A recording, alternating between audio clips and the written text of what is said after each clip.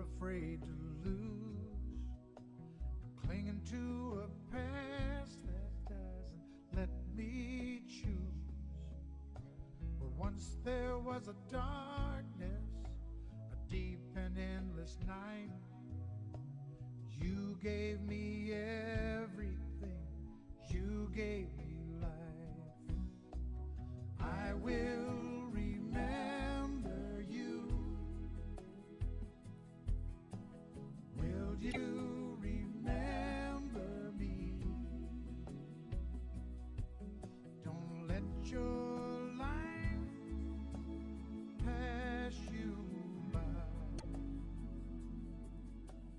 Weep not for the memories.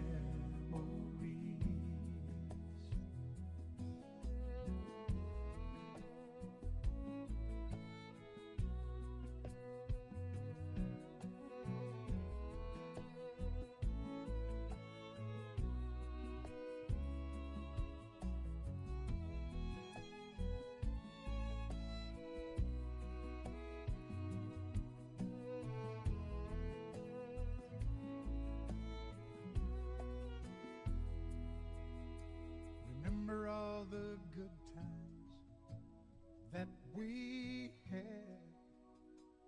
Let them slip away from us when things got bad. Now clearly I first saw you smiling in the sun.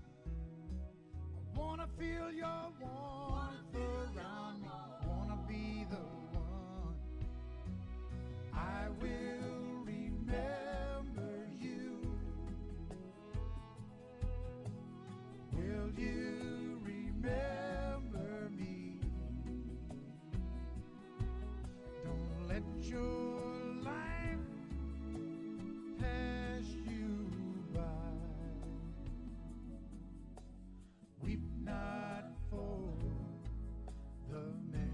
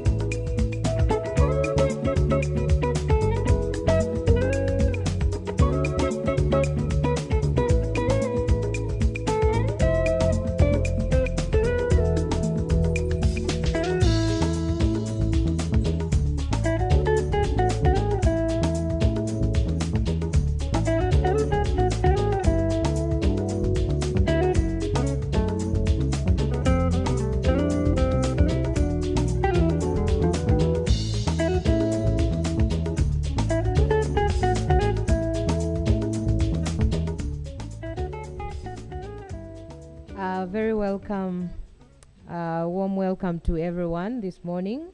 Good morning once again, and my name is Rita Namtamba, your moderator this morning.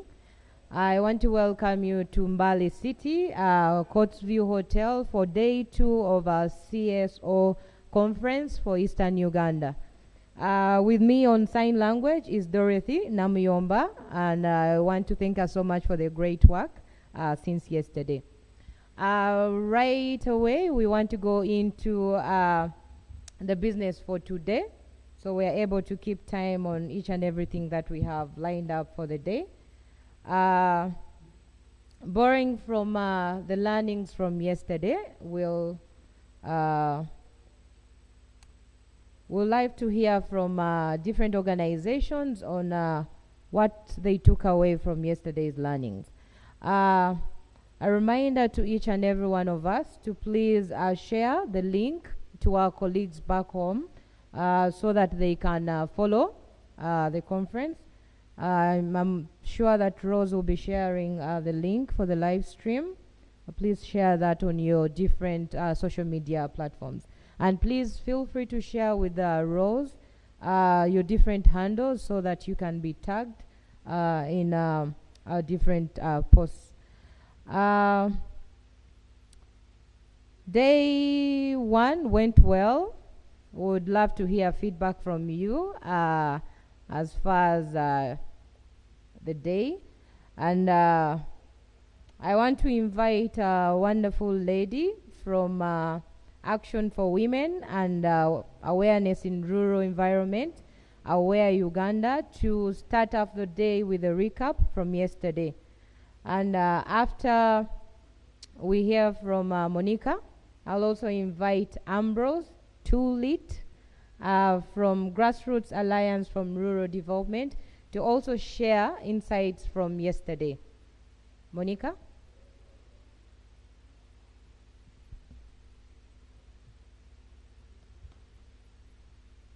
To those listening to us online, thank you so much for bearing with us, and thank you for your different comments. We'll share those as we continue. Monica.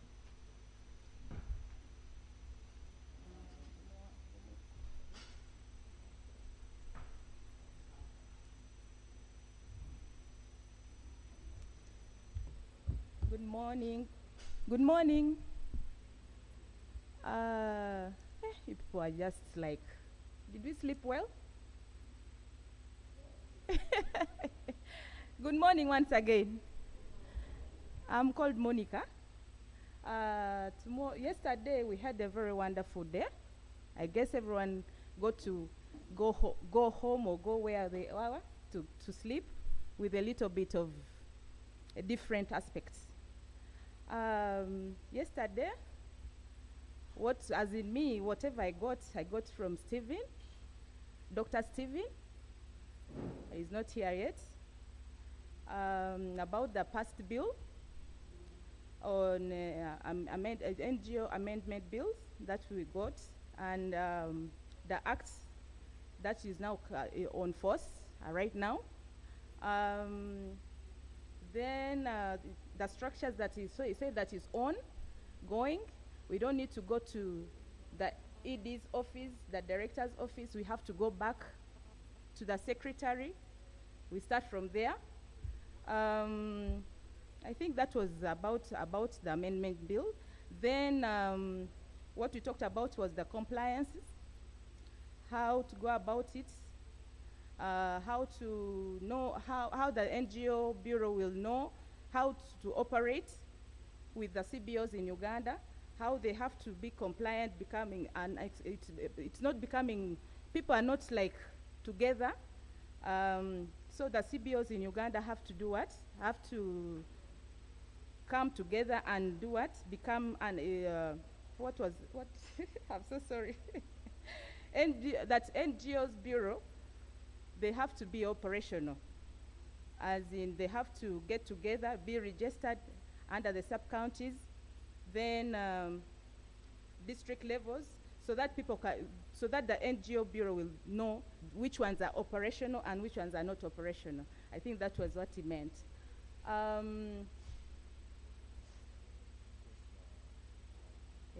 Okay, here, like this. Okay. It is.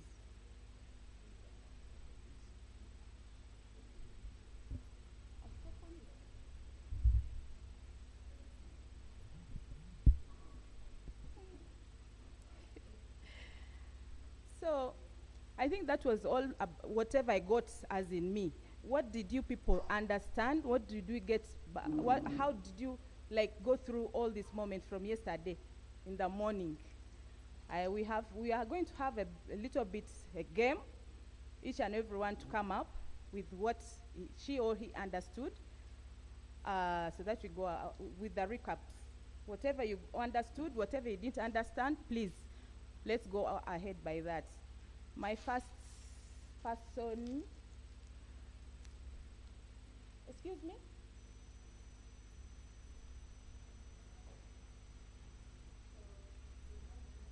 Microphone, please. Microphone.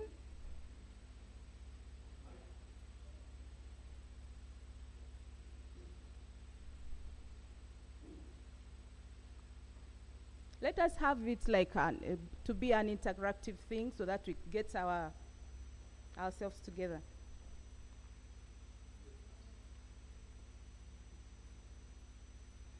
Everyone.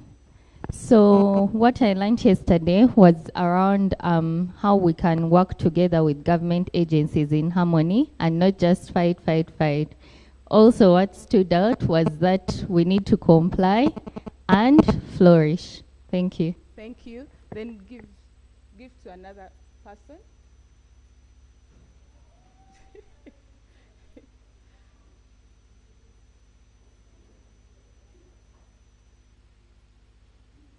We have very few minutes, please. Okay, thank you very much. I think yesterday was very, very interesting. One of the things that stood out for me was around regulation, the importance of regulation. We appreciated that there are so many good things that come when you are compliant with regulations, including being able to attract funding, but also credibility of the organization. So I think that is something that we need to take away and make sure that we are compliant with all the policies and regulations. Thank you very much. And your names? Grace Alupo from Touch Ministries. Thank you very much, Grace. Pass it to another person. Next person with a microphone.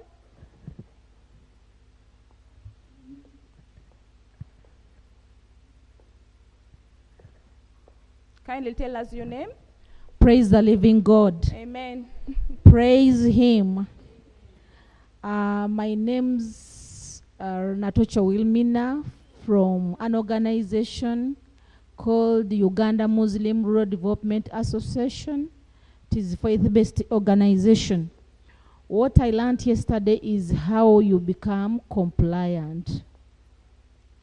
One is by having accurate records. You know, many organizations forge records so that to match with the funders' requirements, which is not a characteristic of being compliant. Secondly, you make sure you've registered by the laws or registered in laws and you obtain your certificates. You're with them at table. Then thirdly is like you regularly update yourself either by laws or NGO requirements. Thank you very much. Next person. Where is the ball? The ball is here. Thank you so very much. My name is Mali Ronald, plus 256 Youth Platform ED. What stood out for me, one is the Quam session that we had. Honestly, to me, I learned most times we are cheating ourselves as the EDs. We don't do self-evaluations in our organizations to measure how much impact we are giving to the communities that we serve. So that one stood out for me. Then the other thing, we don't fully utilize the regulatory bodies in as far as measuring our impact is concerned. So that also stood out for me. We Thank you have so very a much. minute left. Good morning, ladies and gentlemen. Engole Cecilia is my name. I work with the Teso Women Peace Activists.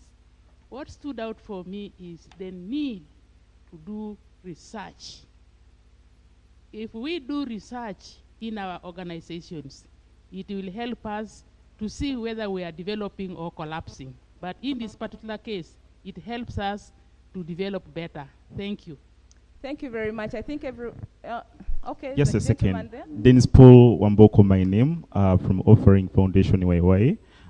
What I learned yesterday is being legit in each and everything you do. Sometimes we go in the community supporting people, but we have those people who can turn up on our souls and tarnish your name. So we need to be legit, put everything on paper whenever you are going to do anything in the community. Thank you. Thank you. So you do have a great day. Whatever we've heard about QAM, we've heard about compliancy, regulatory programs, and Bernard Deman, Thank you so much. allow me also to. Please, my thank time you. is up, sir. But participating in the planning process, it is something crucial. Thank you so much. Welcome.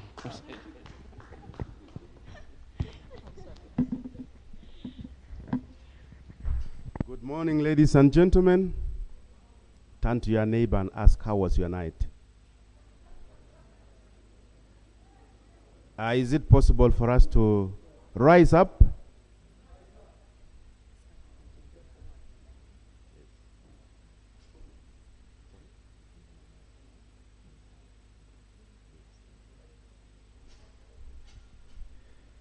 Yeah, you know, it's very important to give thanks and glory to God. Hallelujah.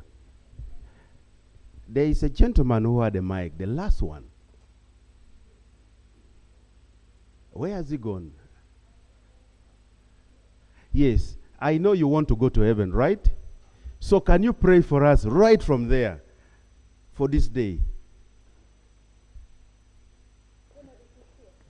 Sometimes we make a mistake that the pastor who is in the house should lead in prayers, and yet all of us want to go to heaven. So can we practice going to heaven?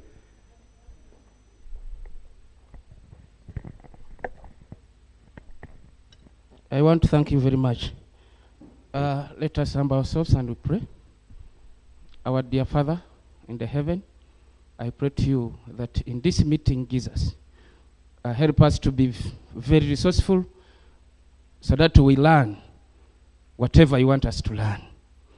The country is in a sorry state, and I want to pray that it will be your favor to help us to go through. In the name of Jesus Christ. Amen. Thank you very much. I've not yet told you to sit down. I was trying to maneuver yesterday. The word which was very common was technology, ICT. And we were directing them to government. I was trying to use technology to do a recap, but somehow I failed. I come from Karamoja. My name is Ambrose Tolit, and I'm the director of Grassroots Alliance for Rural Development. I'm not saying Karamoja is not advanced, but sometimes we are limited. But because we are limited, we use available resources. I know the available resources right in front of you. If you have a paper like this, pick one.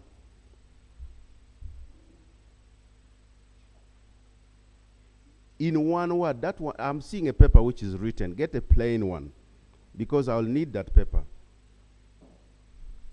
In one word, can you describe for me yesterday? In one word.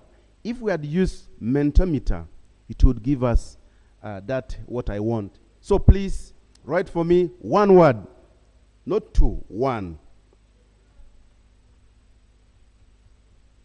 Can some volunteers pick the papers? And we can put those words at the back. And we shall do this up to the end of the the day we should have done yesterday. It would have been an expectation. One word. Thank you. Pick another one.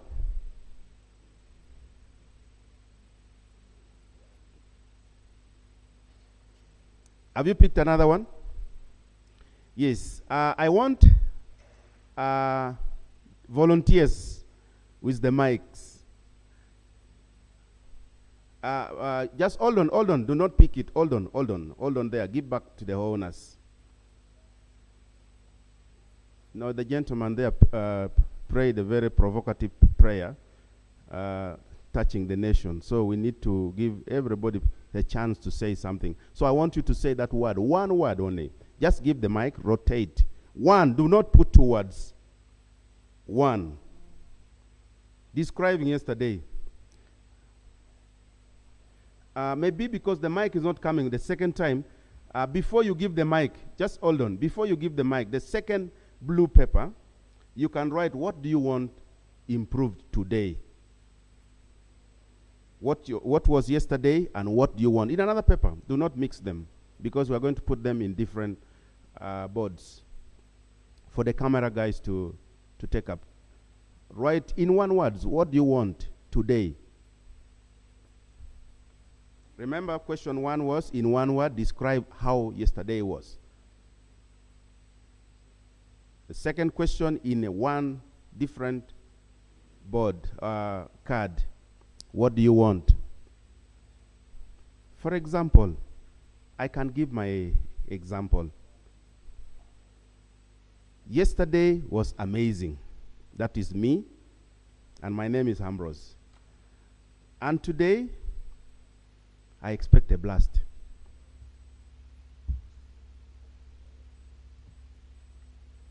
Are we together? So we can start. Start from the gentleman who has sat. Your name and your Yeah, thank you very much. I'm called Dennis Odwar. I want to see your face, man. Just rise up. The other. Yes. Okay, I'm called Dennis Odwar. I work with the National Union of Disabled Persons of Uganda. And yesterday to me was fantastic. Fantastic. Thank you. The next one, you have forgotten the second one. The second, what do you expect today? What I expect today is more time. Just time. Just say Time. time. Yeah. Pick those two. Give them to her. My name is Namdos Rachel. I work Separate the with two so that is. I work with Rain Uganda. Yesterday was about No, one word.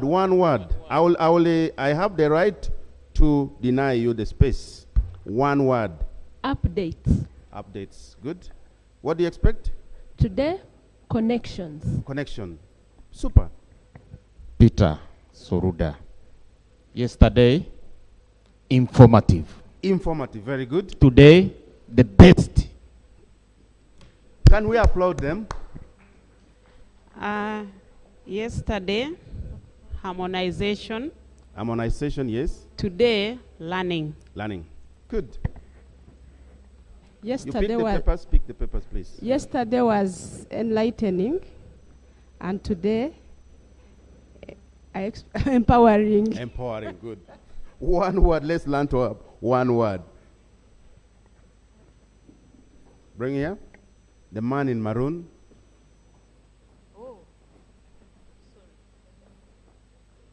The VIP.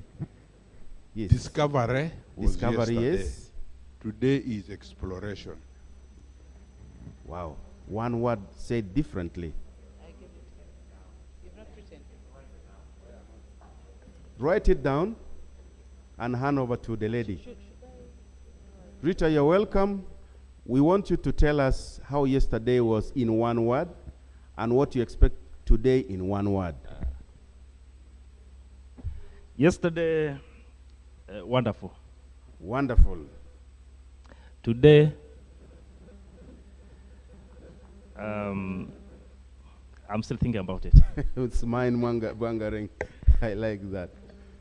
We can skip our friend Kawoya, but he can tell us today. What do you expect of us today? Learning. Learning.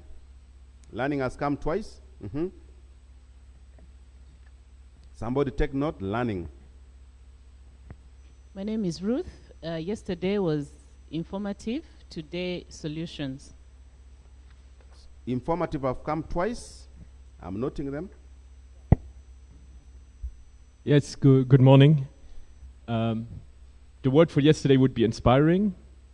And for today, it's the second day, I think networking. Would be good. Networking. The two words have come twice as well.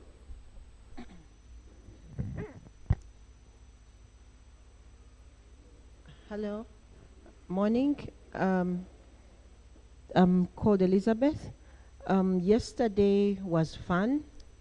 Fun. Wow. Today I expect learning. Learning. Good morning. Yesterday was educative. Today I expect learning. Yes, there's one here. Oh, good morning.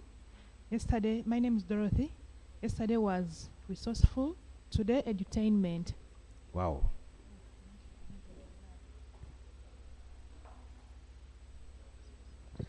Can we do it quickly? Good morning. Emma Samson from Gain, Uganda. Yesterday it was engaging. Today I expect cross-pollination. Thank you. Cross-pollination. Those are new words.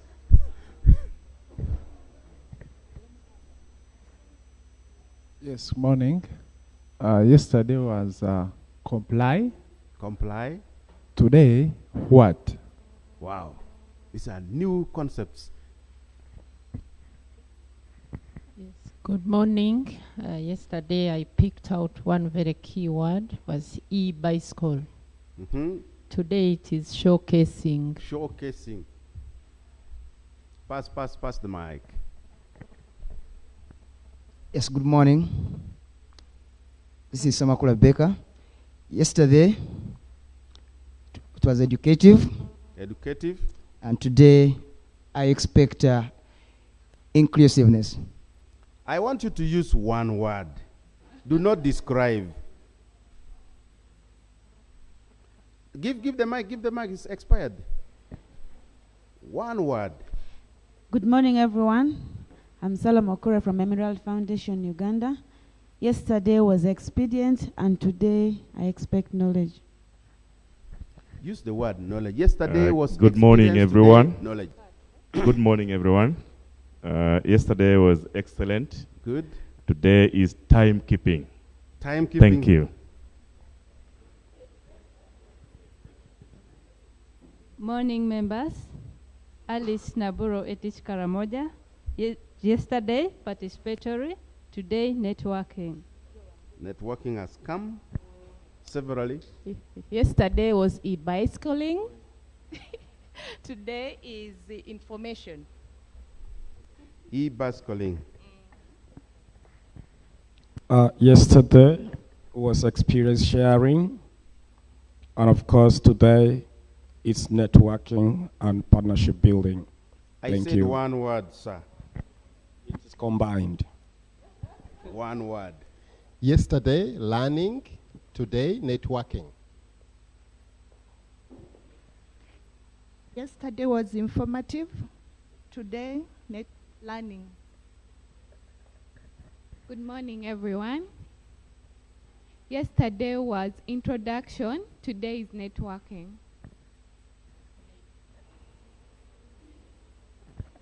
Good morning. Sophia Lumori is my name from Karamoja Corruption Coalition. Yesterday I learned. Just use one word. Yesterday I got like. Just one word. Say yesterday. That's not enough.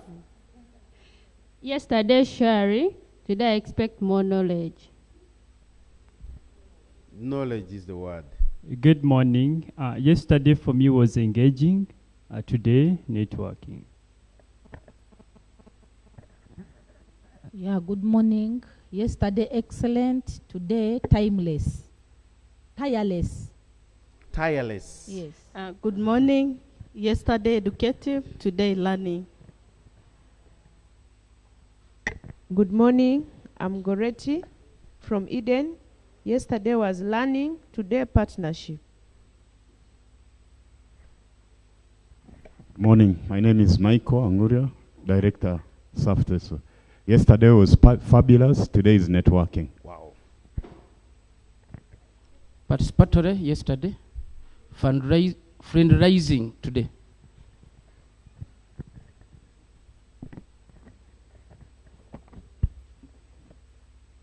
Morning. Yesterday was understanding, today networking. Thank you. Yesterday, educative. Today, understanding. Yesterday was knowledge. Today, referring to the prayer, we need a peaceful Uganda. Today is peaceful. Hallelujah. Yesterday, informative. Today, experiencing. Good morning. Susan Namuyonga. My name is from Phoebe Education Fund for AIDS Orphans. Yesterday was educative. Today, icebreakers. Good morning. Julius Engwau. Force, Foundation for Resilience and Community Empowerment. Yesterday was learning.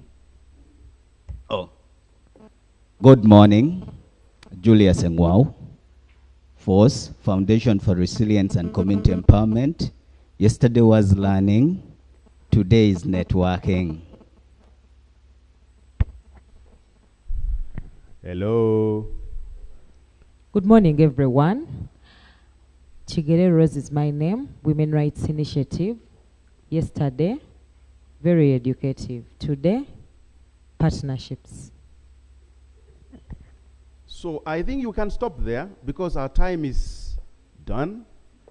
I am sorry for those who's... Now that Joy had stood before me, allow me to say something. Yesterday it was socialization. Today is resource mobilization. I have just said, hello, you can hand the mic back. You know, when they have told me that your time is over, so I had to pass it to you. That is how Uganda is. Now I want to summarize the key points that came. Yesterday was learning. Learning dominated everybody's lips. And learning still continues. But the most striking things today is about networking. So the question is, how are we prepared in networking? So are you seated in the same position you are seated yesterday? So if you are seated in the same position of yesterday, then networking is not going to be possible. So I would kindly request that without interfering, during break time, you switch your seats and network. I don't want to see people from Karamoja in the same row, the people from Busoga the same row. I'm seeing the people from Teso the same row, the people from Busoga, Bugisu here the same row, Kampala team also the same row. Let's network. Thank you very much. God bless you.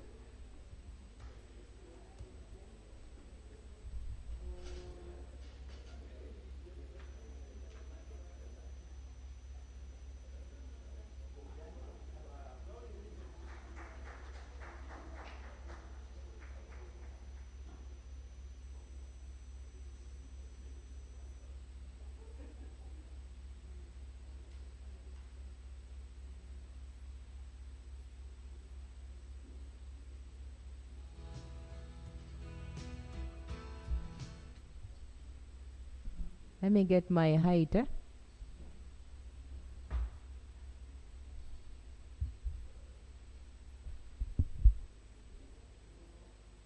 Ladies and gentlemen, I think we forgot that we need to clap.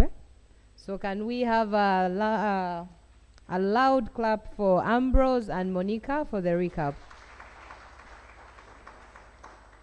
Thank you so much, Ambrose and Monica, for taking us through this. It was, I think, great feedback, the one-word session, hearing your learnings and your expectations. We hope that we'll fulfill your expectations for today.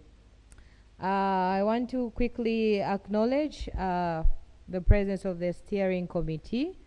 We do have representatives from the parastatal bodies, GIZ, Fabio team represented, and of course the participants from the different regions. Can we have, I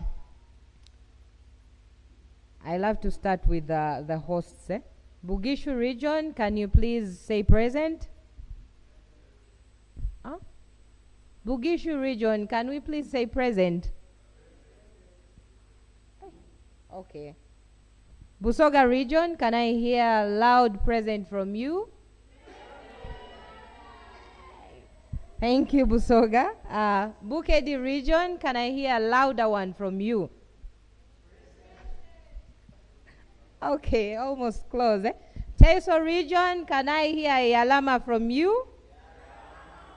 Yalama noi noi. Karamoja region, can I please hear you in the room? Okay, I didn't understand that, but thank you so much. Sebe, are we in the building? Yes?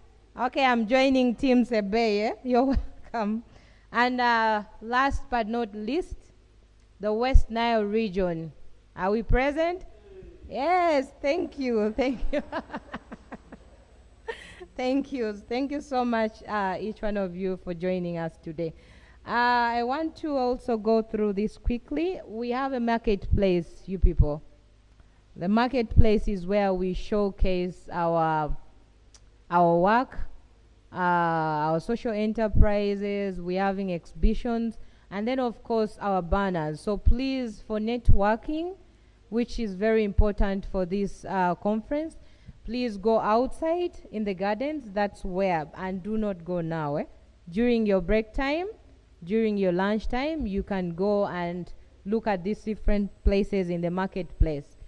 Our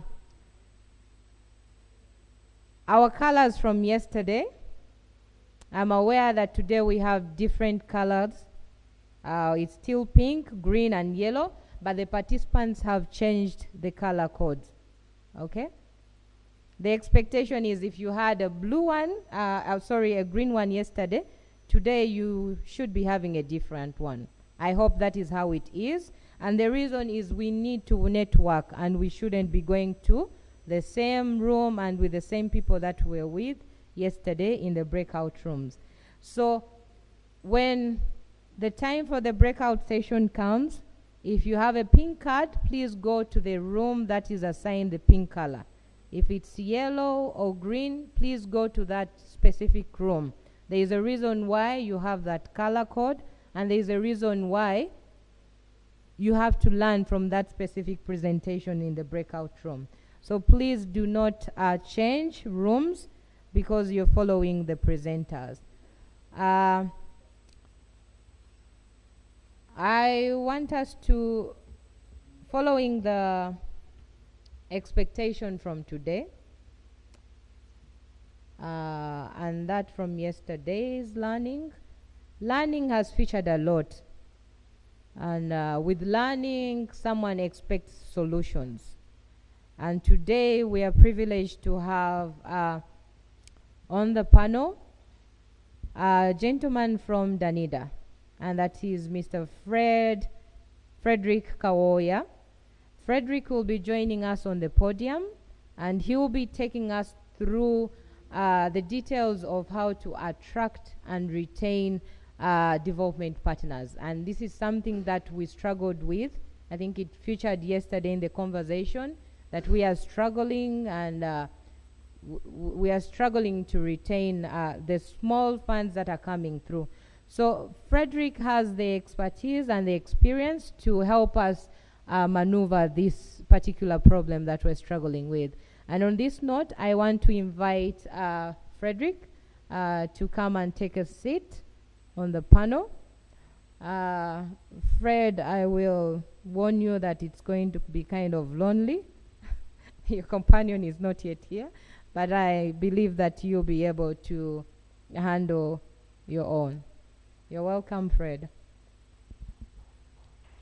We're going to be clapping, and we're going to be clapping harder, especially for Frederick, because what he's coming to tell you is what is going to help our organizations to run.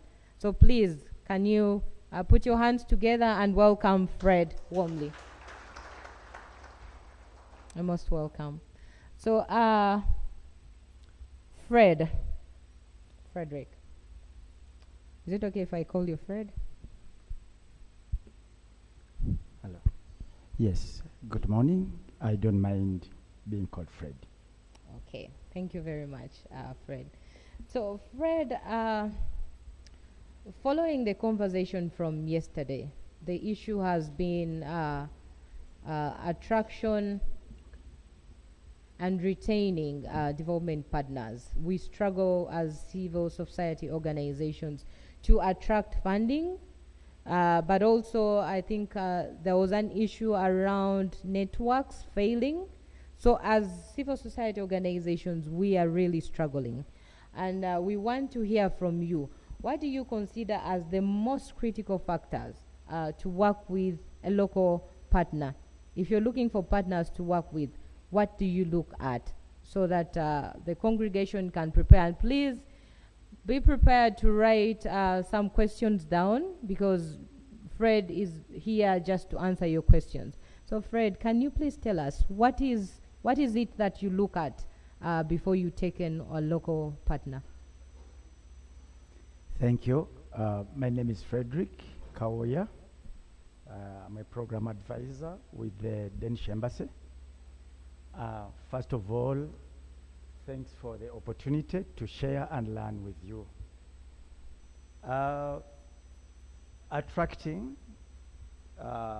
funding, I'll focus on two aspects. One is the value add. I think one of the important considerations is for any program, there must be a unique value that an organization brings on table, because funding is competitive and there are many organizations. So I think it's very important to identify your unique value as an organization. If we are talking about governance work, which is broad, what is that unique value that an organization brings on table? It becomes important to know your value and to use it to your maximum at the point of pitching or at the point of getting to attract the funding. And maybe I can expound. I've seen applications of an organization that is, for instance, a network, but when you read the application, they do not bring their strengths and their unique value as being a network and how they are going to work with their members, but they present it as if it is any other organization. And so I think what is very important is to know that unique value that you bring on board and you leverage it to position and bring it out. Number two, I think before attracting funding, maybe that's where I should have started, is that you should be compliant with the regulations. It is very, very important that if you are registered as an NGO, you are up to date, because donors would want to deal with entities that, you know, are compliant. It demonstrates good leadership. The third aspect I want to bring is the aspect of your history in terms of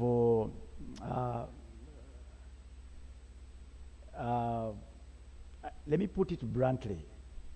As a leader and as an organization, what is your trail in terms of anti-corruption, use of funding? Do you have that strong history that, you know, we have certainty that when you have the funding, it will be put the right use? And I must warn that I think it is important that while an organization might be strong, the leadership matters as much as the institution. A strong institution having a leader with skeletons, bad history will affect. I must be open that it goes beyond just the institution, but donors look at the individual, the leadership, and that history. So I think I want to bring that to the front. The other important aspect that can attract funding, of course, is the program quality that you have. It's one thing to say you are working on this issue, but to what level do you demonstrate the impact on the work that you do? If you are working on women's rights, how transformative is your approach? How clear is your theory of change? How do you create that change? Are you sure and clear about how change will happen with your organization, so that any donor or any funder can read and understand how you understand change to happen? Some organizations don't have the theory of change, and I think that they just pick here and there, but when you look at the coherence of their proposal, of what they think change would happen, it's not so clear. It's not enough to have activities, but that coherence, I think, is very important in terms of attracting. Lastly but not least, I know we are constrained by time, so you have time, Fred. Okay, we sure. do have time. That's good. Yes. That's good. I think the other important aspect is the issue of collaboration is becoming very important, and synergy. Many organizations don't demonstrate how they want to build onto others' efforts, but it's very important that you demonstrate how you want to synergize with others, both within the civil society, but also with the state, because most times what you want to contribute to must align with the NDP, with the local government plans, with other actors, with past efforts, because it would be rare that the program you are proposing is the first of its kind. So how do you build onto your past projects? How do you link into other projects? So it's important to demonstrate that collaboration and synergy to show how you are going to deliver your project. And that becomes very important. The other key issue I want to highlight, which is very important in terms of oversight, is the board. In no order I'm sharing, from experience, donors would want to be sure that as an organization, there's strong management, but there's also a strong board to provide that oversight. I want to invite us to think about how we constitute the boards. How strong are the boards? Because we also look at that as a way of giving us assurance that we have a strong board that can provide the oversight, the work that you are doing. And that we check, of course, from simple things like, how regular you have meetings, what is the content of the discussion. Sometimes you check and you realize the partner has one board meeting in a year. You look at the minutes, the agenda, the discussion, and you can tell just from that how strong the board is. You find the composition of 9 members, and the board meeting has 4 members.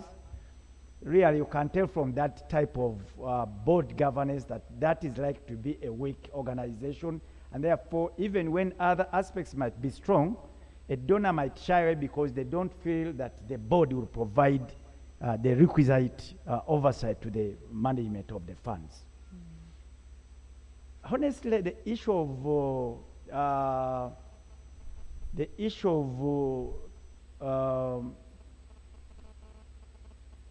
organizations owned largely and as a businesses of individuals is becoming interesting, and an aspect that we are looking at. So the issue of managing transitions in organizations is also becoming important. The organization you find, and I'm being honest here to help us, you find that the organizations where boards and EDs are recycled. You look at this organization Fred is the ED. My former boss is the board member. And I've been the ED for 20 years. So the issue of how sustainable is this organization beyond this founder. So the issue of founder syndrome is increasingly becoming important. So I want to encourage us also look at how we look at that aspect from the organizations. The other important aspect in attracting donors is the visibility of our work. There are many organizations doing interesting work, but how visible is your work? Because that is marketing if you went into corporations. How do you market your work? So the issue of visibility, social media has become an important tool. How much do you tag the donors, the government? So the visibility of your work becomes your selling point.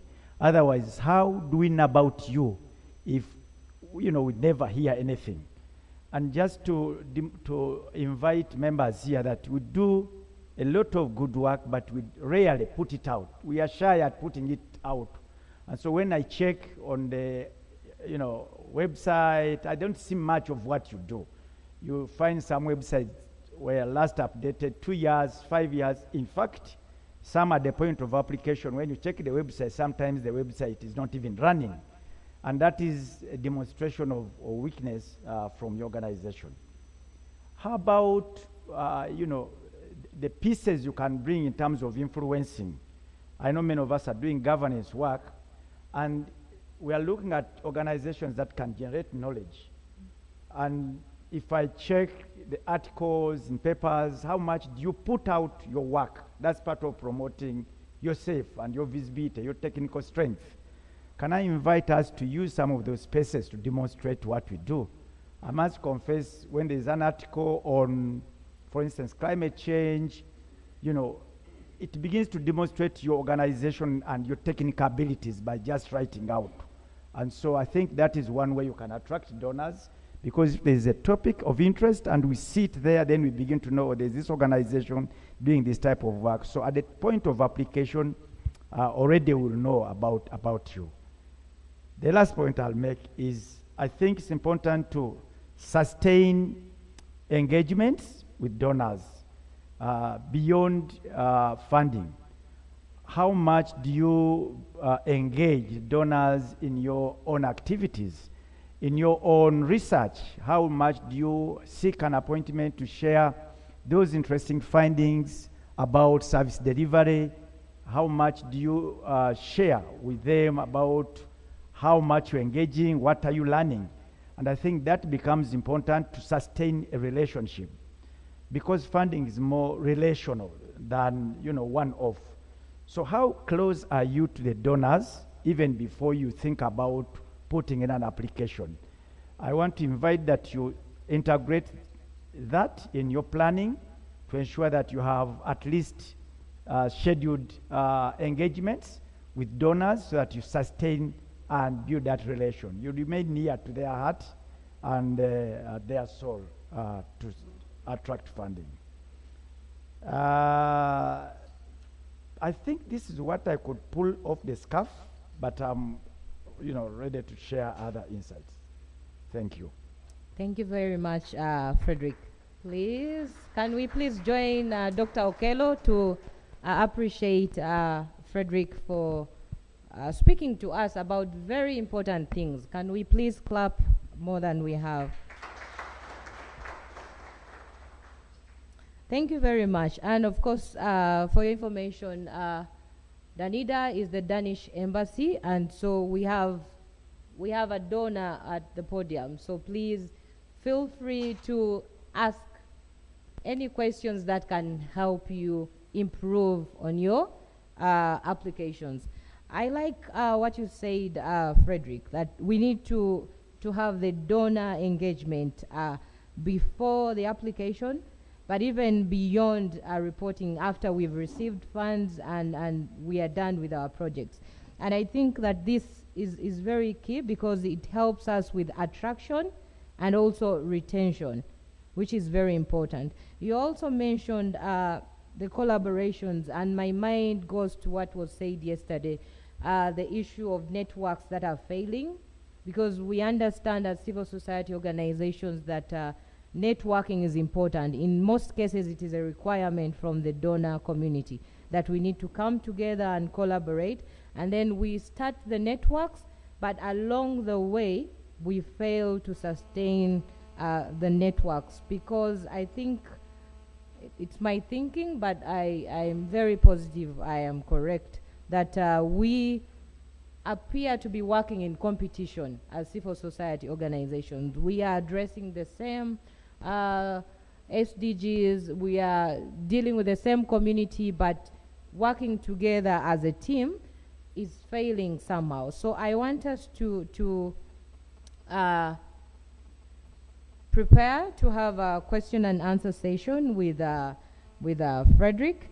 And of course, you talked about governance, and I can picture back to the different regions where we're coming from, our different organizations, and we know ourselves. This is a self-check session that we're having with Frederick, where you're reflecting on your different organizations. You know how your board was selected. You know the recycling of the EDs and the board chairpersons.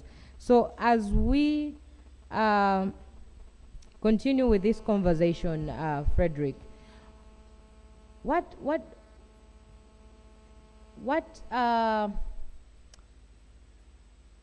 is the donor climate looking like as we head towards 2026, which is the election period? And members, as Frederick prepares to answer this, please be ready with your questions. And then after Frederick, we'll be going to the audience to take your questions. We have the time with Fred, and we need to exhaust this. So Fred. Thank you. Before 2026, can I just make a small submission? Because I've seen that usually when there's a call for proposal, a submission, there's something I think civil society needs to pick, is how you follow up. I had missed this. Many organizations don't take initiative to learn from why they were perhaps not successful.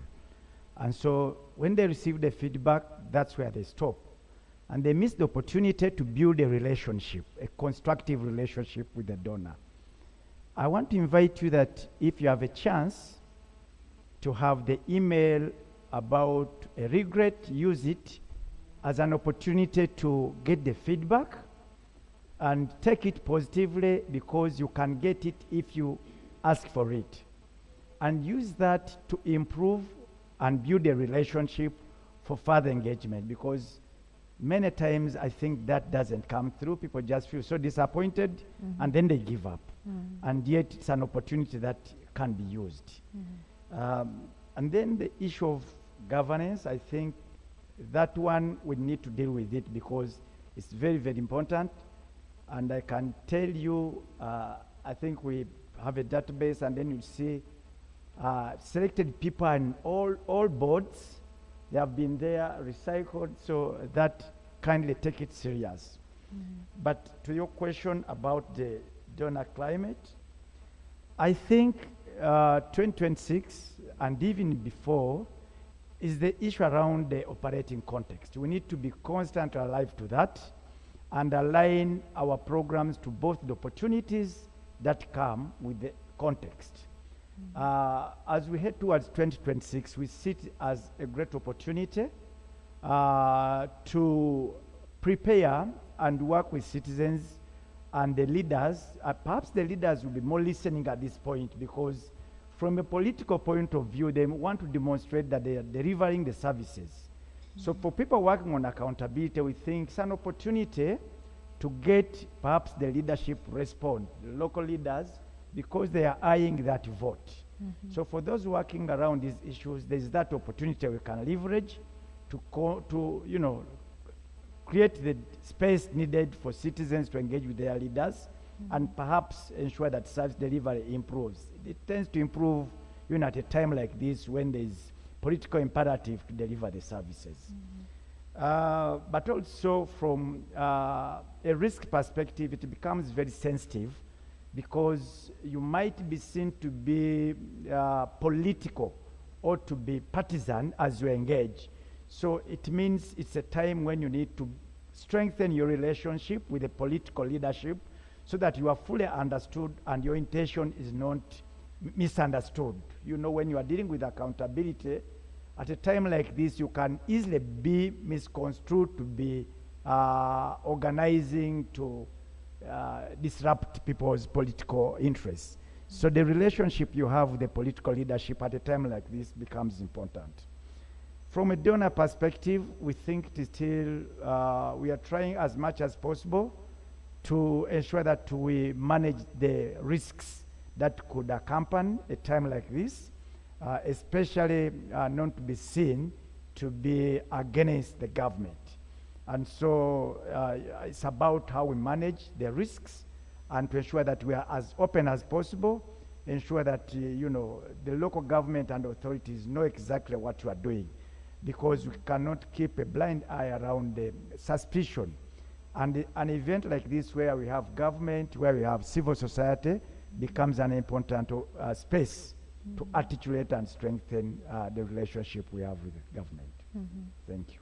Thank you very much, Frederick. I love that you say that as we account to the relevant authorities, we also acknowledge that they're interested in the service delivery, and we as civil society organizations are partners that are supporting government to deliver the best to the citizens. So thank you very much, Frederick. Ladies and gentlemen, I want to invite you to rise to the opportunity to speak to the Danish Embassy, but also speak to the other donors out there. Please, your questions are welcome. Joy, there's a hand here. Can you please raise up your hand well that the people in the back can see you? And please, strictly, let's try to utilize 1 minute for the questions. And I'll borrow from my colleague Chris. When I say thank you, that's the first clue. When I say thank you and your name, that means you've stretched a bit. So please give us your name and your question. Okay, thank you very much. My name is Grace Alupo. I work for Touch Ministries. I want to appreciate Danida for the good work they have done in Uganda. I think for a long time I've known you as a donor that has remained focused, especially on governance. And my question comes from the point of view that globally and also within the country, we are witnessing reduced funding. And that has caused different people to shift from one post to the other. And I would like to hear from you how best we can diversify in terms of funding, but maintaining our focus. And the other area also I would like to appreciate from the point of a donor, civil society feel that there is a kind of shrinking civil space, and I think this speaks volumes into the work that Danida is pushing.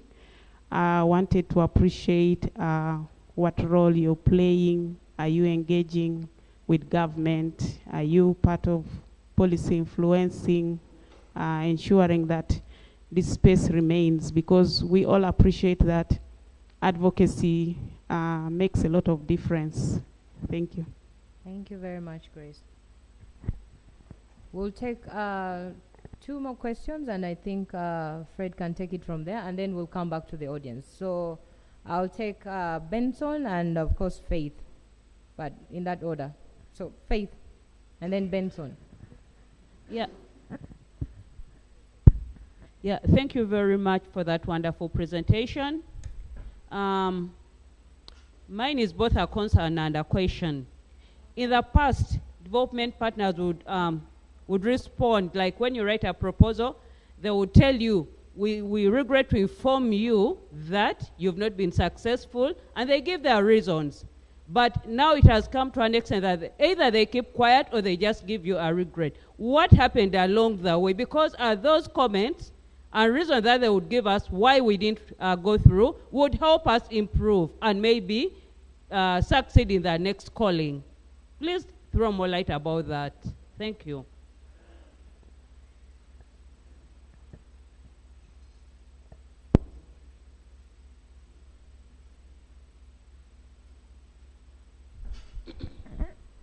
My name is Benson from Public Affairs Center, Uganda.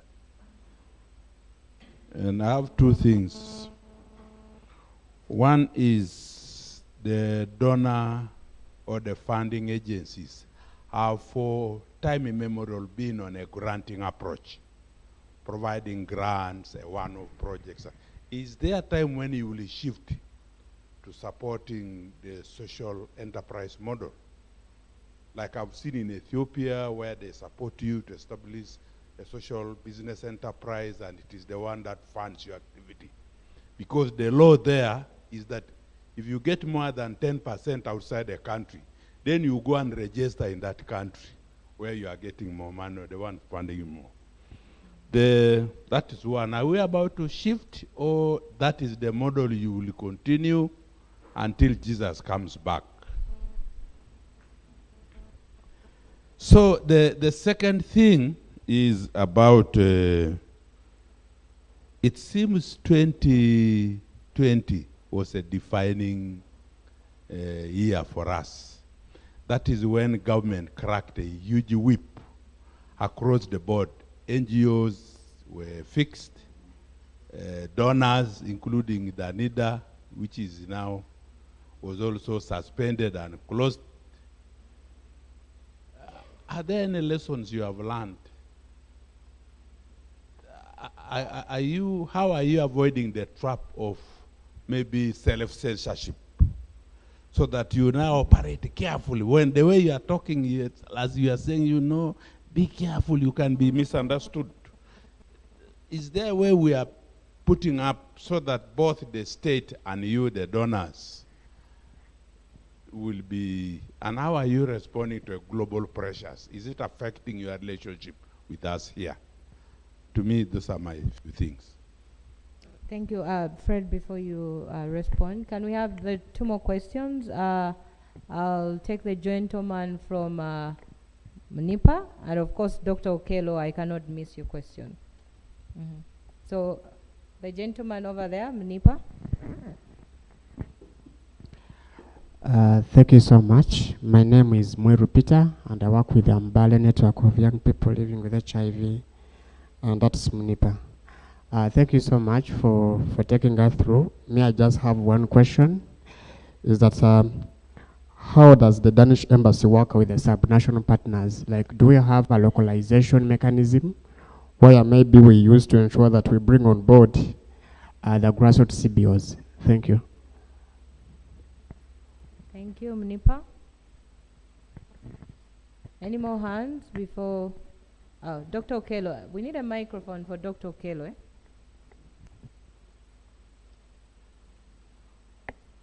Sorry. Yes, coming up after Dr. Okello. I don't want him to forget the question that he has. He speaks on behalf of all of us. Yes, thank you, moderator, and thank you, Fred, for that elaborate presentation. Mine is that we are seeing a situation whereby the NGO sector is in a comfort zone in what Benson has just referred to, applying for grants, but also we are seeing that what they are comfortable with is something that is very unpredictable, something they do not have control over, and any one time they can wake up and things have changed, just like Benson has raised.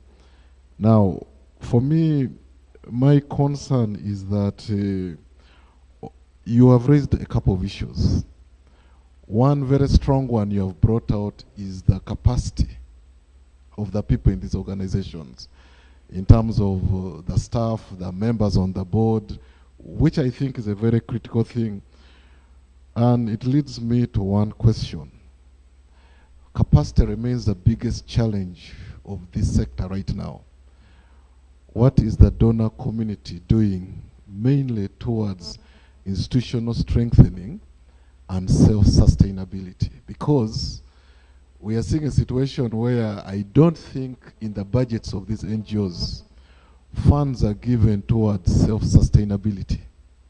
Meaning that if there is no component of that funding to help them, like in the NGO Act, there is Section 46 that allows NGOs to engage in some business operations, raise resources for their self-sustainability.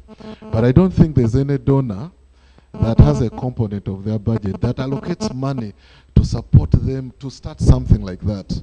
So my question is that I want you to speak more into that institutional strengthening and self-sustainability, because that is the backbone of so many things here. Thank you. Thank you very much. Is there a female out there with a question? I want to balance the board. There's a female, eh? Please, right behind you, Joy. Let's take that female, and then we have three against three, right? Yeah, it's balanced. Thank you. We'll take 6 questions for now, and then Fred will give us the answers. Thank you. My name is Chegem Dorothy. I work with Karamoja Women Umbrella Organization. Regards to Danida, Danida supported the women of Karamoja to come up with the umbrella. Yes, my question is, the power syndrome is real. What are some of the things that we take into consideration when an organization is electing the board? Thank you. Thank you, Dorothy. Dr. Fred? Sorry.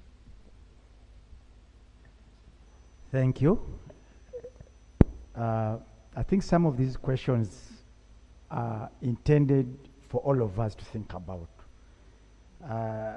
And I want to still throw them back to all of us to reflect, but I'll attempt to give my opinion. Let me start with the issue of resourcing, because I know this is very, very core, and Stephen has already alluded to it. I think I'll start by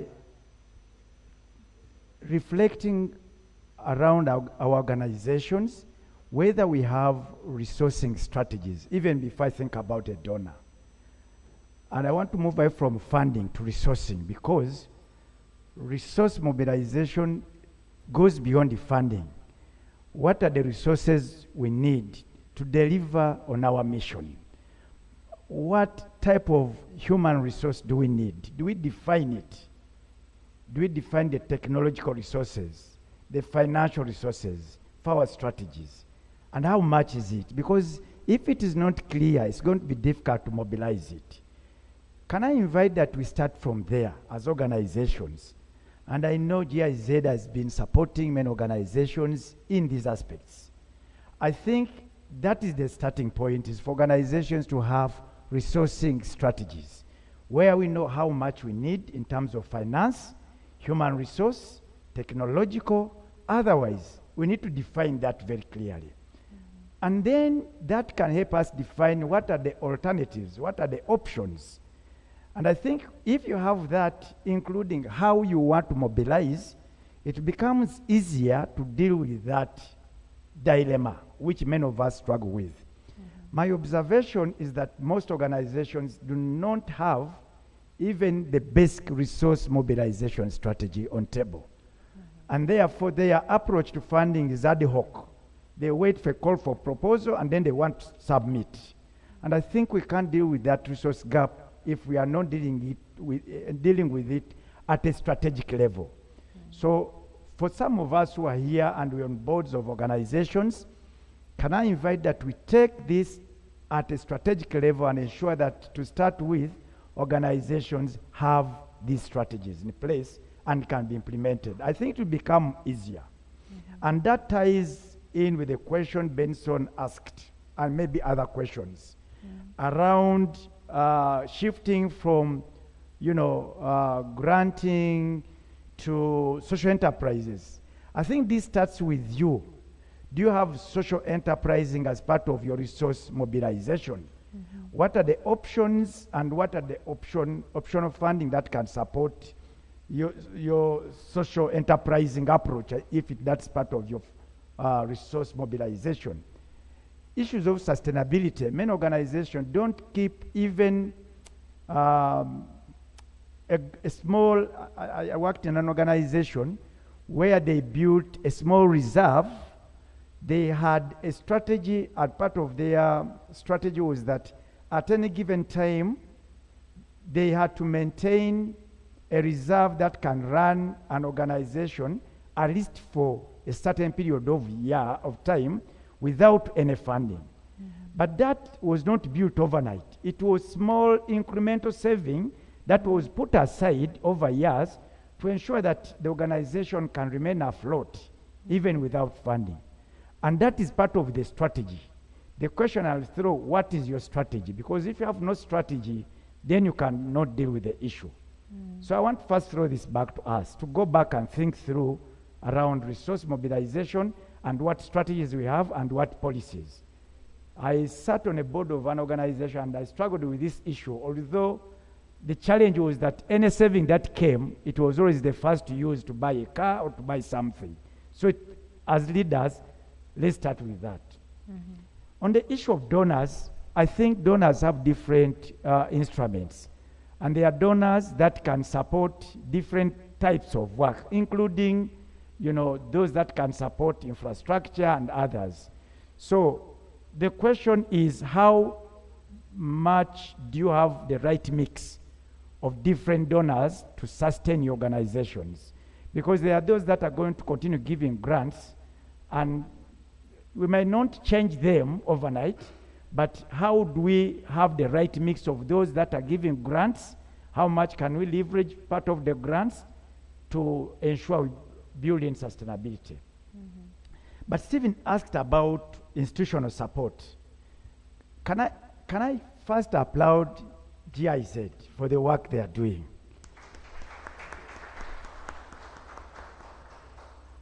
Why am I saying this? Because we just had the call for proposal, did due diligence, but in Karamoja we found a significant number of organizations have benefited from this program in terms of institutional support, in terms of having policies in place, communication policies, name it, systems in place. This is part of institutional support that has been given. And I don't take this for granted, and I'm sure without this type of support, many organizations wouldn't sit here. And I think this is the smallest, at least that can be provided, which we need to leverage. But even as Danid and the Danish Embassy, we try to provide for that, reasonable flexibility on institutional support. For instance, administration, you have a 7% on activity, which you can allocate, on any, institutional support. We try to support aspects like board related, board governance. These are small, contributions we feel we make towards institution. We try to support salaries, on a relatively flexible basis, because, not so many donors would support human resource, and yet you can't run an organization without quality human resource. So I want to confess that I think donors, to a level extent possible, they try, although they also have limitations internally, but I think many donors are recognize and try to provide that support. What I think we need to do is to leverage it and ensure we build mechanisms to sustain some of this. So I have talked about resources. I think we can have discussions beyond this. There was a question from Alupo around the funding, how to diversify. I think the idea is just have the right mix. There are tools that are used to know which donors are supporting. How much donor intelligence, for instance, do you do as organizations? Do you have strategic donor intelligence where you know which donors are supporting what type of work, what are the priority areas they look at, which regions they are prioritizing, what are their schedules for calls for proposals, what are their thematic interests, because if you don't have that, you'll struggle. And then you need to look at both foundations, the Danidas of this world, the EU. If you have that in place, and then you need a strategy, of course. But my answer is that you need a mix. Don't only have the big ones, because sometimes the big ones are more strict. There are small ones with small funding, but more flexible, so you need the right mix as organizations to sustain. I think Benson asked about the shrinking space, if we're engaging. As far as I understand, shrinking space is not a Ugandan issue. This is a global, and has been an issue over time. It hasn't started now, it's not going to end. My lesson, or our lesson, is that we need to constantly engage. It's an issue of mistrust, and human nature always, there's this distrust and mistrust and suspicion that is characteristic of human nature. So how to deal with it is, for me, constantly dialoguing, being open with each other, putting information, ahead, so that there's no reason to suspect you for anything. Will that stop the suspicion? Maybe not, but try as much as possible to engage, and we'll continue engaging. Are we engaging as Danida? Yes, we're engaging. We just had a meeting, I think last week, where some of you participated with the Minister of Finance, where we demonstrate what we are doing, who are we supporting, what we are doing. And I know you also have spaces as civil society. Let's just leverage these and try to share as much as possible. So I don't think this is something we can say we are going to remove. It's going to be there, but you just need to live with it and ensure we address the root causes, which is suspicion. Sometimes it is fostered by, if we don't share as much information. Sometimes it is misinformation, which we are living in a world where there is a lot of misinformation. So how do we deal with it? We have to ensure that we also provide the right narrative about our work that we do. Faith, the donors don't tell us the reason why. I think as Danida and as other donors, they try to give you feedback. If you feel you need the reason, get back to them, write back, appreciating the feedback, and ask for the reasons you are not successful. My experience, and don't quote me, I'm being very honest. It also depends on how you seek for that feedback. If you write very aggressively, showing how disappointed you are about not being successful, then I'll be careful at how much feedback do you really need, because it depends on how you build that relationship. If you are very positive, you can get that feedback. So I want to invite that you take it, that when you get that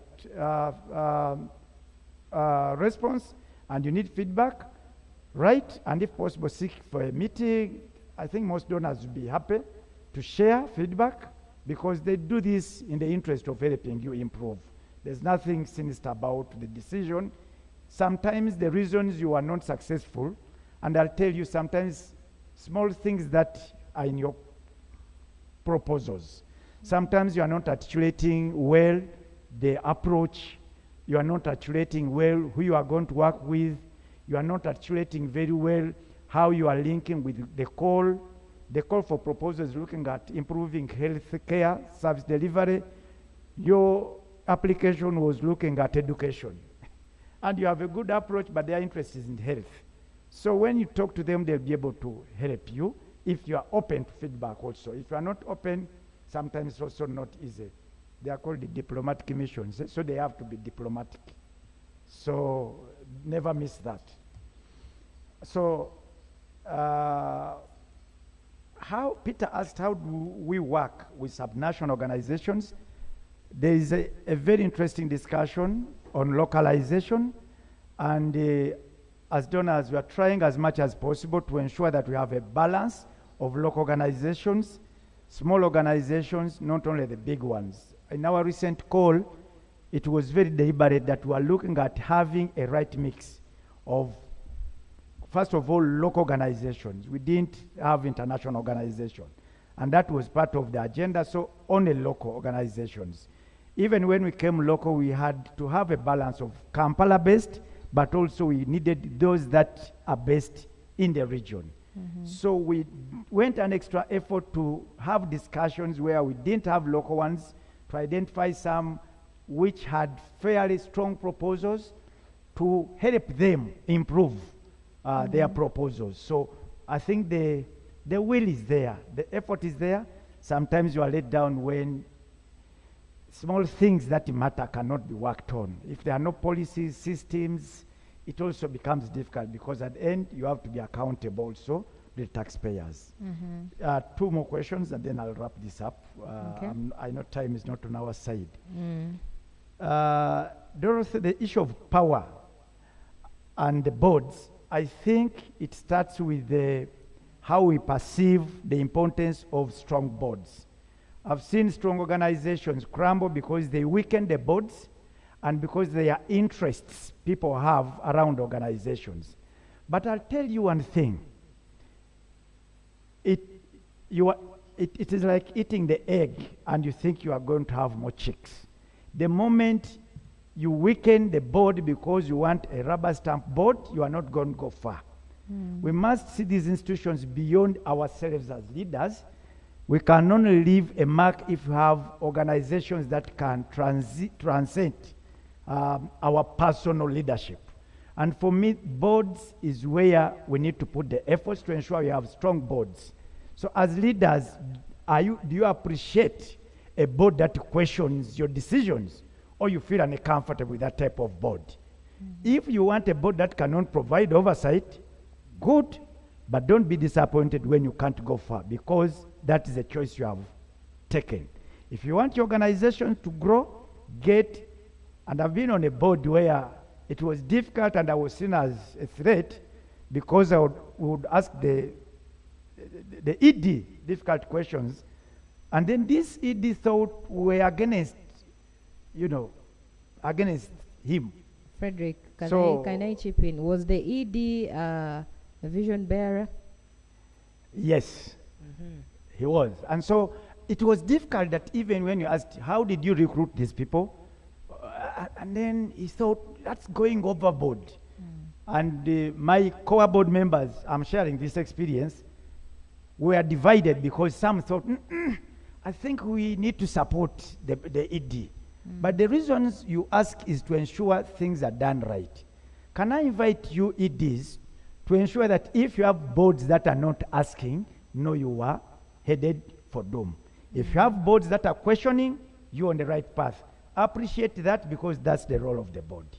If you don't, then you are going to end up with weak boards. So it's just a choice you have to make as leaders. I think those were the few questions. I hope I've attempted to answer all of them. Thank you. Thank you very much. Frederick, please, can we appreciate Frederick? I think we need to keep motivating our speakers. Thank you very much, Frederick. And before you prepare to leave the podium, I think this is going to become more interesting because we have some company for you.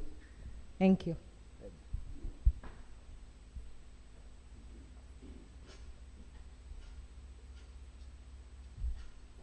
So you see, in Uganda, transition is criminalized. So Rita and I are trying to demonstrate that it's possible. It's possible for you to rest, and another person takes over, and hopefully you come back. 2026 is around the corner.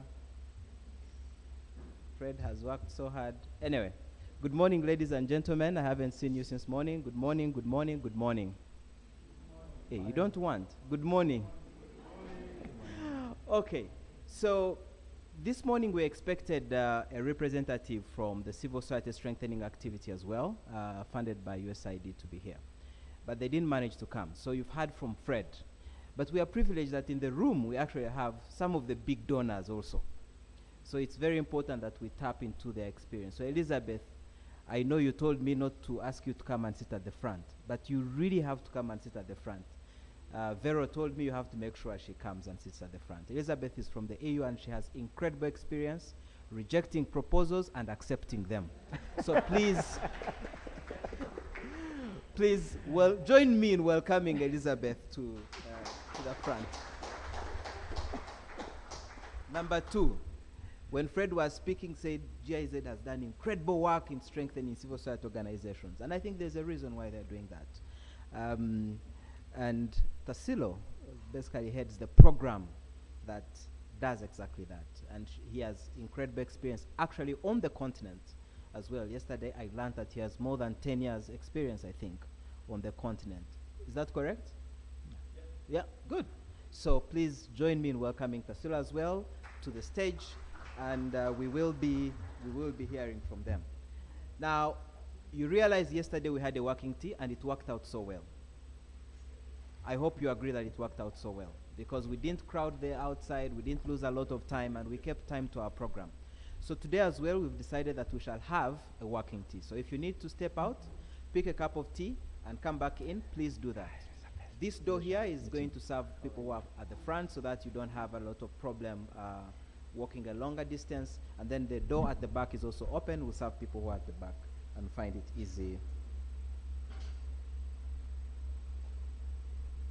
Yeah, we'll find it very easy to access the tea, and you come back inside. So please, when you get the tea, do not sit on the tables outside, because you'll be missing what will be inside. You'll also be a little bit disobeying the order, lawful order of the moderators. So please make sure that when you pick your tea, you come back.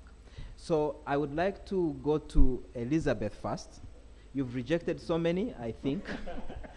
That much I know. You've also accepted so many. So for me, is what do we do wrong that we should perhaps stop doing?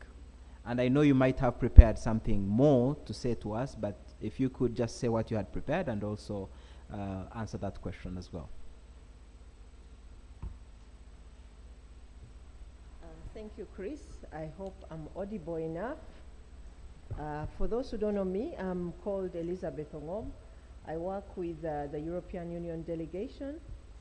I'm the focal person for 2 important sectors, youth and civil society. So questions regarding those 2 issues usually eventually find their way to our department, which is governance and social inclusion, and then to my desk, which is civil society. Let me start with one observation I made this morning, where Mr. Tolit from Karamoja was leading an earlier session, and he told us, write 1 word per sheet of paper, per piece of paper, and it was so difficult for some people to do. He said 1 word, and they wrote 3. I said 1 word, and they would write a statement. And that right there shows you exactly how difficult it is for people to understand and follow instructions. Even a simple instruction can become so difficult. And right there is actually the answer to some of the issues that civil society struggles with. For the several years I have worked on the civil society portfolio, that is exactly what happens, especially with local organizations. If, for example, it is a call for proposal, sorry, I just have to dive right in because of time. If it is, for example, a call for proposal, the guidelines are clear, the questions are clear, and many times what we see at the point of evaluation is a differential.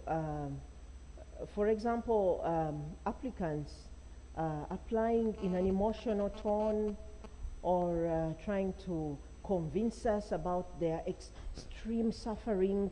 We are working with poor children and widows and women that are really, really poor. That's not the question. You tell us why you are best blessed. It is a competition and you are running a race. There are many people like you, so you tell us why. It's marketing. In a way, it's marketing. Convince us that you are the best to do this deal. Yeah. That's the way it is.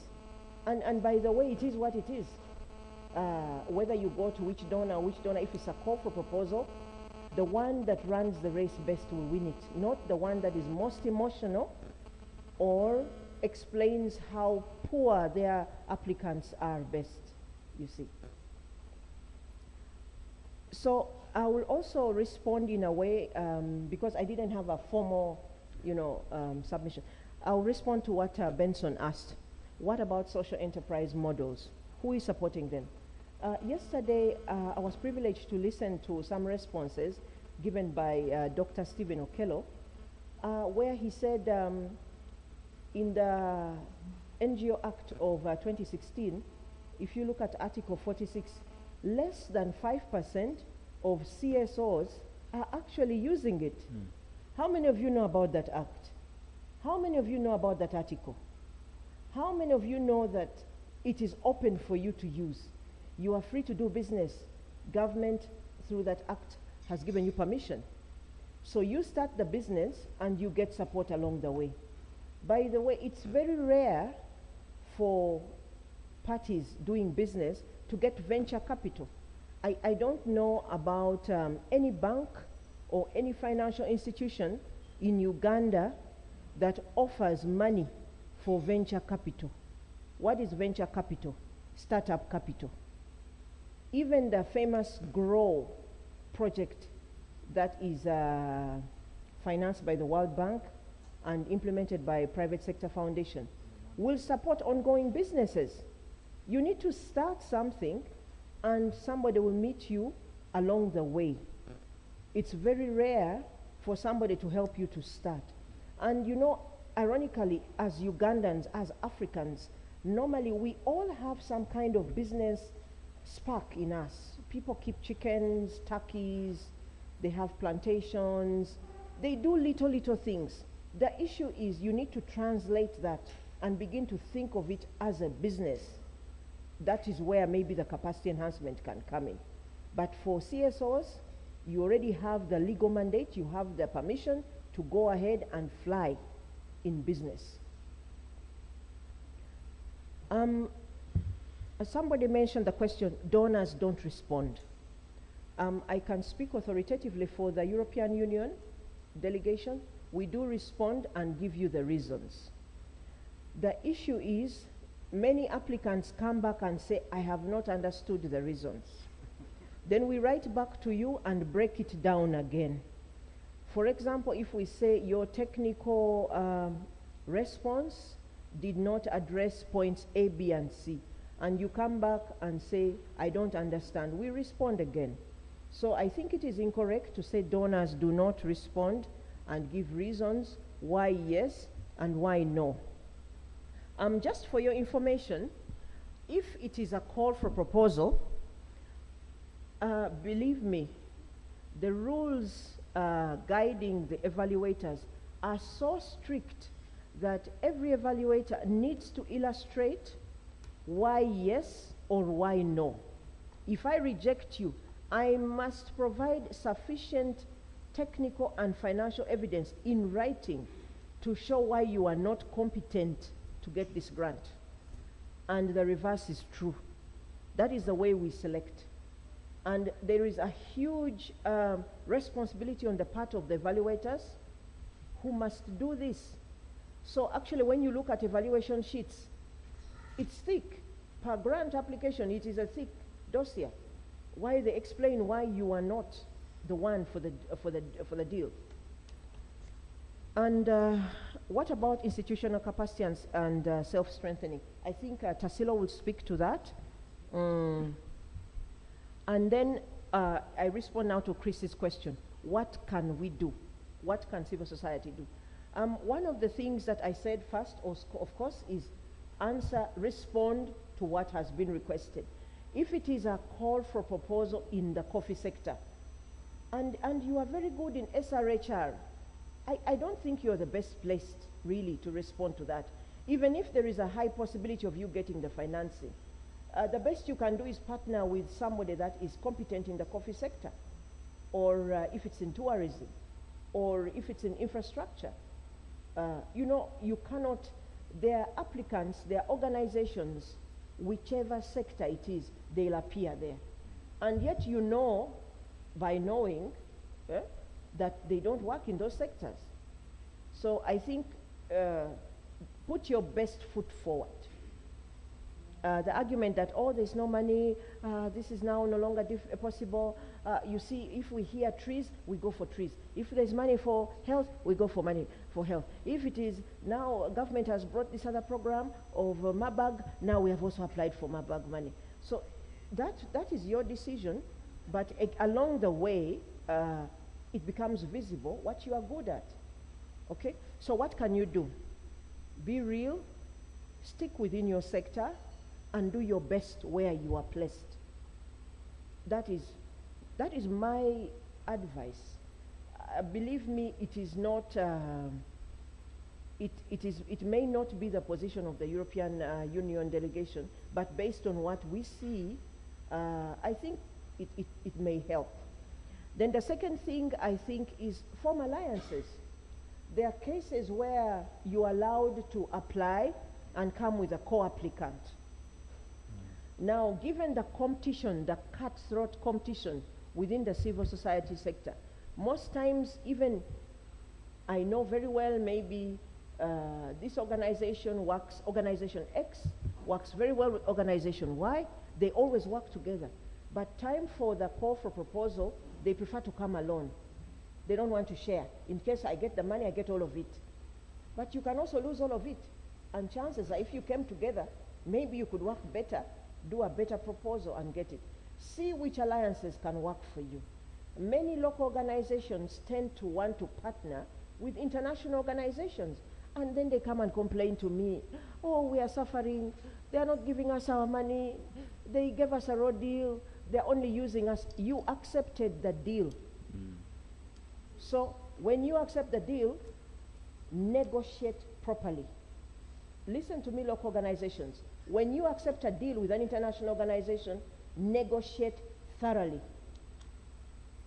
Stand your ground, list the things you want. There is one organization that took that advice, and they have flown, really. They have flown. Don't just say, okay, anything you give us, we just accept. We are here poor and suffering. No, lay your case very well. And whether it is another local organization that is big, negotiate. So with those alliances, negotiate your case very well. The third point that you should notice, okay, maybe this is, I've mentioned already the read documents and answer the questions. Maybe going forward, I didn't get her name, but the sports coach that was leading this section, the previous session, asked that, what about the future? What does the future look like? I think the future cannot be hidden. It's a global village. Everybody sees what is happening. I'll give you an example. These global conflicts, you think they don't affect you? They do affect you. Because money that would otherwise have been diverted to sub-Saharan Africa, for example, goes to resolve issues. It goes to buy guns and ammunition. I'm giving you real examples. This is real. So you better be aware that these things do affect you. Global situations, global climate, where there's drastic climate change, eventually it trickles down. If someone is attempting to curb oil spills somewhere in maybe in the Black Sea, and all the money is diverted there, it will affect you. Eventually there is less money for you. So you have to be aware that the global agenda does affect you. And what are the global priorities currently? They are global priorities. You look at the SDGs. That's what has been agreed as global priorities. Although, of course, there is more inclination towards issues of climate, green economy, migration because of the wars, peace building, and things like that. I'm not saying that now someone's saying, oh, tomorrow we change our objectives. We call the board and we change our objectives. That's not what I'm saying. I'm just telling you the reality, which you also watch on CNN and Al Jazeera and all these things. So you have to be aware that global priorities will affect you. Now those also, again, are packaged into, for example, for us in the EU, Going forward, there is a huge emphasis up to 2027 on what is called the Global Gateway, which is heavy on infrastructure, as it has been. I'm talking about all kinds of infrastructure, not just roads, maybe rail, telecommunications, all these kind of things. Sea, land, water movement, and that kind. There is a lot of emphasis around that. And of course, the green economy also has taken center stage for the EU. So issues of governance cannot be considered. There might be press people here, they will quote me, but let me not say that. So when you are designing your projects, be mindful of some of these global priorities and try to see how you can align or contribute to that agenda without diverting from your core objectives. Then for us in the EU, there is more and more interest in grassroots organizations and smaller organizations. So if you are a network organizations, pick up your members and link up with your members and ensure that you can illustrate that you actually do work with these small grassroots organizations and vulnerable categories like women, persons with disabilities, young people. The youth agenda has picked up and is center stage everywhere. So maybe I will stop there and thank you. Financing is definitely dwindling, and the way money was doled out 10 or 20 years ago is probably never going to happen again. So you need to get creative and find other creative ways, maybe through social enterprises or local financing, which can support your activities. I hope I have touched on some of the nagging questions. Excellent. Thank you. And if you're clapping, you clap. Thank you so much. For a person who has been ambushed, you can see how much experience she has in accepting and rejecting. So Tassilo, and I think you have also prepared, but the question for me is, you do a lot of civil society strengthening. So what kind of organization do you think is attractive to the donor? How does that organization look like? And you can, of course, add whatever other insights you had prepared for us. Yes, Chris, can you hear me? Yes. First of all, I want to thank Frederick for coming and responding to your questions. And I think you've said actually 80% of what had to be said. So thank you for this great performance. So I'm wondering what I can really add to what has already been said. Maybe two things from my perspective is that you have to understand everyone has to report about how they spend their money. So donors have to report about how they spend their money. And there are two things that we absolutely always look at. The first thing is, has this money been spent in a way that is audit proof? Because we all get audited.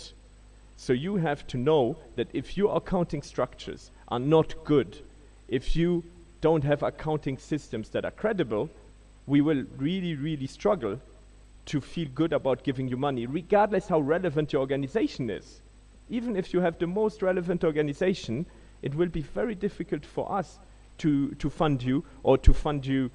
We have different ways, so we can still work with grassroots organizations that are still building up their accounting systems. But it will not be by giving them a grant. We would then, start with directly procuring for them, building the capacities, and at some point, then progressively, when we have reasonable assurance that you can spend the money in a way that is audit-proof, we will be able also to support you financially. But this is just fundamental for us. You need to give us the assurance that whenever we give you money, it will be audit-proof. And that is also because of experience. You would know that, in some cases, organizations, they even have disappeared with funding that has been provided by donors.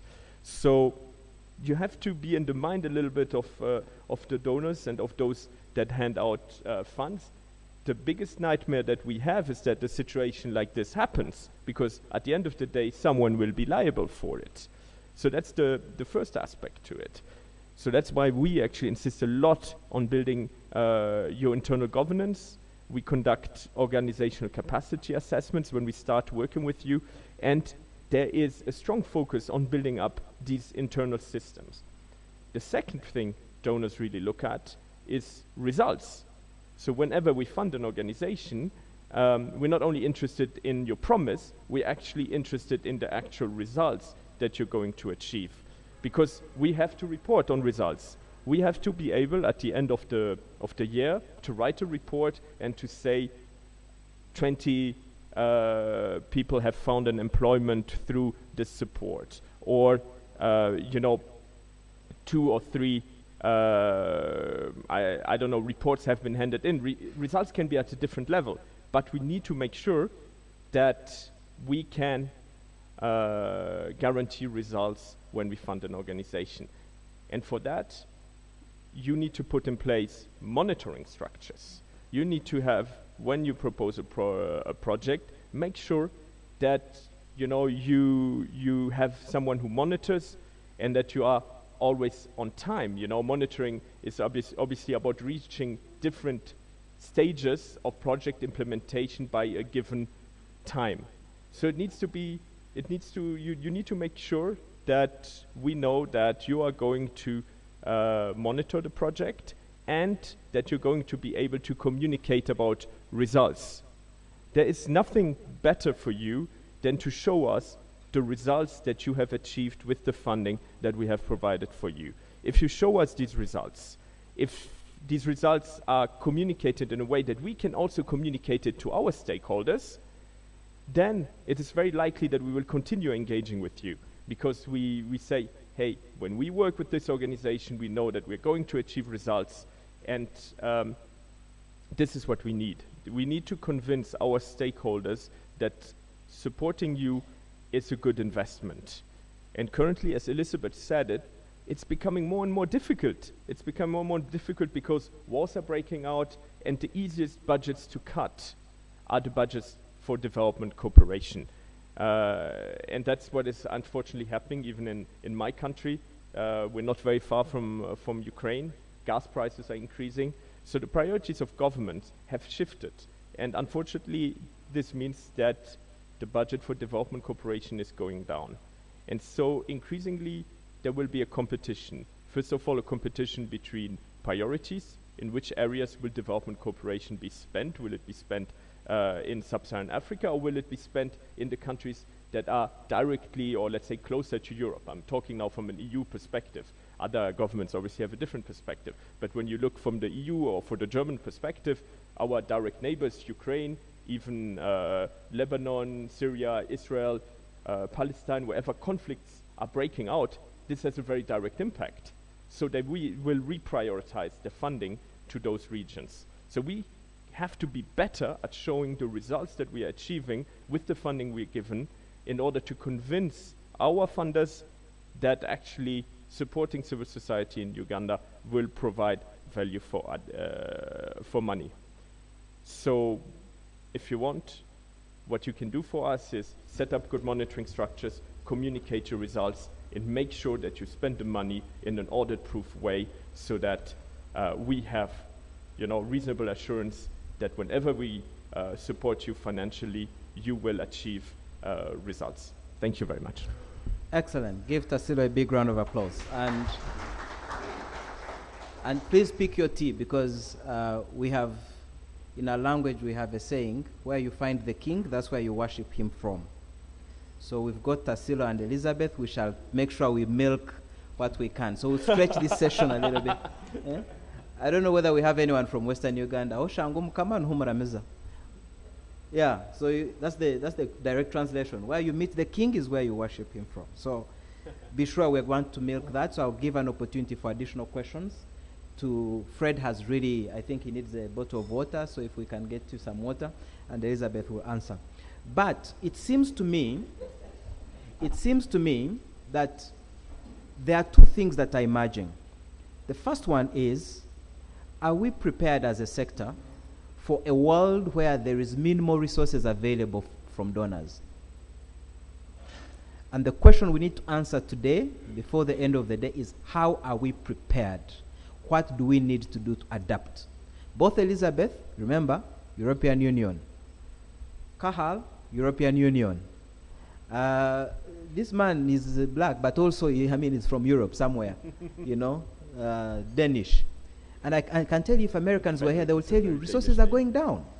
So what does that mean for us, and how do we get prepared? The second thing, the key message that I hear is that it's very possible we need to work on ourselves, and it's good that in the room we have mostly local organizations. How many of us read the strategies of donors that we are applying to? How many of us, for example, have read the new strategy for Africa by Denmark? What is their focus? Yeah, only one person. Or maybe two. And yet you want to apply to them for money. How many of us understand their rules? Yes, you don't have money from them, but you understand their financing rules. You know what the Danish understand as cost rules, for example. Their funding arrangements. So that when you apply, you're not putting in your budget things they will feel like you really do not understand what we are doing or what you're doing. So it's very critical that we actually understand rules. There's also this whole question that I think Tassilo introduces, that we have to work on ourselves as institutions. And I remember NGO Forum used to apply to EU. Every call NGO Forum would apply and they would fail. Every call, Elizabeth, am I lying? We would apply and would fail. Then one time, I think the Holy Spirit occurred to us, said, let us study this call for proposals. And we sat down and studied it. And then we realized, when we write Lugambo, we are there running around. You see, therefore, civil society, the history, 1986 when we came to power. So we realized these guys just want short, precise. Our first draft proposals would be like 60 pages. Then we narrowed to 30, but they wanted like 15 or something. And on each section, they are telling you maximum this number of words. But for you, you're like Benson, you want to do history of Zinjathrompus to make them feel like you understand. So they want those sharp things. And in fact, the time we won the grant from them, if you looked at our proposal, you'd be like, hey, but this is too summarized. And that's because Elizabeth doesn't have the time to read everything. They want to see what the basic idea is. So we really need to understand those calls for proposals. And I think perhaps, Elizabeth, the issue here is that as local organization, perhaps as part of the localization agenda, you should issue calls for proposals in our local languages. Because maybe English is also a problem. And so we write, and then there's commas where they're not supposed to be, and you get pissed. The other thing which I wanted to share really is the question around documenting our results, which Tassilo started. But think about visibility. I am fascinated by international organizations. You guys, they spend $1,000 to implement an activity and $1,000 to talk about it. Am I lying, guys? You see their website, they will invest money, quality videos, to show their donor that they have actually done something good. Peter remembers when the 54 organization, now Stephen is here, this is an internal secret, were suspended. Most donors were interested to know what is going on. NGO Forum, with Peter, we started the process of supporting them to comply. But the resources were from internal NGO Forum, and Oxfam had given us money. But we're meeting with American international organizations to give them updates, because they would ask, what is going on? Yes, Stephen, they would ask. Globally, everyone was interested. And let me tell you the story. One day I'm seated in the room, there's this international organization reporting to their donor. And they are talking about exactly everything I told them in a briefing meeting as something they have done to support local organizations. And they are saying it in a language that is so flowery that you would feel like these guys say, these ones, oil and gas sector, Stephen doesn't like oil and gas, so we have provided technical support. Some of the organizations are CBOs. I'm like, but when did you provide technical support? We just hired. So these guys really report about their work. But for us, when we do our budgets for these donors, we don't put for results and documentation. But anyway, we'll have a bit of detail. But I'll just allow a few questions. I think those are some of the two insights that I thought, three actually, to share about what I have learned from these international organizations. If FAN was here, I would even give an example. You meet FAN talking about the work they are doing, civil society strengthening in Uganda. you will feel like they are the only ones supporting civil society in this country. Yet GIZ is here. You know, of course they also talk about it. But now you, Benson, who supports civil society in TESO, how do you talk about how your experience has helped the sector navigate complex operating environment so that you attract additional support? How much noise do you make about it? Should we be polite about what we are doing, or should we be actually a bit flamboyant and extravagant? So I think that's something to consider. So I have 2 hands, and I see they're all men. 1, 2, 3, and then Benson.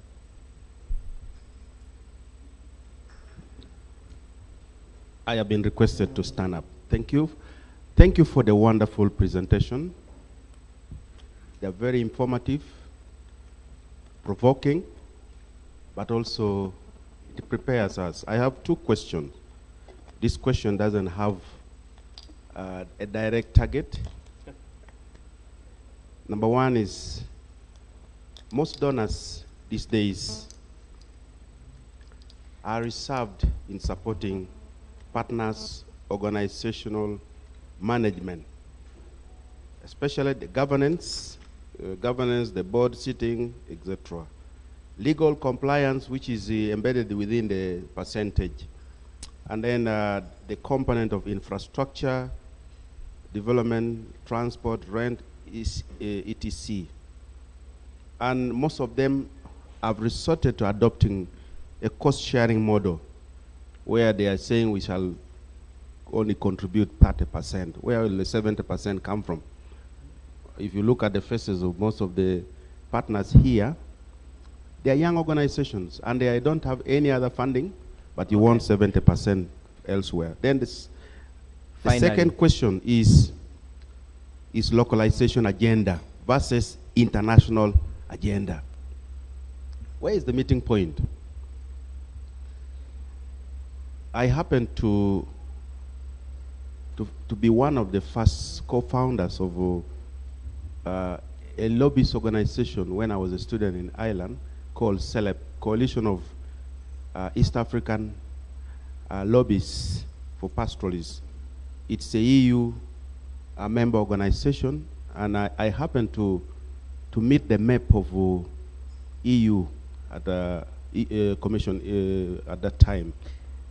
And the donors, the ones we call the donors here, from there, they are partners. Okay. They, just allow me to say this, they actually explicitly say that the money that is being sent here is taxpayers' money. One is, how are they going to guarantee the safety of this money if we give this money direct to the local partners, the localization? Okay. Secondly, how are they going to also be employed? So this is a question of localization. Where is the meeting point? Thank you. Now, my rules haven't changed, guys. 1 minute. Thank you means really you're done. Eh? Please go ahead. Microphone.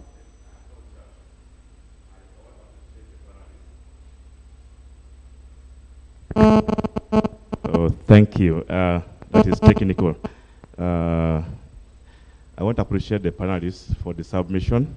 I am called Charles Olenga from Katakwi District Development Actors Network. I have 2 concerns. One is the timing of the call of proposals. It has happened several times. The proposal call comes late. When you open, it is 1 week to expiry. So that has been, I don't know whether it affects only us or it's cross-cutting. Okay. Yeah, number 2 is accessing the portal of that proposal. Sometimes becomes very difficult.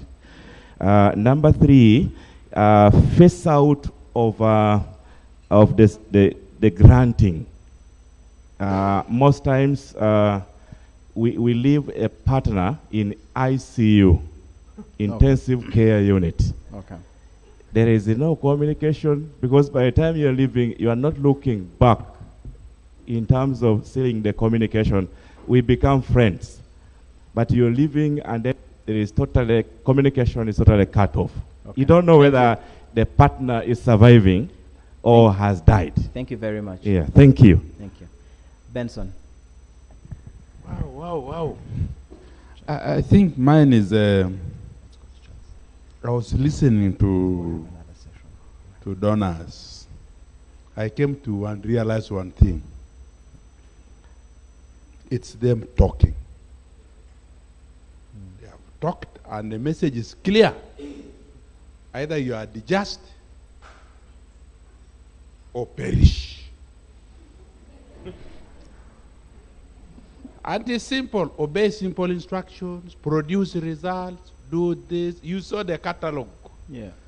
But my question is, have we spoken to them? Okay. They might live here without hearing from us. Because I'm seeing the responses. People are saying, you know, what about the proposal? What about... But are they getting from us? Are they hearing us? And for me, one thing is, are we doing something right? How long have you donors been spending money on capacity building? And it is still an issue. Is there something wrong? You have been providing grants, and the momently you stop, then everything goes back to square zero. Is there something? Thank you, Benson. To me, I think, are we dialoguing? Or it's like structural arrangements program, where the poor countries are to adjust to work with the rich in order to survive in a hostile global environment. Thank you very much. And let me just say, I think GIZ, maybe we can do this together. We used to host CSO donor dialogues. And I think that's a very good platform to have. And we can organize something where the country manager of GIZ is here, the head of EU is here, the head of the mission director of USAID is there, so that we ask, because these are policymakers, ask them these questions. You know, Fred might run away if you start asking him, why did you do, you know. But you need the ambassador to be in the room and the head of cooperation from Denmark to be in the room, to sit here and listen to the feedback. So perhaps GIZ, I'm talking to Paul and Tassilo, we can organize that dialogue. Diana, you're also looking at me. Okay, yes, let's organize that dialogue. CSO donor dialogue. We invite Benson and others, we give them feedback. Let's have Honorable Charles. Thank you very much, Chris. Now, mine is first to thank our development partners. As a National Planning Authority, we are delighted that as part of our planning process, we have some direct support from GIZ, which ensures that planning is based on our human rights approach. So we thank you for that, and we continue to work with you. I have a question that, again, from the planning perspective, we would like to be able to have a crisp assessment of what we spend in implementing the plan. Okay. And actually, sometime in 2020, Cabinet took a decision that National Planning Authority ought to be able to have a working framework with the NGO regulators. This is the Dr. Stephen Okello here. So that we are able to capture the total amount of money spent off budget. Because even within the MDS, NPA, we struggle to find what is off-budget spending. Now, do you see in future, going forward, that we are able to pick these resources that you are spending directly through these means to the CSOs, so that we are able to have a full estimation of what we have spent together with you on plan implementation? Thank you, Honorable. Now, my bosses are looking at me badly, so let's do this. I see a lady from a lady from the hand, a hand from a lady. We will pick only that, and then we'll have the final thoughts and close. Yes, Richard, I've seen you, so we will have a session. This is a continuous conversation for today on financing, so we'll have another session for questions. Good morning, all participants and the people on the high table. And my name is Cecilia Engole from Teso Women Peace Activists. I would like to forward a concern. Donors want organizations to have policies. And likewise, donors have policies. How do we strike a balance between organizational policies and the donor policies? Thank you. Excellent. That's very good. So, final thoughts. We'll start with Elizabeth, and then Fred, and we'll end with Tassilo.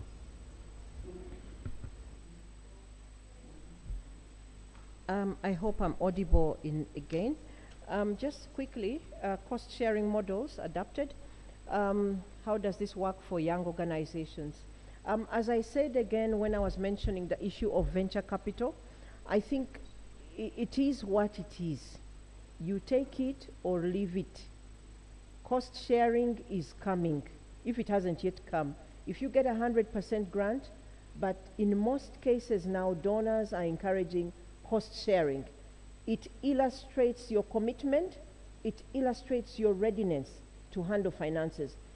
For a moment, put yourself in the shoes of donors. Can you get your money and give it to a total stranger for nothing? I leave that question to you. But for the EU, for call for proposals, it is a political question. We have lobbied, we have requested. It is only in exceptional cases, for example, human rights abuse, extreme human rights abuse cases, where the funding is 100%, and usually it is just a one-off. The next issue on localization, I didn't understand it. I'll leave it for my colleagues. The timing of the third question was on the timing for call for proposals. It is usually late. Sorry about that. There is no schedule. We can't tell you we shall launch in summer, or we shall launch in April, or just before Christmas.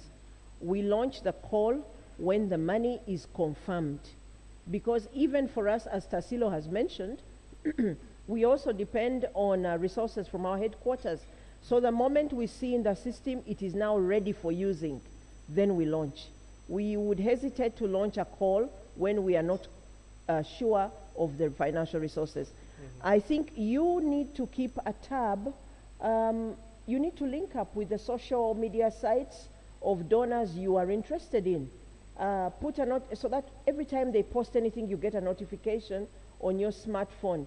Let your smartphone not only be for getting videos, having family meetings, also include donors. Link up and it will work for you. The issue of accessing the portal is difficult. Yes, especially at the last minute. So because everybody is now aiming for the same portal, you are 500 applicants, you are all trying to log in at the same time on one portal, which is not, let me say, not 2024 built. It tends to lock out the majority of you. So that's why we encourage even applicants, submit your documents early enough. I'll move on to the next issue that Chris has already spoken to. The issue of donors have spoken. Are they listening to us? Surprisingly, we do listen. We do listen. Chris, yes, you're right. The dialogues can be increased, but we do have dialogues. Even for the EU, we have had dialogues.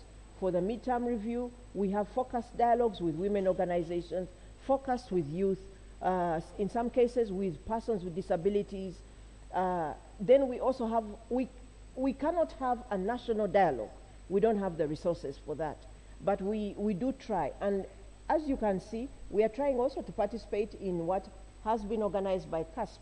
I'm sitting through these days here to listen to you people, to listen to you and to learn from you. And we hope also to participate in the one in northern Uganda. We do listen, and we encourage also the dialogues from our side. Then how many this put in? And by the way, unfortunately, Benson has stepped out. He asked how much money, for example, have partners poured into capacity building in vain. By the way, we do have these serious reflections. For example, we have financed heavily some regions, and nothing is changing. So we are also rethinking.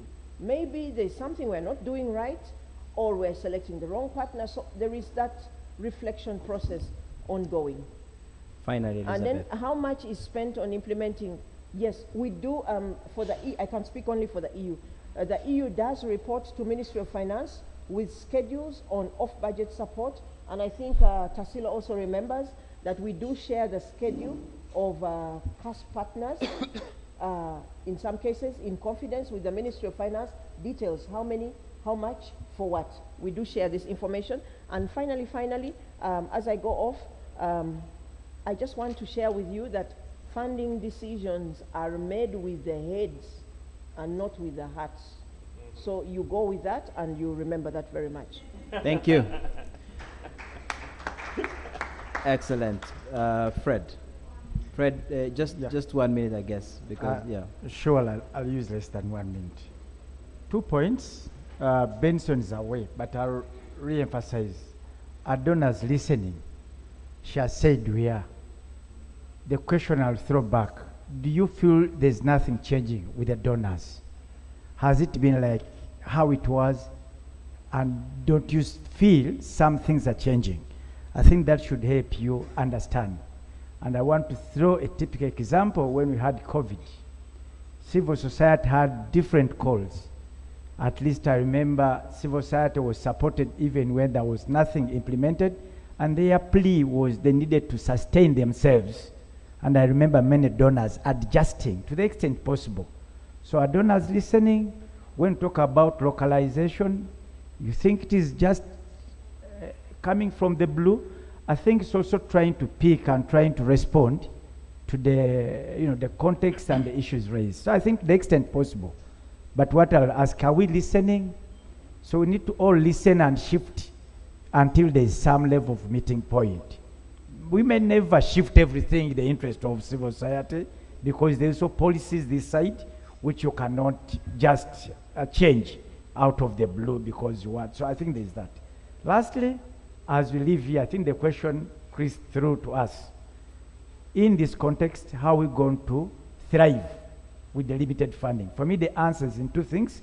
One, we must demonstrate the impact with the minimal resources that we'll have, and leverage the resources we have to continue delivering to our mission. This is not a donor mission. The work we do is our mission. The donors come only to facilitate us deliver that mission. Thank you. Thank you, Fred. Please clap for Fred as well. Finally, Tassilo. Yes, thank you. And I'm in the fortunate position to speak last, so most of the questions have been answered now. But I want to add one thing about localization. What does localization actually really mean? Does localization mean, okay, funding goes directly to local partners? Or what does it mean? For us, localization, the biggest contribution you can make to localization is to develop capacities, because this is what remains with people, It stays there longer than actually the funding, because the capacities, you will be able to use them across your whole life, your professional career. So Benson asked the questions, you always talk about capacity development, but when is it going to be enough? And I think it's a fair question, because it's a question that we also obviously ask ourselves. Should we continue doing capacity development? I mean, we've already done it, etc. And the thing is, first of all, I think yesterday we saw the number of civil society organizations that we have in Uganda. I think 14,000 is the overall total of organizations operating, and 4,000 is the number of organizations that are registered with the NGO Bureau. With CASP, we're very proud that we've worked with many organizations, but I think we're about 150 organizations that we've worked with.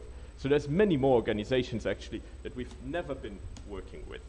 The second part is we actually see a lot of organizations that have made great progress and that are now managing grants, that are showing extremely convincing. Once the Danish embassy, it's very difficult, but that would be my recommendation. Try to look at creating your own social enterprise and ensure that you have the basic income to fund a competent team, so that you can also keep the capacities that you have in your organizations.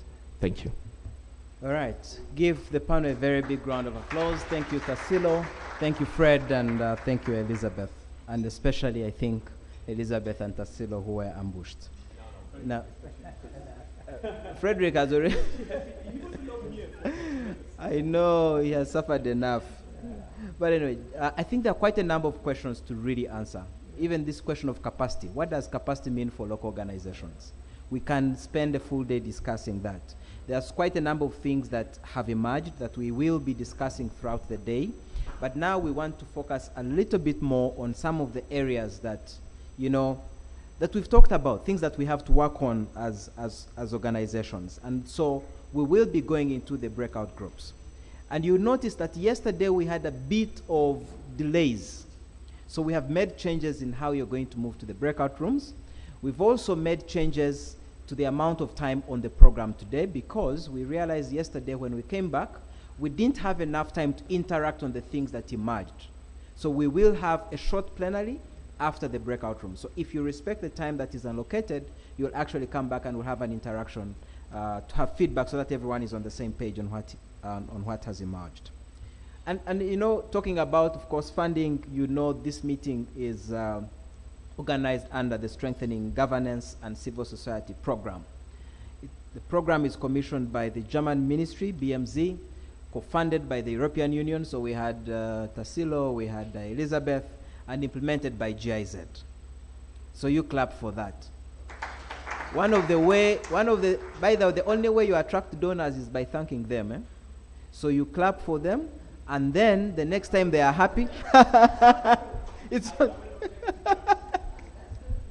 they don't like to be thanked. It's not that they don't like to be thanked. Yeah. But if you thank less, but you communicate your results well, Yeah. it's worth more. Thank less, communicate your results well. So rapporteurs, thank less, communicate your results well. So I take that back. But let's really clap for the European Commission and yeah, it's really important anyway for this meeting for us to thank you for everything you've done.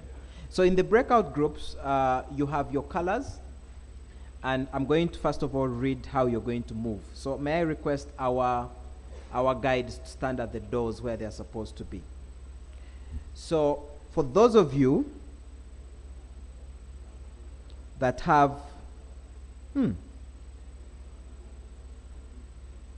okay. Those of you that have color pink, where are you? Let me see your colors. You are given new colors today, but you're few. I want to see all of you. We had a room that had very few people, so I want to be sure that we have everyone equally distributed. So color pink, just check the door on my right, the extreme door. You see the lady Vero dancing? As soon as we say let's go, you go through that door and follow her. So also have a timekeeper for that group. So Joanne, you're the timekeeper for that group. I'm going to do that. So let's see color. Okay. Which session? Okay, yeah, we'll figure that out. Let's see color yellow. The ones in power. Raise your hand. Okay. So color yellow. You will follow the gentleman called Noor. He's dancing as well. Have you seen him? Yes. Then she has to come here. This is the door we're using, right? Okay. All right, they have said no, you follow the lady. So color yellow, please. You didn't dance so well. Color yellow, you follow Sheila through that door. You see the wooden door? Yellow. Raise your hands again. Please make sure you follow Sheila. She has some goodies for you. And then finally, color green. Just raise your cards. Let's see. Perfect. Color green, you follow the gentleman. So try and dance this time, please. You follow the gentleman through that door. And Joanne will be the timekeeper for that group. Now, we have 3 topics, and you will find your topic in the room. Does that make sense? One of the topics we are going to talk about how to really pitch. You remember this thing we said about writing a lot when you're actually not pitching? How do you pitch? Writing your proposals, and the facilitators will be there. The second one is how do we use visibility? This whole thing about communicating your results to improve. How do we improve our visibility, communicate our impact to donors, and I think, like they said, communicate your results much better. So that is one of the conversations we're going to have. And then finally, I think everyone seems to suggest that if you strengthen your internal systems, you have all your policies in order, and you have built your capacity, it will be very possible for you to attract funding. So the third conversation is going to be around how do you do that. Now, don't mind. Let's assume you reach your room and you find the topic you wanted is not there. We will have a debrief session here at exactly midday. Does that make sense? So all timekeepers, please make sure everyone is seated 5 minutes to midday so that we hear perspectives that have emerged from the group.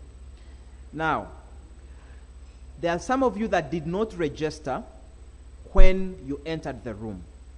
And I know if we asked you to go and register now, you will mix up. There's one door here for those that are having color green, color yellow, the wooden door at the top, at the back with Sheila, and color pink, you're going to go with Veronica on the door on my left. And please make sure you follow them. When you come back from the group, please pass by the registration desk if you haven't registered to make sure that you register. Now, for those of you that are joining us online, it's very possible that you will have to take a break right now.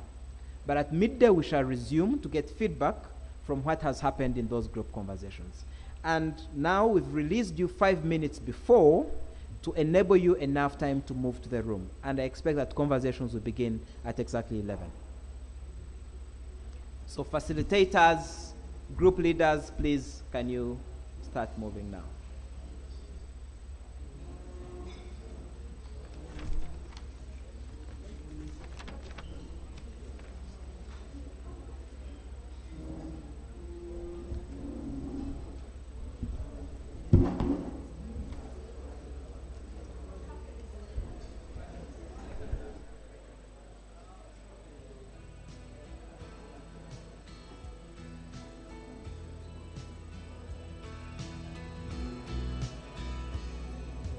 You're not meant to be alone.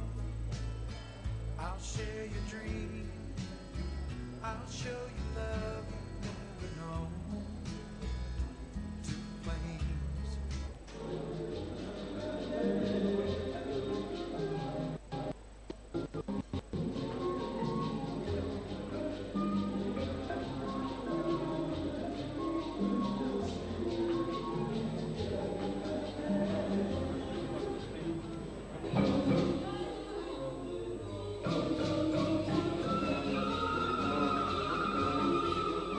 Today we are happy, all of us, to be at the Civil Society in Uganda Convention.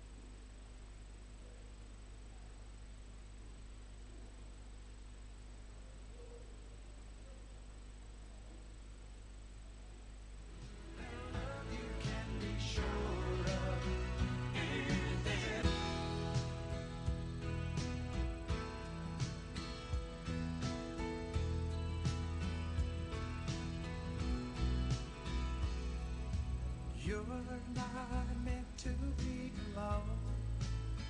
I'll share your dream. I'll show you love you've never known. Two flames together in the deep of the night. Up in your love, close by you when you call. I'll take my stand. One chance to make or lose it all. This time, my journey to wherever you are.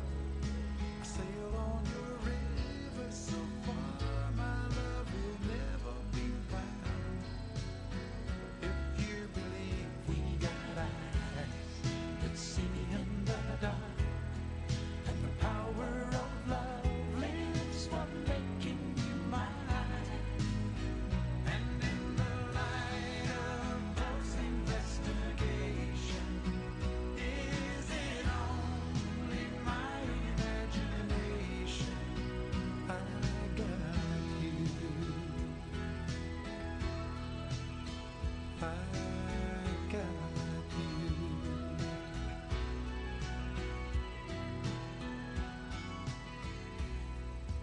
Moonlight shining on your face, my bridges burned with all my tears that you replaced.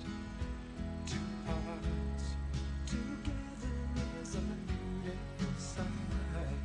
I'll take you to heaven so far, my love will follow you there. If we believe we got eyes that see in the dark, and the power of love lives from making you mine. Am I the light of someone you need more of? Let me be that love you can be sure of. Is it only my imagination? I got you. Like the eagle that flies in the sun, I'll be lost in your fire before we are done.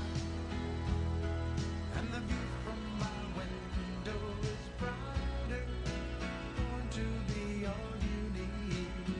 We got eyes that see in the dark, and the power of love lives from making you mine. Am I the light of someone you need more of? Let me be that love you can be sure of. Is it only my imagination? I got you.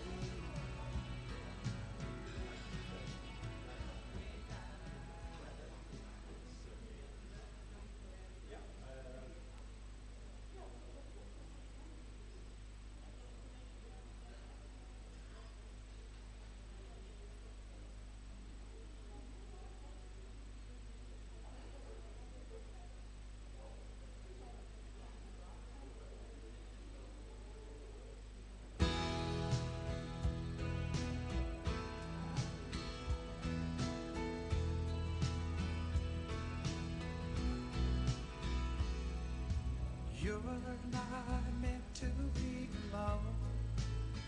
I'll share your dream. I'll show you love you've never known. Two flames together in the deep of the night. Up in your love, close by you when you call. I'll take my stand. One chance to make or lose it all. This time, my journey to wherever you are. I sail on your river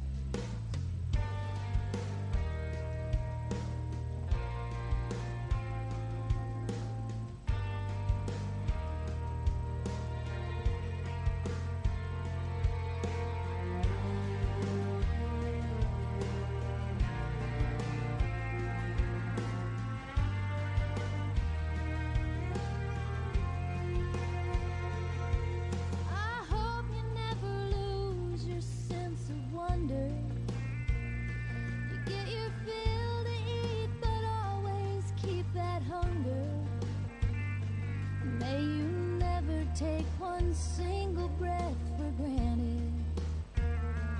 God forbid love ever leave you empty-handed. I hope you still feel small when you stand beside the ocean. Whenever one door closes, I hope one more opens. Promise me that you'll give faith a fighting chance.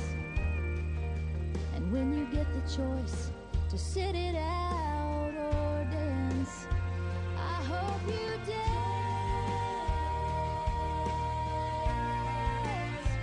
I hope you dance. I hope you never fear those mountains in the distance. Never settle for the path of least resistance. Living might mean taking chances, but they're worth taking. Loving might be a mistake, but it's worth making. Don't let some helping heart leave you bitter. When you come close to selling out, reconsider. Give the heavens above more than just a passing glance. And when you get the choice to sit it out or dance, I hope you dance. Is a wheel in constant motion. I hope you dance. So long. I hope you dance. Wants to look back on their youth and wonder where those years have gone. I hope you still feel small when you stand beside the ocean. Whenever one door closes, I hope one more opens. Promise me that you'll give faith a fighting.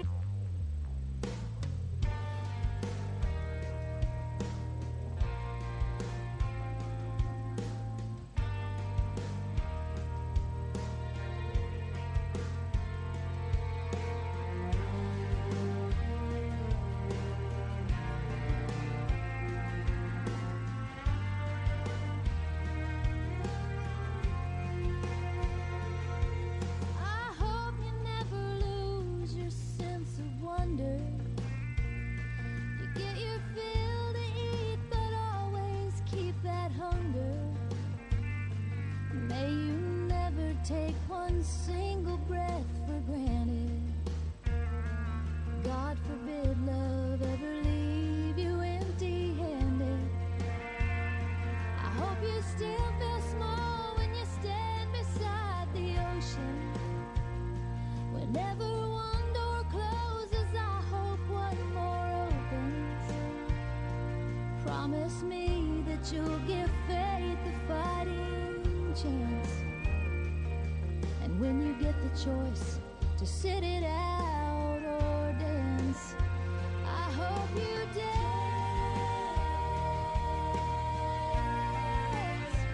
I hope you dance. I hope you never fear those mountains in the distance. Never settle for the path of least resistance.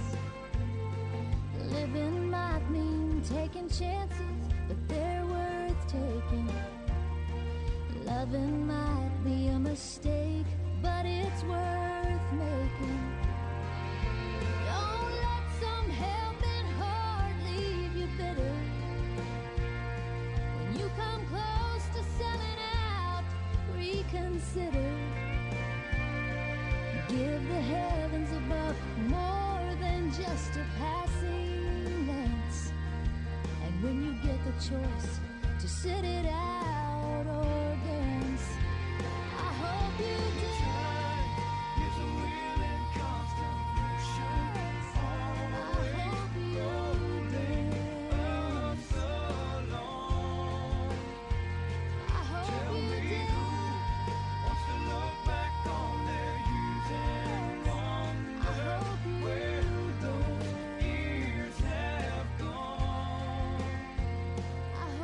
still feel small when you stand beside the ocean. Whenever one door closes, I hope one more opens. Promise me that you'll give faith a fighting chance. And when you get the choice to sit it out or dance,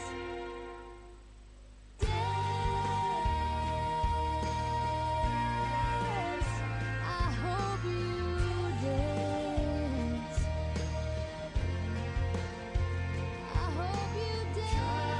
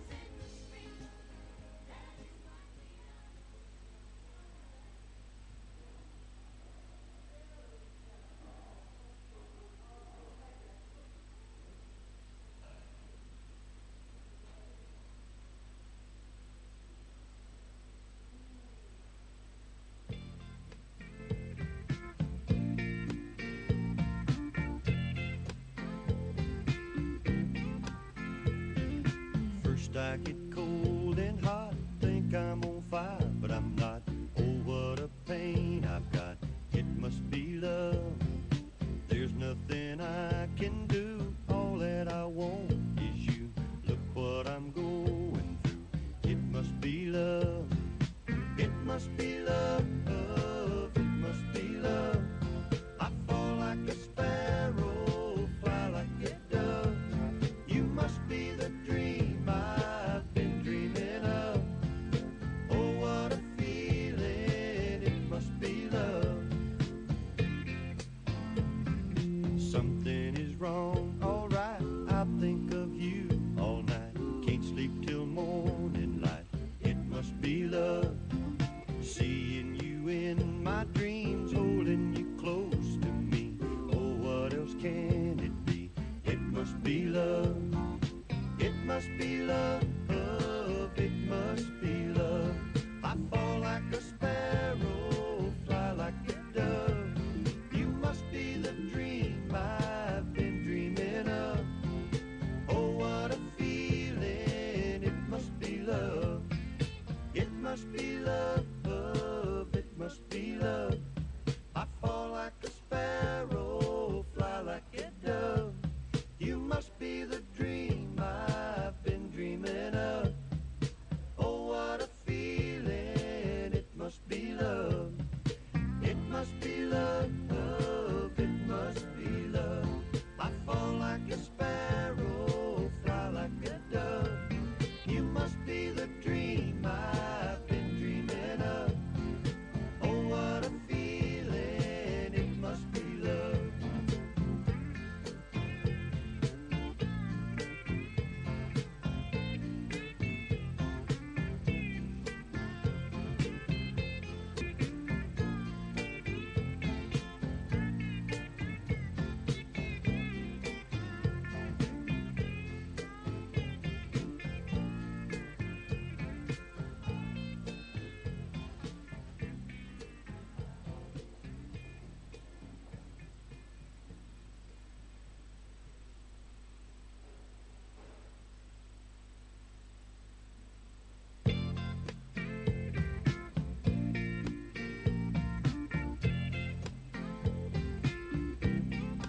First I get cold and hot, think I'm on fire, but I'm not.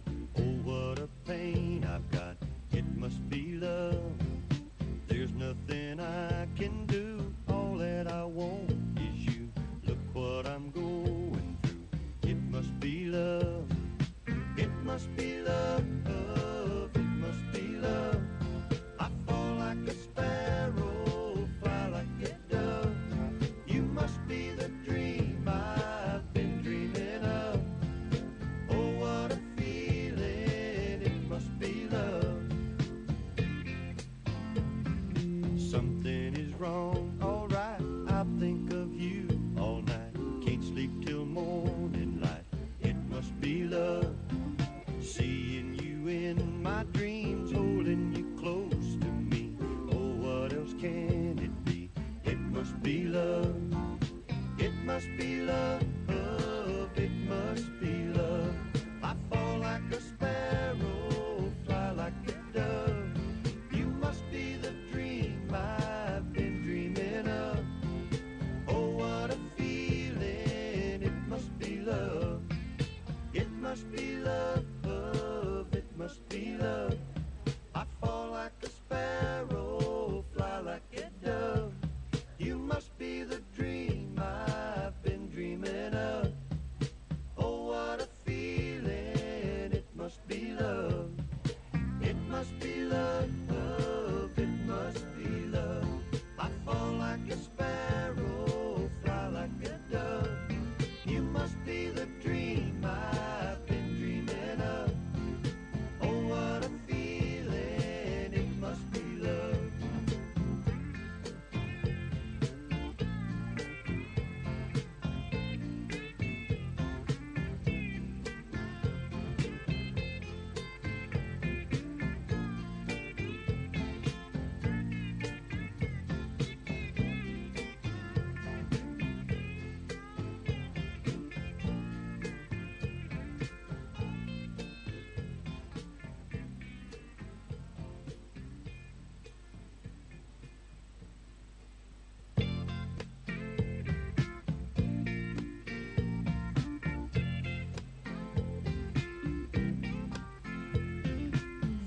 I get cold and hot, think I'm on fire, but I'm not.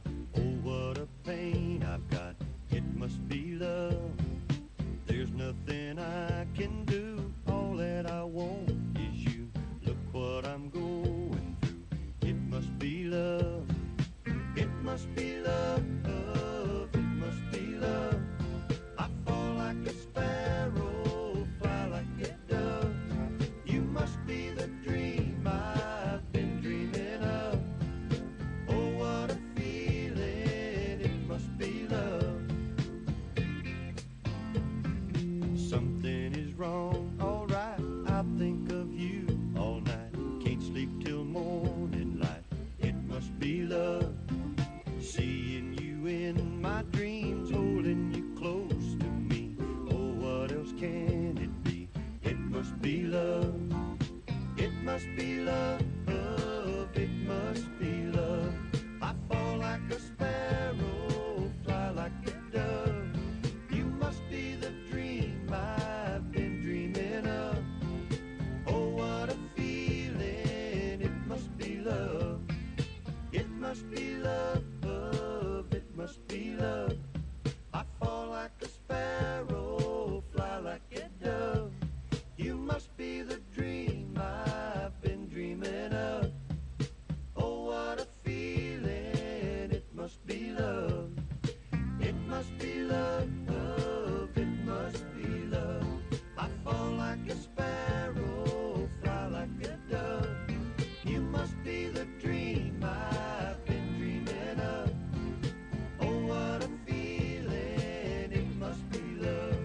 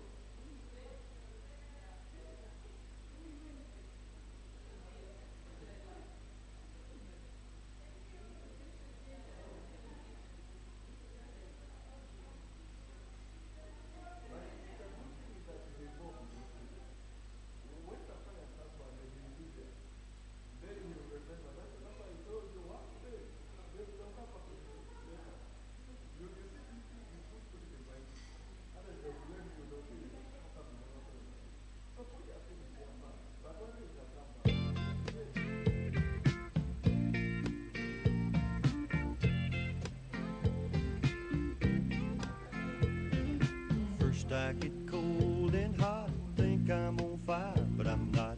Oh, what a pain I've got. It must be love. There's nothing I can do. All that I want is you. Look what I'm going through. It must be love. It must be love. It must be love. I fall like a sparrow, fly like a dove. You must be the dream I've been dreaming of.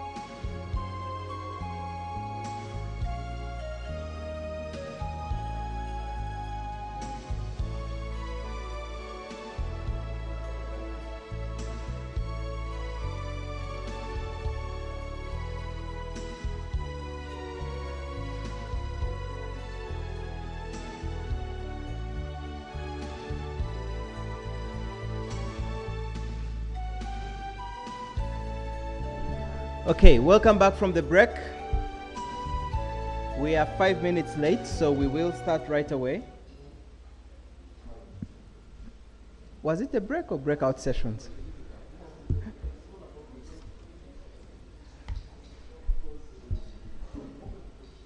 And I do hope that our colleagues that are joining us online have rejoined us so that we can continue our conversation.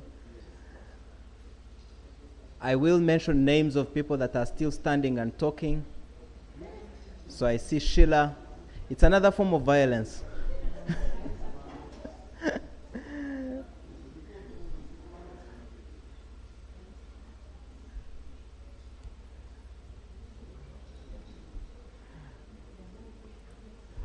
Okay, so I would like to have the microphones ready. So there are 3 things that we'd like to do this afternoon before we go for lunch.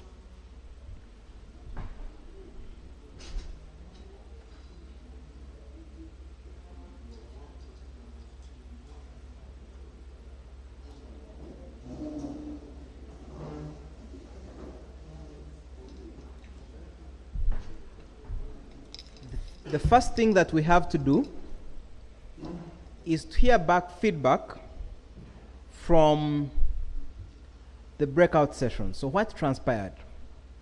And so our able rapporteurs who studied English and passed paper 1, which had a section on summary writing, will do a 3 minutes highlight of what happened in the plenary, in the breakout sessions in their groups. And then after that, we will have about 15 minutes of additional input from participants who are in those rooms. What ticked for you? Now the idea is that those that were not in your room have a sense and an idea of what happened, what transpired, or what to take home. The second thing that we shall do is, and I think I don't see Benson, but Benson really said something quite instructive. And it got us thinking, is it possible that there are people in this room, there are organizations in this room, that have a lot of things they are doing right to actually attract funding? Do we have successful case studies? So you're here, you're seated on $20 million US annual budget from the European Union. I have to change that. Elizabeth kept telling us, please stop mentioning donors when you're talking to us. When you're talking to us. So, 20 million US euros. 20 million euros from the EU. Or you're here, you've attracted 10 million US dollars from the Americans, or something like 5 million US dollars from the Ford Foundation, Open Society Initiatives. So what are you doing right? And I think that was the whole essence of the breakout sessions, to learn from organizations that are doing some things and are doing them right. And so we had the 3 sessions, one on internal governance, we had one on visibility and documenting our results. We also had one on pitching. You know, you've had that thing of elevator speech. So we'll hear back from other people in the room that perhaps are doing something right that you can share with everyone. So we'll give about maybe 5 people with 3 minutes each to just give us a pitch of what you're doing right that we can learn from you. And then finally, for the afternoon, is we will, and someone asked me, why are you wearing a cape? Where did you buy it? It looks very beautiful. And I said, look, but we've told you since we came here, we have an exhibition area. We are selling bicycles at very little money, by the way. Less than $1,000, you can get yourself an electric bicycle. Then also, these beautiful things are also there. You will see a lot of work that CSBAG is doing. So as soon as we break for lunch, if the queue is long, do not wait in the queue. Take 5 minutes, go downstairs, and make sure that you see what is being exhibited in the exhibition area. And those of you who are joining us online, if you have friends in the room, ask them to take videos for you and share with you. Perhaps what we can do as well during the break is that we'll ask our crew to maybe take some videos and play. Is that possible, IT guys? Take videos of the exhibition area and be able to project it for the participants? Okay. They're saying it's possible, so we'll be able to do that. All right, so now, 3 minutes, the rapporteurs from the rooms. I would like all of you to come actually to the front so that we do this quickly, and then we want to really hear back from you, and we know that we cut out some of the plenary sessions that were going on. So please feel free to raise your hand now and share your feedback. The idea is that what you'll be sharing with your group, the other group can also learn from that. So Robina and colleagues, please come.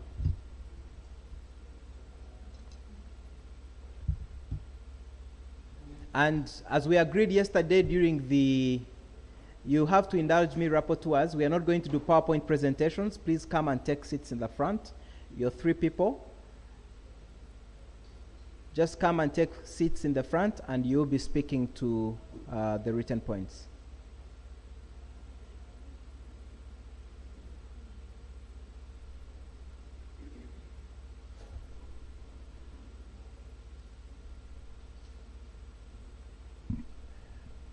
Please come.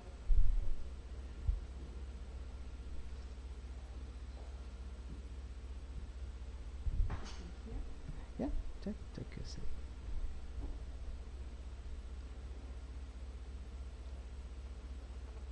Okay, I think we'll start with you. We want to save as much time as possible. So please go ahead and just share highlights of what transpired in the room. Just press your microphone. Check 1, 2. All right. A good afternoon to you, ladies and gentlemen. My name is Wasagaliwini, and as the rapporteur for breakout session 3, where our topic was strengthening civil society organizations' internal governance and transforming gaps into opportunities for CSO's financing. Okay, without wasting time, I'm going to define what governance is, and these are the systems, policies, rules, procedures used to govern the operations of an organization. As you all know, all organizations have organizational structures and management that provide strategic directions to the departments. And example of an organizational structure, we have the board of directors that has the board chairperson as its head, and then we have the executive director reporting to the board of directors, and then we have departments under that. The departments that report to the board of directors, we have examples. We have the legal department, the human resource department, audit department, and just to mention but a few. So what are some of those policies that govern organizations? We have a policy of finance and accounts, we have human resource policies, we have data control policies, health and safety, just to mention but a few. Okay.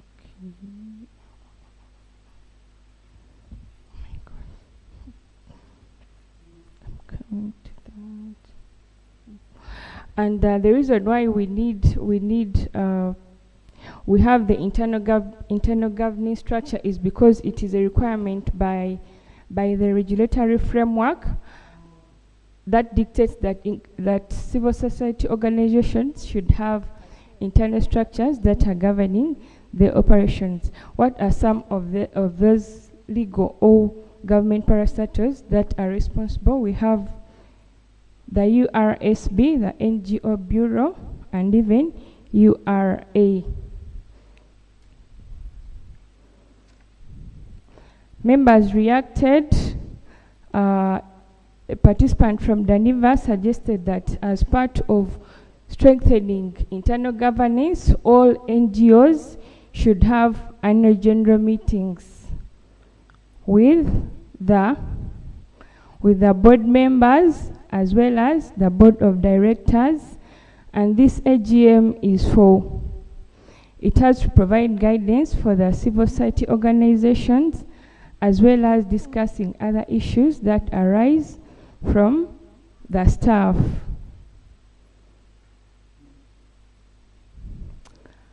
And also, as part of financial sustainability, Madam Kawanguzi Joy of Fabio, who was our presenter, suggested that organizations should invest in enterprises to generate income.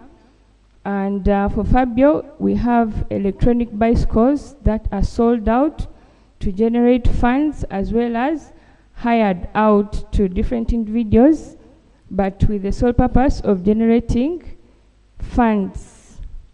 And then a participant from Soruda suggested that as one way to minimize costs, the organization could acquire its own premises, such as land, buildings, so as to save on rental income, and then also acquire vehicles and hire them out at a fee, but with the intention of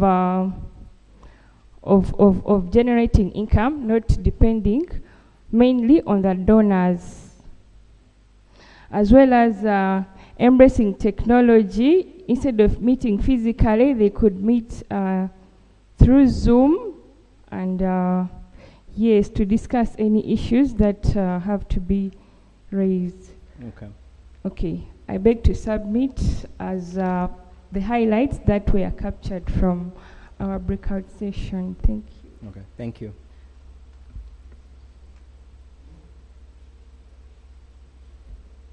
Hello, everyone.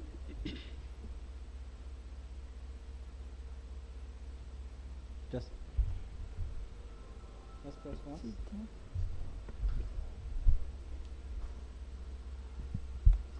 Hello, everyone. Good afternoon to you all.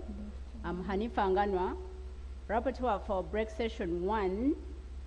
We were charged with critically thinking about transitioning to digitalization by civil society organization in order to improve results, amplify voices, and improve visibility. Like we are here in the house, I can see everyone is busy on their gadgets. You can hear me well using a gadget. We are taking videos, we are taking photos using a gadget. It means that indeed, in the 21st century, we are really not going to go far. We shall not develop as civil society organizations if we don't embrace digital devices and their usage.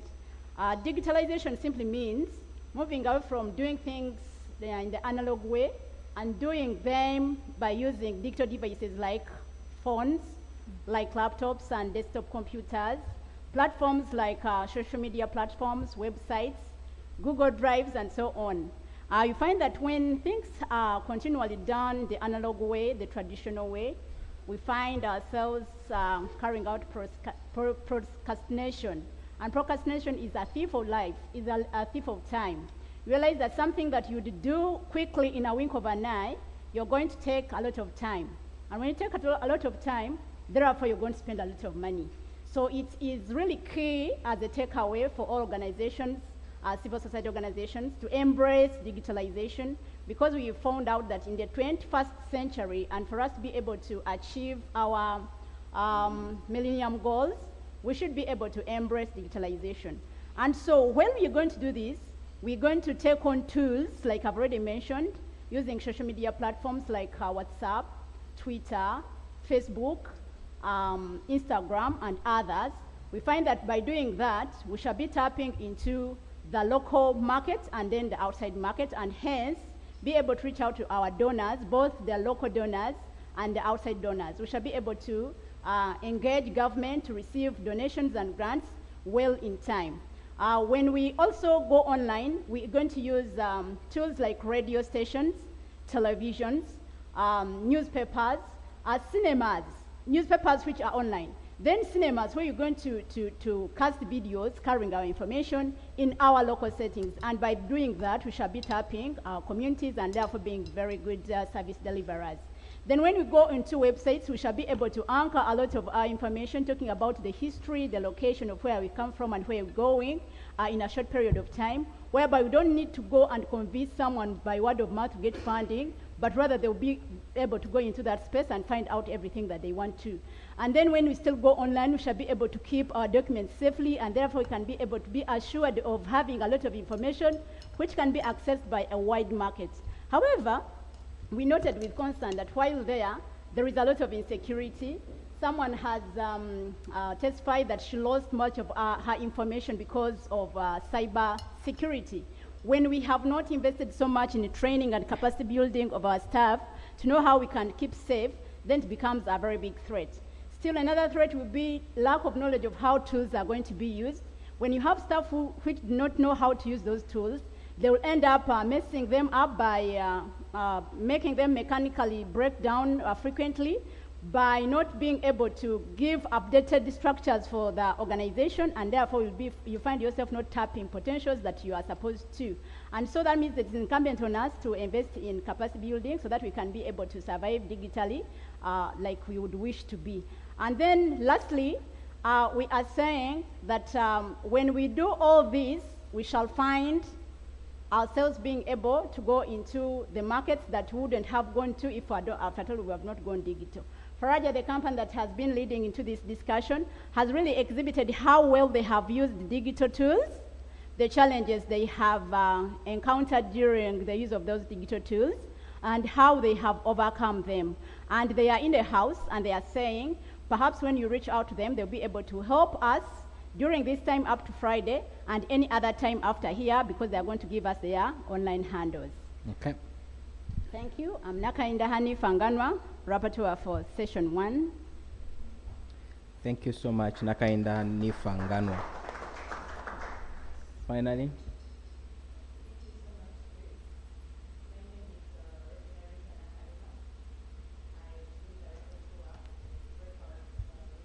Can you just pull the microphone closer to you so we can hear you? Yeah.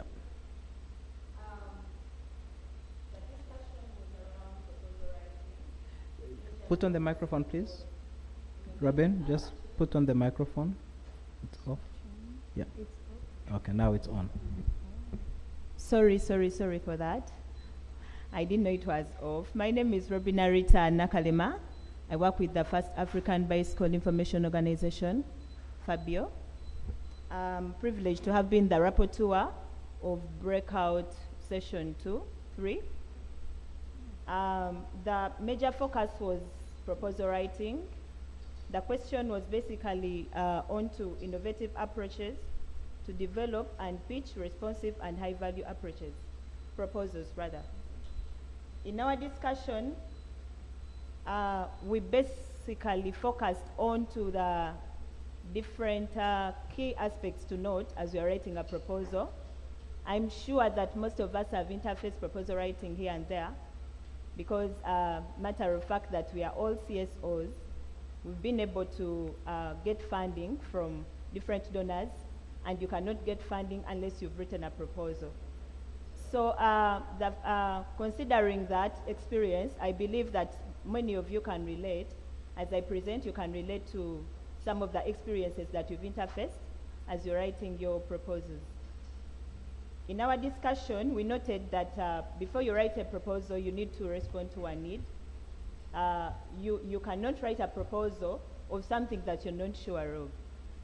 So looking into the kind of work that you're doing and the need that you're addressing, you write a proposal in line with that. We noted some of the different needs that you may address, for example, capacity development, food security, teenage pregnancy, education, health. I believe that if you write a proposal that is addressing a need that you're not doing, then it kind of affects the feedback that you get. Because why then would you write a proposal addressing something that you're not doing? So you need to focus onto your need. You need to know exactly what you're doing. You need to know what you're doing, because this enables you to vividly bring it out. Some of the characteristics that you're supposed to consider as you're writing a proposal.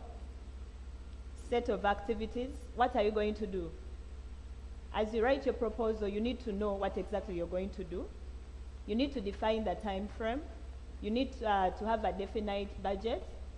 You cannot write a proposal and you don't know how much exactly you're going to need to be able to implement your activities. Consume resources, money, people, and equipment. These are some of the resources that you need to consider. You need to know how many people am I going to need, how much money am I going to need, how much equipment. All these are resources depending on the kind of project that you are trying to write the proposal for. Then preset objectives to write the proposal for. Then preset objectives, you have to have clear objectives because this enables you to be able to write a proposal that is directly inclined onto the objectives that you want to meet. Predetermined outputs, you need to ensure that your outputs are predetermined. You need to know what exactly am I going to do. I believe most of us know what outputs are. Management of the triple constraint, then a rough idea of outcomes and impact. What do you want to see at the end of the project, just in case the proposal goes through? Then just for us to note, you need to have SMART goals. If you don't have SMART goals, it's really hard for you to be able to win a proposal. You need to have SMART objectives. The proposal should be inclined onto gender and climate responsive. It's an aspect that you should always consider because we know that many organizations globally are fighting climate change. Breakdown of strategic actions.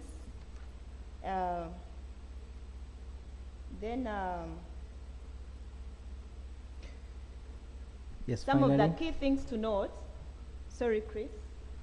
Some of the key things to note, you should ensure that you read through the request for proposal, because if you don't read through thoroughly, it is easy for you to write words that are actually more than what is requested for or what is described in the instructions. For example, you could interface a proposal that is saying 1,000 words, not more than 1,000 words, that's an example. And then you write something that is actually going beyond that. That means you're not following instructions. So we should be detailed. We should ensure to pay attention to detail as we are reading through the instructions. Know your strength, because your strength enables you to explain so well what you want. Do thorough intelligence. Have enough information. If you don't have enough information, it is so easy for you to lose out because it's a competition. Since it's a competition, you need to ensure that you place yourself in a place where it's easy for you to win. Write based on your comparative advantage, then demonstrate transparency. Some of us are, I don't know, but you may find that you lie somehow, somewhere, and this lie can be seen because when someone is critically looking through your proposal, they can be able to see that something is wrong. Make strategic partnerships, do adequate research, and then seek technical advice, because the fact that some of us are non-technically having these skills of writing proposals, it's so easy for us to write proposals and they don't go through. Then just to note... Just finally, Robin, we've run out of time. Finally,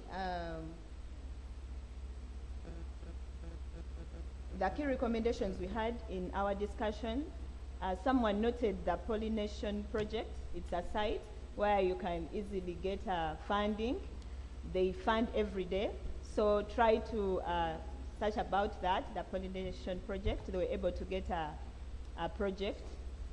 Okay, thank you. When they intervened that.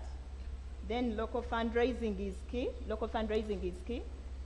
This I don't want to leave out because it was emphasized so much in the discussion.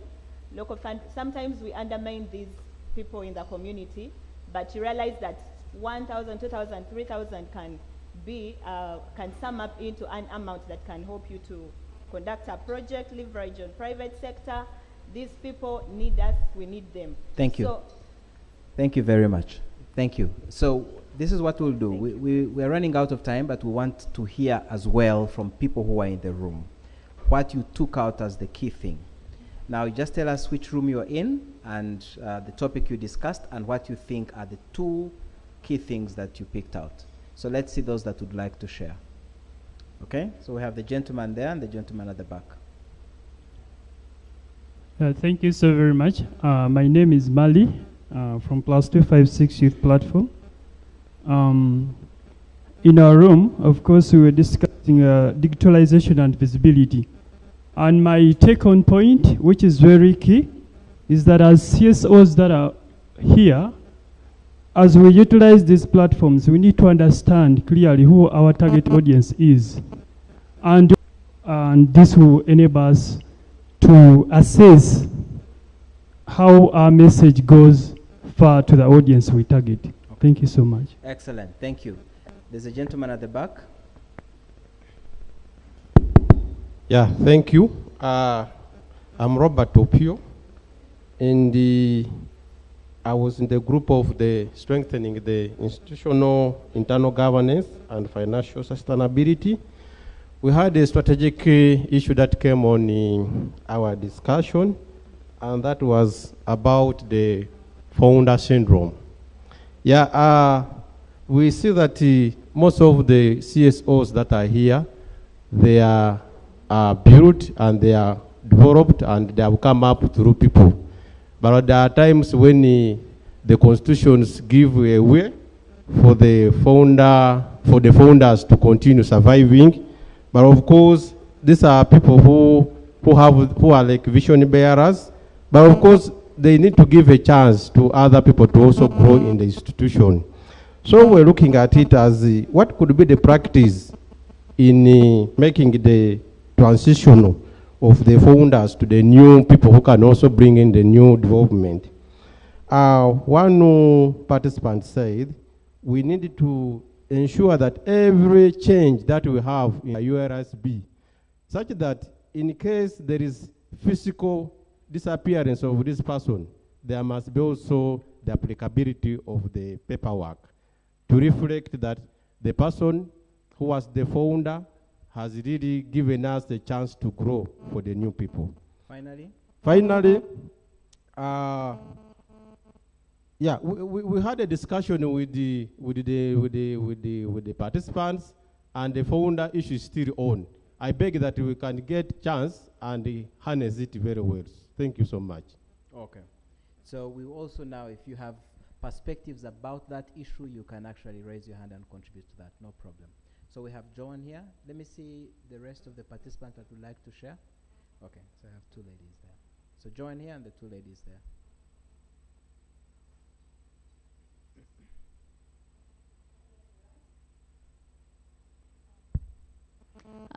I facilitated the session on digitization, but I also wanted to re-echo a concern that came up during the session.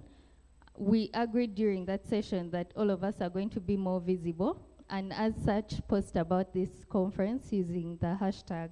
So I just want to request the team that is managing the PowerPoint to share the hashtag here on the screen so that the participants can be able to share about the conference, be visible, be findable, and fundable. Thank you. Okay. And they can also follow me on X, right? So also you project my, how is it called? A Twitter handle, please. If you don't follow me, it means you didn't learn anything from that session.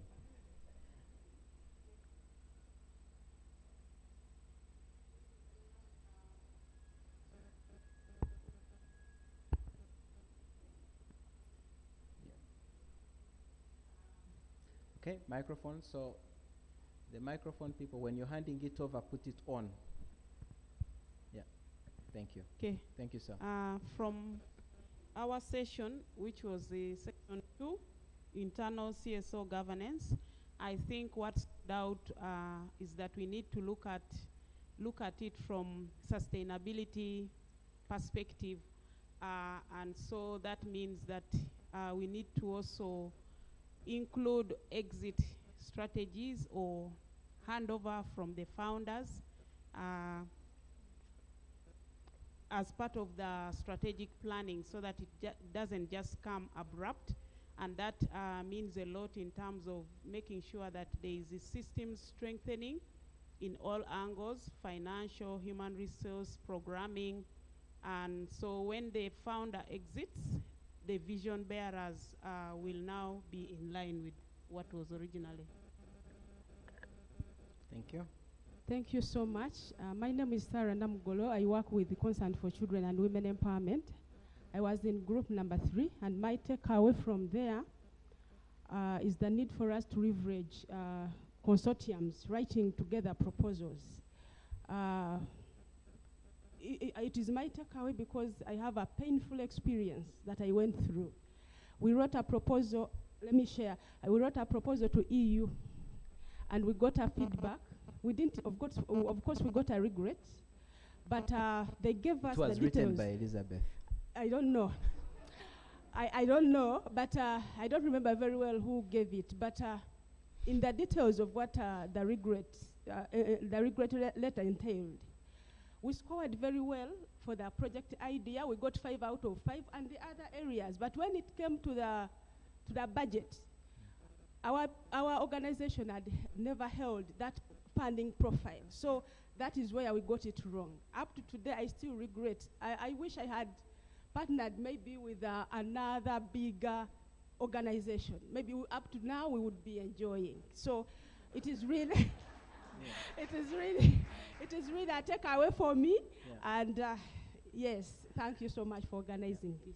Thank you. And I think also donors, there's something for donors to learn from each other, because the RDE did the same, identified good ideas, good organizations. They did a due diligence, and they realized these organizations do not necessarily have the capacity to handle the money. So what they did on their own was to identify father, mother organizations to support these particular organizations and help them. I think if the idea is good, and perhaps this goes not to you, Elizabeth, it is okay. Yeah. You know, donors, maybe those that have joined online, it's possible to co-create programs, co-design programs with organizations that you think have the potential. And this also helps in a way to build the capacity of those organizations.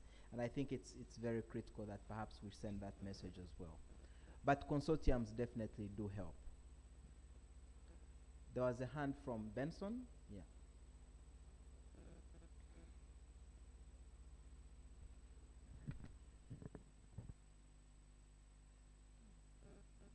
Chris, I just want to address myself on the matter of this founder syndrome. And I think I just want to give this. Once the organization is started by people, there are 2 things which are likely to happen. Either the founders will grow faster and more influential, and they will be forced to leave, or the organization outgrows them. And the forces of nature and other crises will force them out. When you see somebody sticking on it, then you need to raise other issues.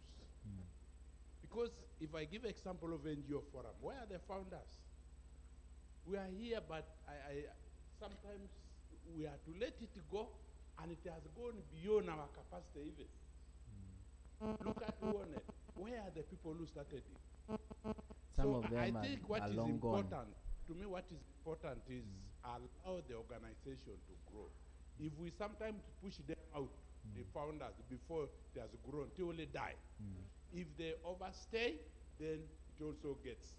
So I think the focus should be, if we support it to grow, just like we allow a child to grow to adult and other levels, you will find that too. So I think the focus should so much be strengthening the internal systems. Okay.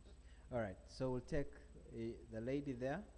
She didn't raise her hand, but there's an advocate next to next to her, and then we'll come to Stephen. Stephen, were you trying to raise your hand? Because I think there's an issue you wanted to comment on. Okay, go ahead. Okay, once again, Susan Namuyonga from Phoebe Education Fund for AIDS orphans and vulnerable children. And I'm the only grandmother in this we are two grandmothers in this conference who are still young. I know everyone is looking at like a young grandmother. We work with older persons.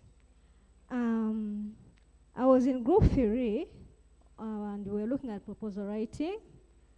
And one of the key things that I took was the issue of fundraising.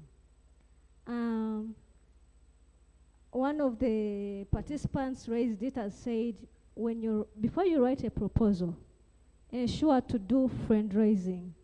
That is one way we can help, and also we can come up with better proposals. Then also, another issue was about leveraging with the private sector as one of the key things that we have to look at as we are doing resource mobilization. Yeah. Thank you. Excellent. And that's very critical. In the afternoon, we have a session with Stanbic Bank. I hope they are here to look at how you leverage, resources that the private sector has. And sometimes it's unfortunate we want them to give us $1 million. They are not donors. So when they tell you they have 50 million, you're like, that is little, I won't fight for it. But it can be a building block. So we have Stephen, and then we'll come to the gentleman there. I saw a lady's hand there. We'll close it at that. Yes, thank you, Chris, and thanks to the panelists. My hand went up because I just wanted to agree and support what Benson had said, that from the NGO Bureau point of view, what we see is that the biggest challenge for an NGO is that takeoff point after registering with the NGO Bureau. So many of them, even when they have very good constitutions with all the organizational structure in place, how to set it up, all the systems, the moment they get a certificate and permit from the Bureau, they throw away those documents. They start to now do things the way they think, not the way their internal governing document guides them. And I think that's the biggest challenge.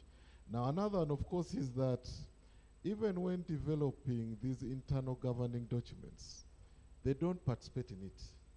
Meaning that they just hire a lawyer who does all the work for them, or even a middleman. At the end of the day, as long as NGO Bureau can pass that document, their biggest contribution to it will be only signing where the names are. But even after that, the staff they bring on board, the board members they bring on board, no one ever opens those documents to study them and know what is the governing component of this organization. So the biggest challenge starts right from the word go. That you go and register with the NGO Bureau, you have your constitution, but you do not implement what is there. The normal practice should actually be that since most NGOs are membership organizations, the moment you finish registering with the NGO Bureau, first thing you need to do is to open a register. Invite the members who share your vision, have them onto the register. After the register, use that to call an AGM. Let the AGM be the one to decide on the board. After a board is there, let the board recruit the staff. That is a proper takeoff for an NGO. But what we see happening to so many NGOs is that the moment they walk out of the NGO Bureau offices, what they do is that the vision bearers, the key individuals who came and registered, take over. They become the constitution. They start to say, you are on the board. You are now executive director. You. And now, that is where the problem starts. And they operate for so many years like that until they run into trouble. Now, NGO Bureau gets to know 5 years down the road when they have crashed and burnt. And now we are just coming to ask them and take them back. When you walked out of NGO Bureau, what did you do?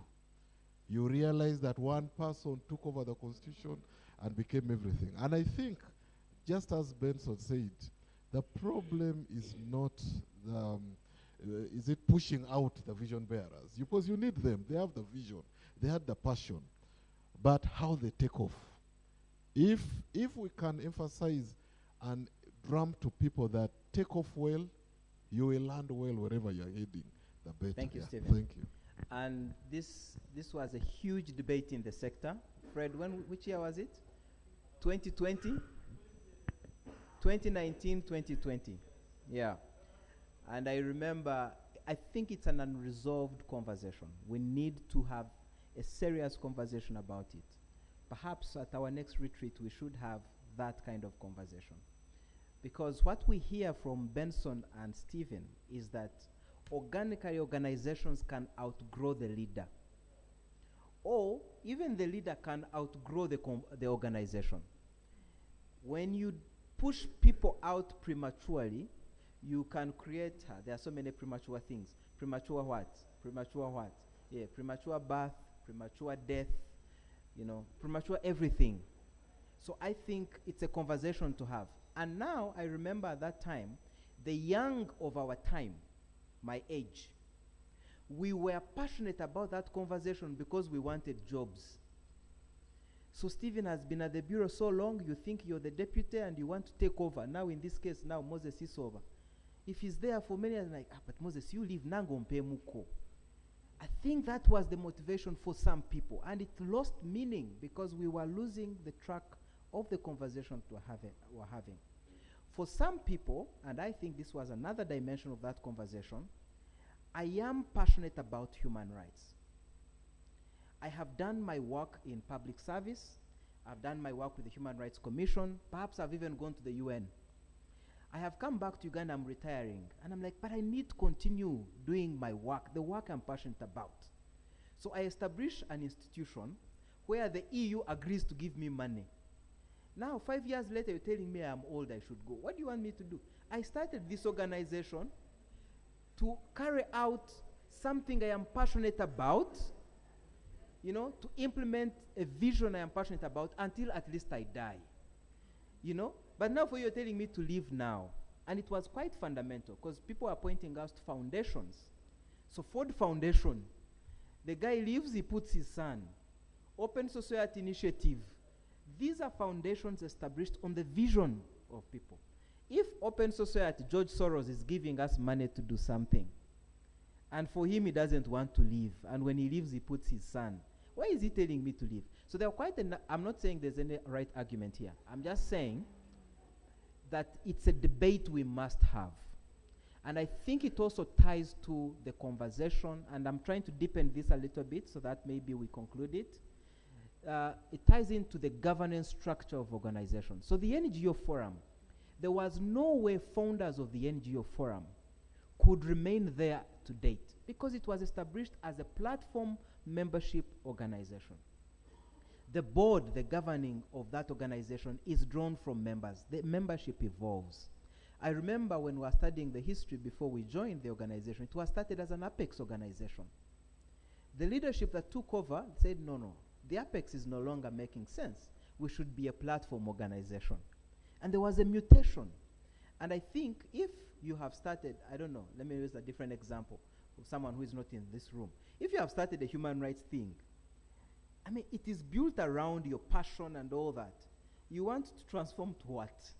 But anyway, there are those conversations we had in 2019. The debate is coming back. I hope it is not inspired by the young of our time trying to get jobs. But if it's a very serious conversation, perhaps GIZ, we can also do a study on models for transition in the civil society sector, not just in Uganda, but also across the world. What happens? All right, so I had given the gentleman there, and there was a lady, I think it was the lady next to you.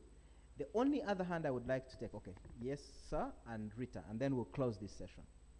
So 1 minute each, and we'll be closing the session. Thank you. I just want to throw a little more reflection on this monster syndrome, founder syndrome. Yeah. I think we also need to reflect in what spirit do we bring this up. Because quite often when you hear the mention founder syndrome, even the tone itself suggests in the negative. But let's be honest here. And it's us, the young people, you've come into the organization, it was founded, you have a lot of energy, and you want to see the back of the founder, just like that. Can we have a conversation on this? You know, when someone wakes up and they have this vision and they start this something, you know, being blank here, point blank, probably they expect to benefit in one way or another. But we totally want to see the back of them as if they were not there. And for me, I think that constitutes a problem and a crisis. Yeah. Is there a positive end looking at this? That would help us to resolve the question of the founder syndrome. Thank you. And gentlemen and ladies, I forgot one other dimension to that debate, because that's very fundamental, but there was also a question of President Museveni. We said, now you people are telling the guy to go, but you don't want to go, you know? And it was serious. In the room, you would find people passionately saying, you can't tell the man to go if for you don't want to leave. Like, but anyway, there's a lady there. Whoever is writing this report, I didn't say anything about Museveni, yeah?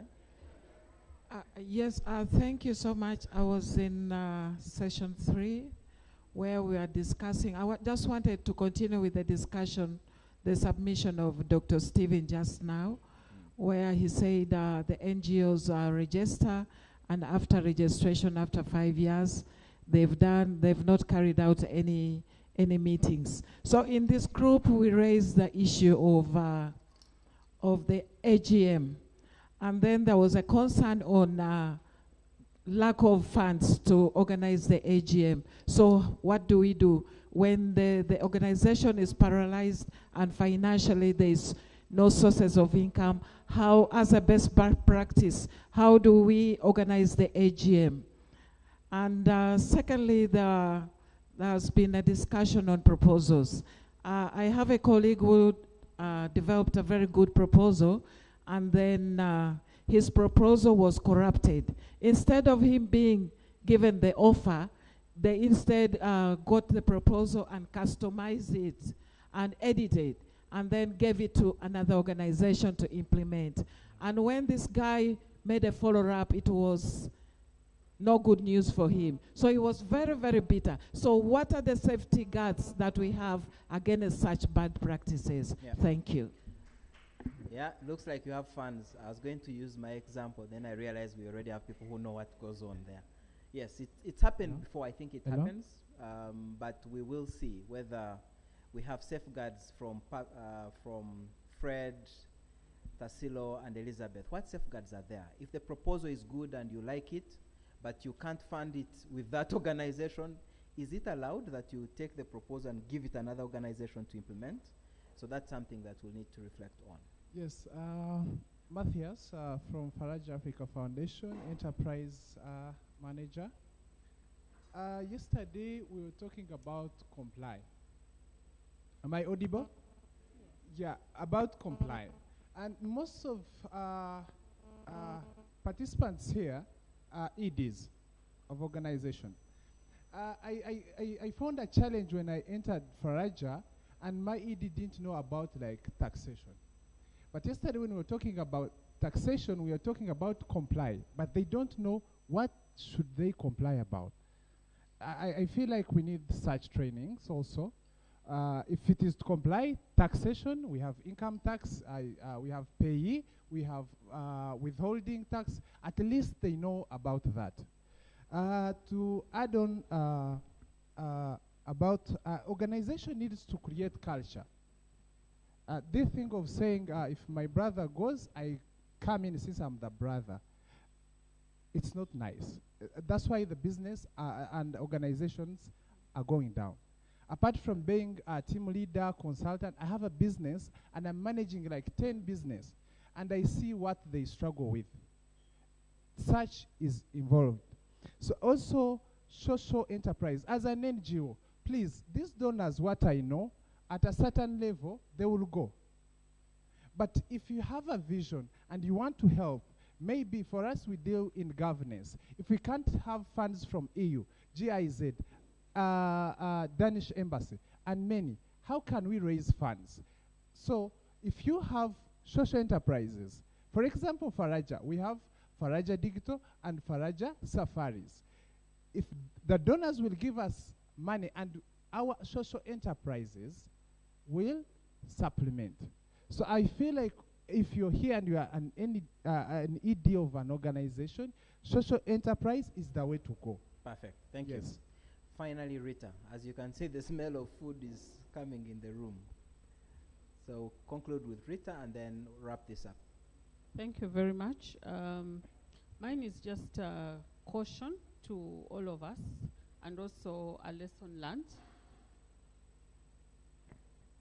A caution and just to share some lessons learned. I joined the NGO sector and the women's movement as a young professional at the age of 24. So I was one time like a Chris. But I just, yeah. Peter, what's wrong with you? I am 24, Chonacho. I just want to say that as we try to talk about the issues of ponderous syndromes and all that, we need to learn the difference between activism, passion, and professional management. You can be a perfect activist. At a certain age, we're all activists. And you must differentiate your activism from managing an institution. And there has to be a balance. I am an activist till today, but I have to balance my activism and managing the institution professionally. We can't separate that now. In the earlier years when some of us joined in the early 2000s, you'd just be given money by the donor for a whole strategic period. And what they want to know is for you to report according to your outcomes. But things have changed. Now corporate governance has become the order of the day. That is why we must learn from public service. In the days of our parents, you'd never become like a Stephen Okello or a PS unless you went through a certain process. And we must admit as civil society, time has come for us to do that. You're not going to become an ED just, okay, you can start your NGO and say I'm the ED.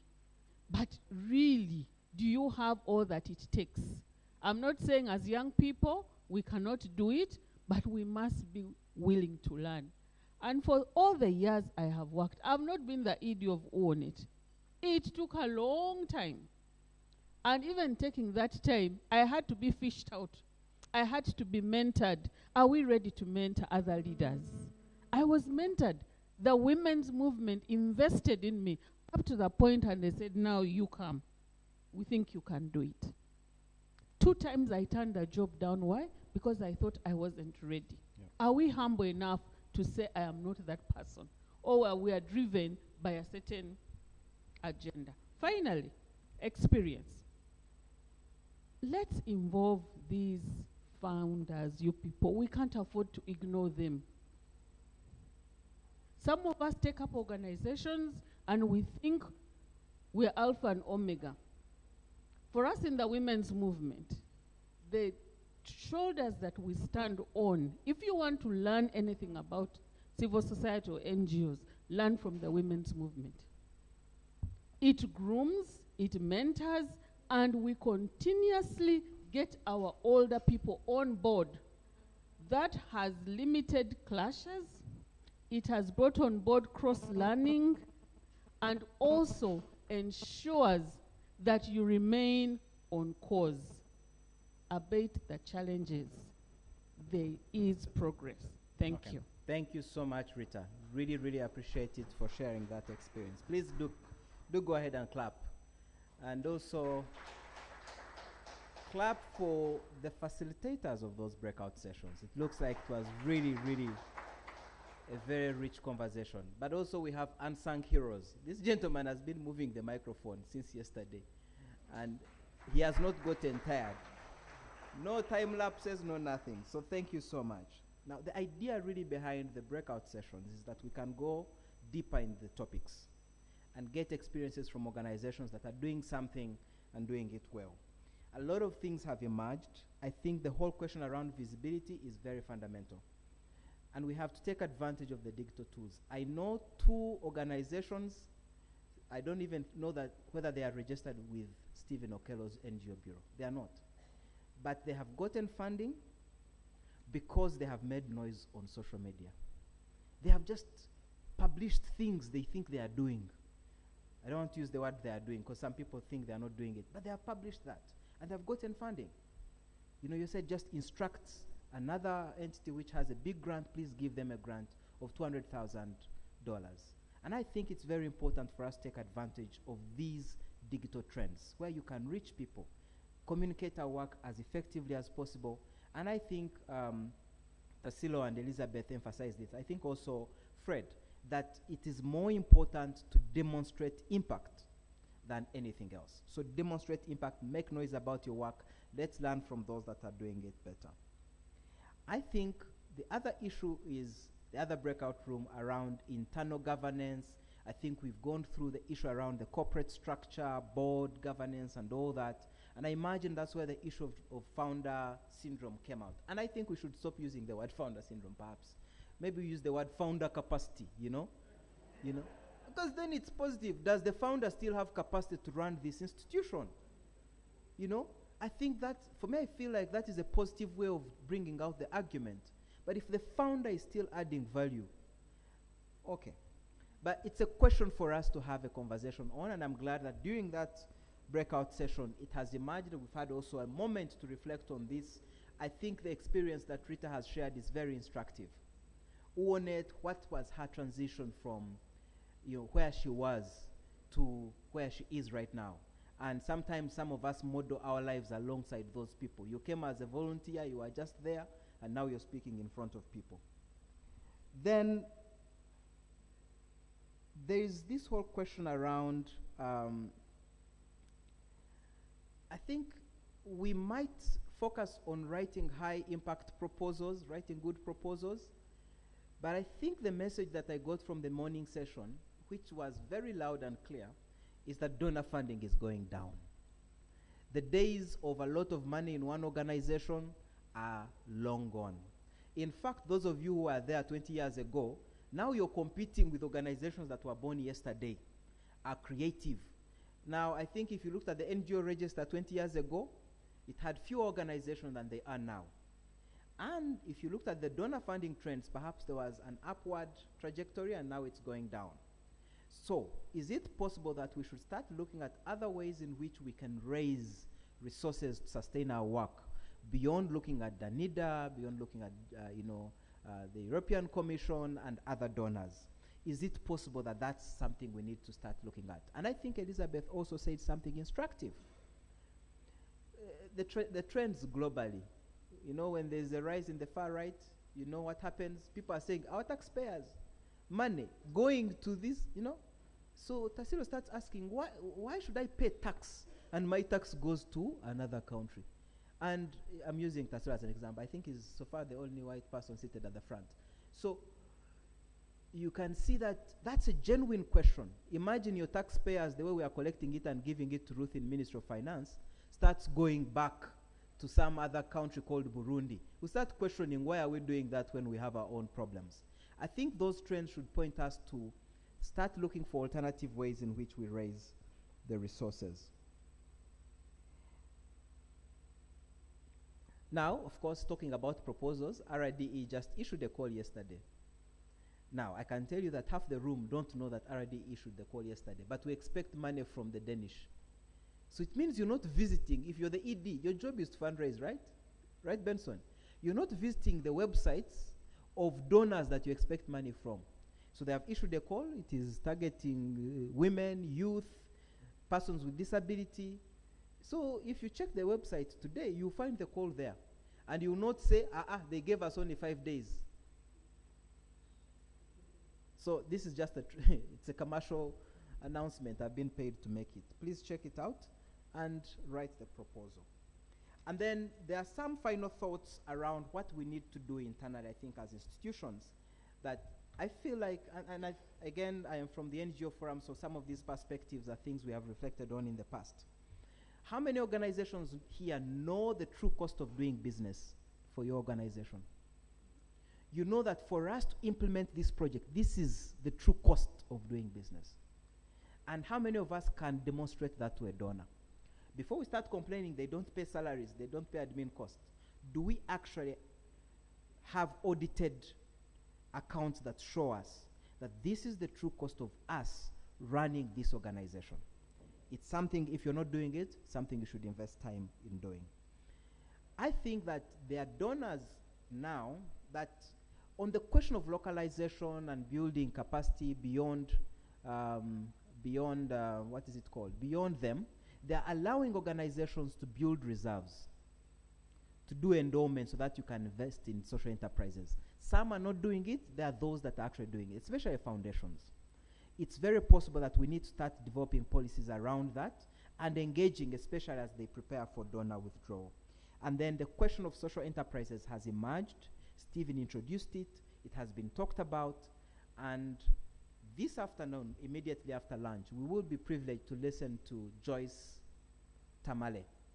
And she's done incredible work in this area. She's also actually done research that shows that NGOs that have done social enterprises have a higher chance of sustaining their impact than those that haven't. So she will be joining us at exactly 2 p.m. So I'd like to encourage us as we go for our lunch, make sure we are in the room on time because she will be able to start on time. And then finally, the organizations in this room that have moved to start owning assets. Now, I can tell you it's possible GIZ, the EU, might not be willing to pay for it. But there are those that are willing to pay for it. So if you're lucky and you have a policy that, you have a sustainability plan, and you get a donor who is willing to actually invest in it, then when donors close shop and go, you perhaps have an asset where you can host other organizations. Internally, I think Rita was telling me earlier, maybe we should start thinking about mergers of organizations. The NIVA and NGO Forum should merge. Peter, yes, I know, you're the ED. But now, what do? We all don't have money. So let's merge, share resources. We are both network organizations for NGOs. Or, ONET should not be renting when NGO Forum has free space. So is it possible for us to start sharing some of those costs? But these are ideas that I think we need to be able to consider as we move towards sustainability. So I've eaten 5 minutes of lunchtime to try as much as possible to frame and summarize this whole session, and I think it has been very important. So we'll now break for lunch, and we will resume at exactly 2 p.m.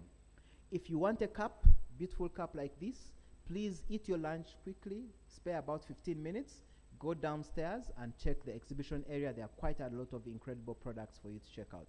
I think some of you have already started negotiating prices for the bicycles. They are available, and Fabio will be able to give you a bit more information about how you can acquire one. I think there should be even a payment plan. We can pay for it through a period of 1 year. So please check that out. So thank you so much. We'll see you again in the afternoon. And now you clap for me as you go out. And please clap for our panel, the afternoon panel, please. Yeah.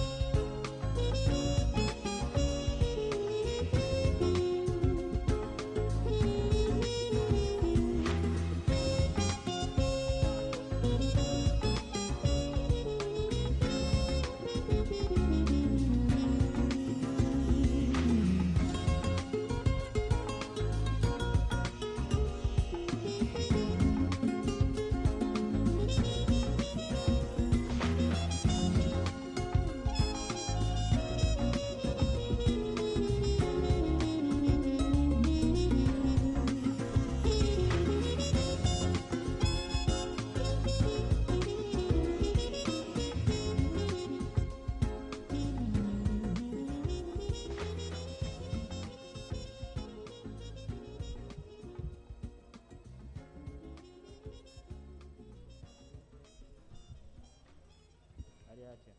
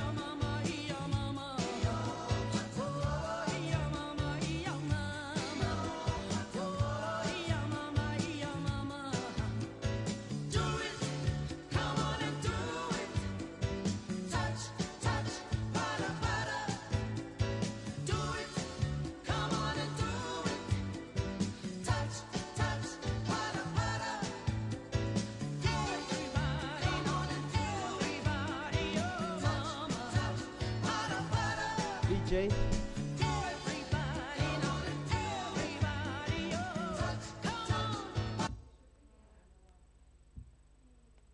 All right, thank you so much, Elizabeth, for that. And an EU award would really take me out miles. Okay. Good afternoon, ladies and gentlemen. Welcome back from the lunch break. We will commence our session even when we have a few people in the room. The Bible is very clear. Where two or three are gathered, there will I be in their midst. And in our language, we also have a saying, whoever is not there, the tree only falls on those that are there. Ataro tagwerwa mti.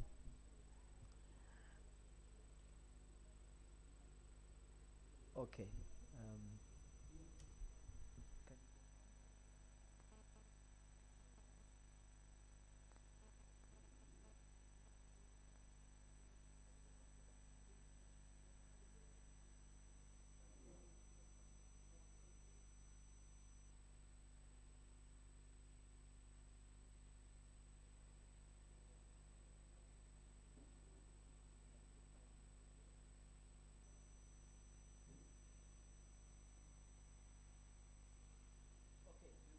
All right, we will start our meeting, and I see that Joyce Tamale, doctor, has joined us already. She's online. Dr. Joyce, we have to apologize to you for joining you a few minutes late. We have a few people that are participating online as well. We have a couple of other people outside that are still walking into the room. And I'm going to request our ushers to get everyone who is still outside back in the room so we can start our session on time.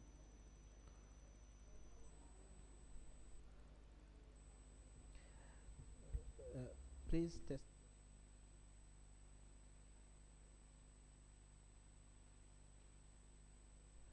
Dr. Joy, I'm going to request you to speak and confirm if you can hear us, and we'll also confirm if we can hear you back here in the room.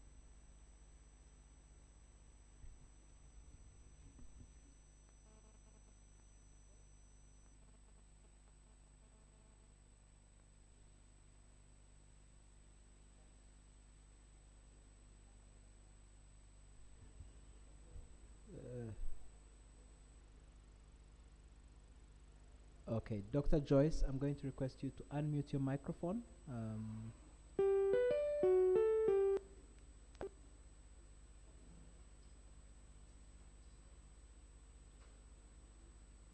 Okay, and then if you have unmuted your microphone, try and speak again.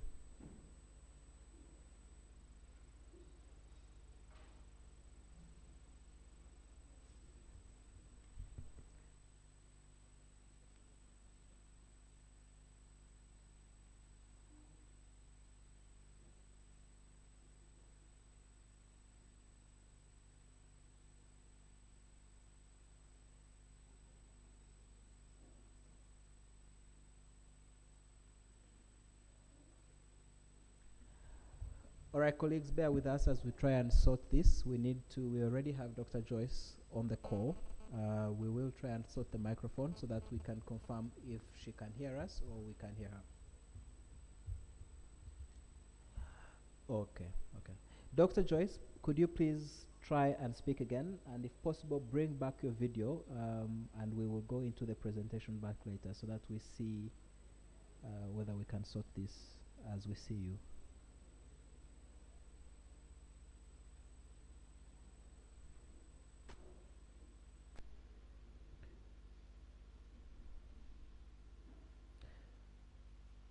You can try and stop sharing your presentation and then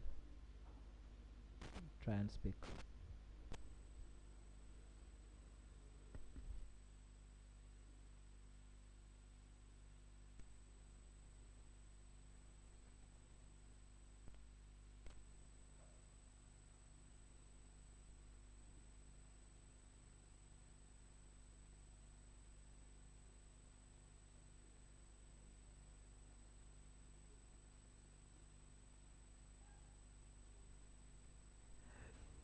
So, Dr. Joy, I'm told you're the host of the meeting, so you might need to first of all, stop sharing your screen. You can just go to the... Actually, if you press escape, you get the tools for you to stop sharing your screen. Yeah, I think your microphone is muted, and if there's a way you can signal to me that you can hear us, that would also help.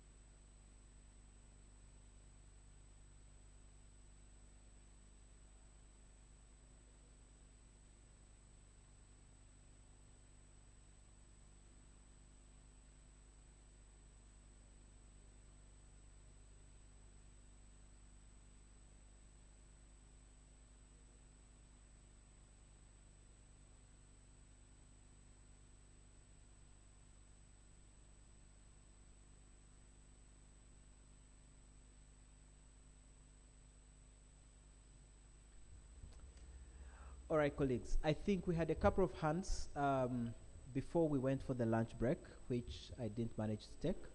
So I'd like to give an opportunity to those gentlemen, and I think there was a lady.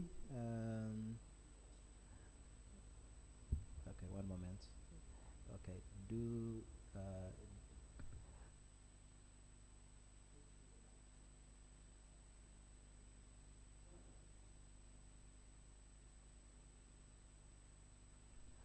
all right, as the IT team tries to sort this, I would like to just pick, there were a few hands.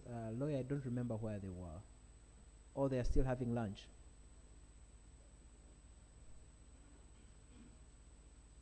Okay.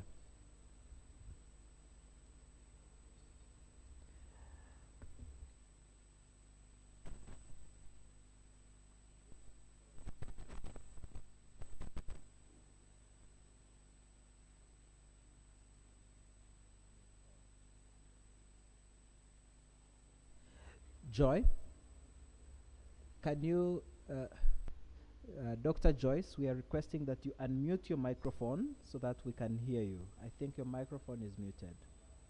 If you can do that, that would be helpful. Is this presentation being shared from our side? I'm ready.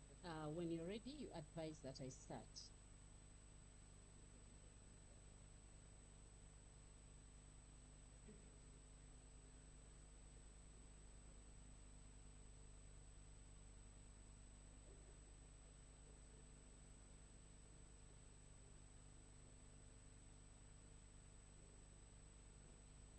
Hello, can I start?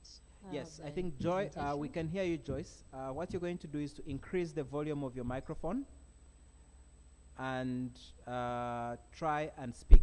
We will also on our side increase the volume on our microphone. Are you able to do that?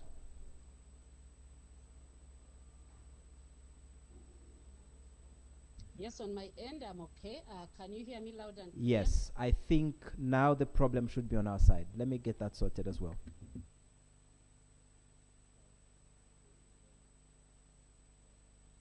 Okay, so we are good to go.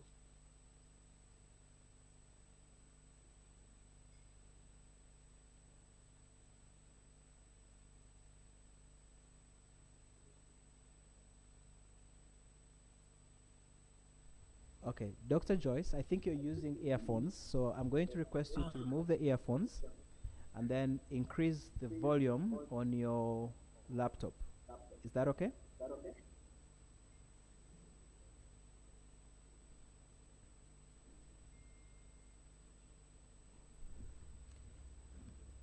Are we the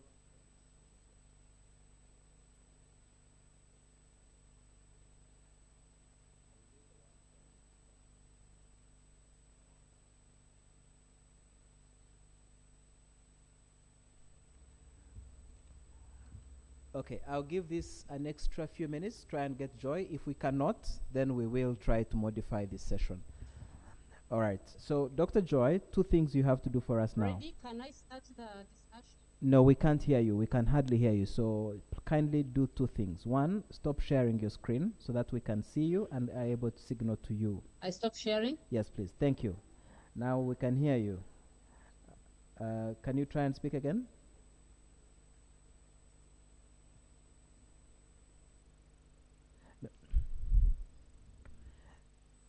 No, do not share your screen, please, yet. Just try and speak. Stop sharing, try and speak.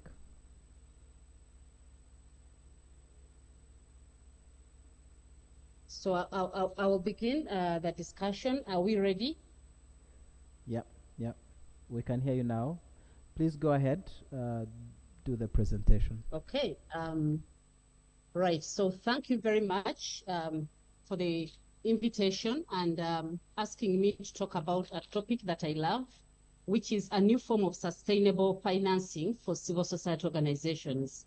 My name's Joyce Tamale. I'm the co-founder and CEO of Capital Solutions Limited, which is a social enterprise that started its operations in 2014 to support civil society and social enterprises to build their social enterprises to scale.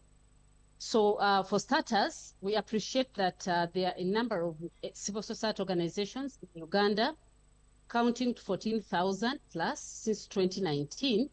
And also we note that the civil society environment is fragile and uncertain.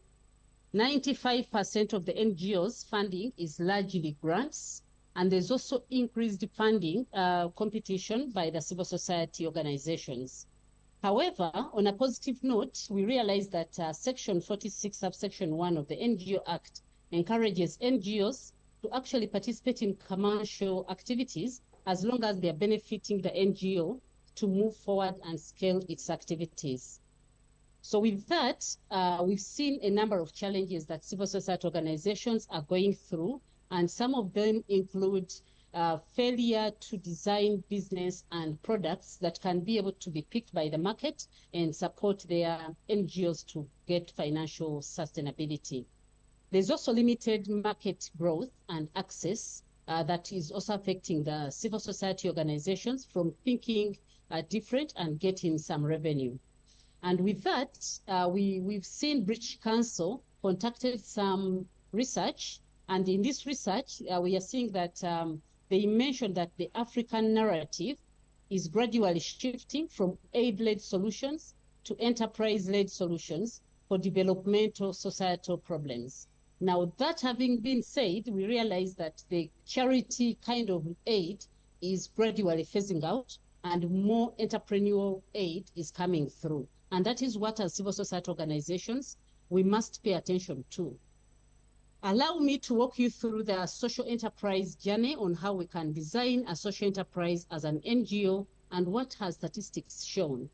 So in 2019, Capital Solutions conducted a research. It was a best research to look at the social entrepreneurship status in Uganda. And in that, we're able to realize that fewer NGOs, those that get 100% of their revenue from grants, were 36.17%. But also we realize that there are some NGOs that had started the journey at 17%, that have 10% of their revenue coming from other sources of revenue from within other than grants. But we also realized that there were a percentage of NGOs that had actually grown their social enterprise agenda by 25%, and 75% of the revenue was coming from the grants. Interestingly, we are seeing a number of young SMEs that are shaping up. They're taking the space of social to do more good while they also generate their own revenue. And that is a competition that we are seeing for civil society organizations, hence the need for us to start designing our business models, attracting our own revenue while we get grants from outside. So what is social entrepreneurship anyway?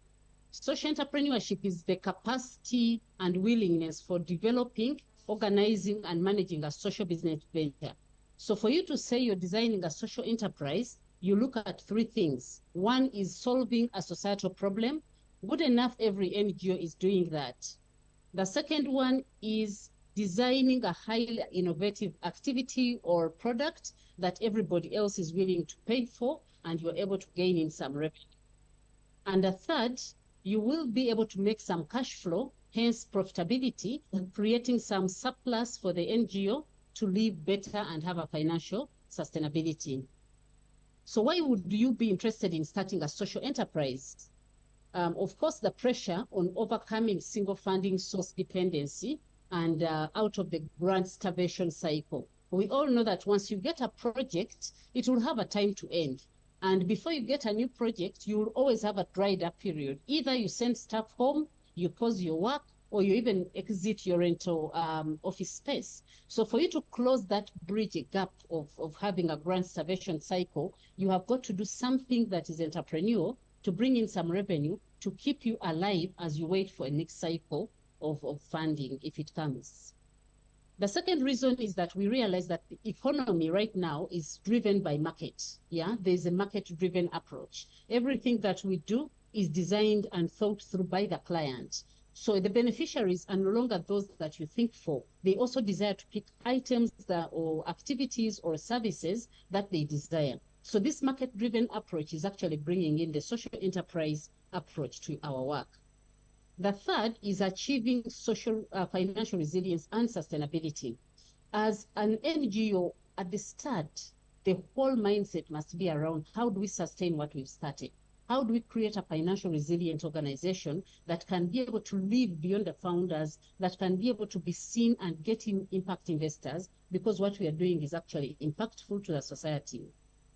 The fourth is growing business with a purpose. We all have heard about ESG, which is environmental, sustainability, and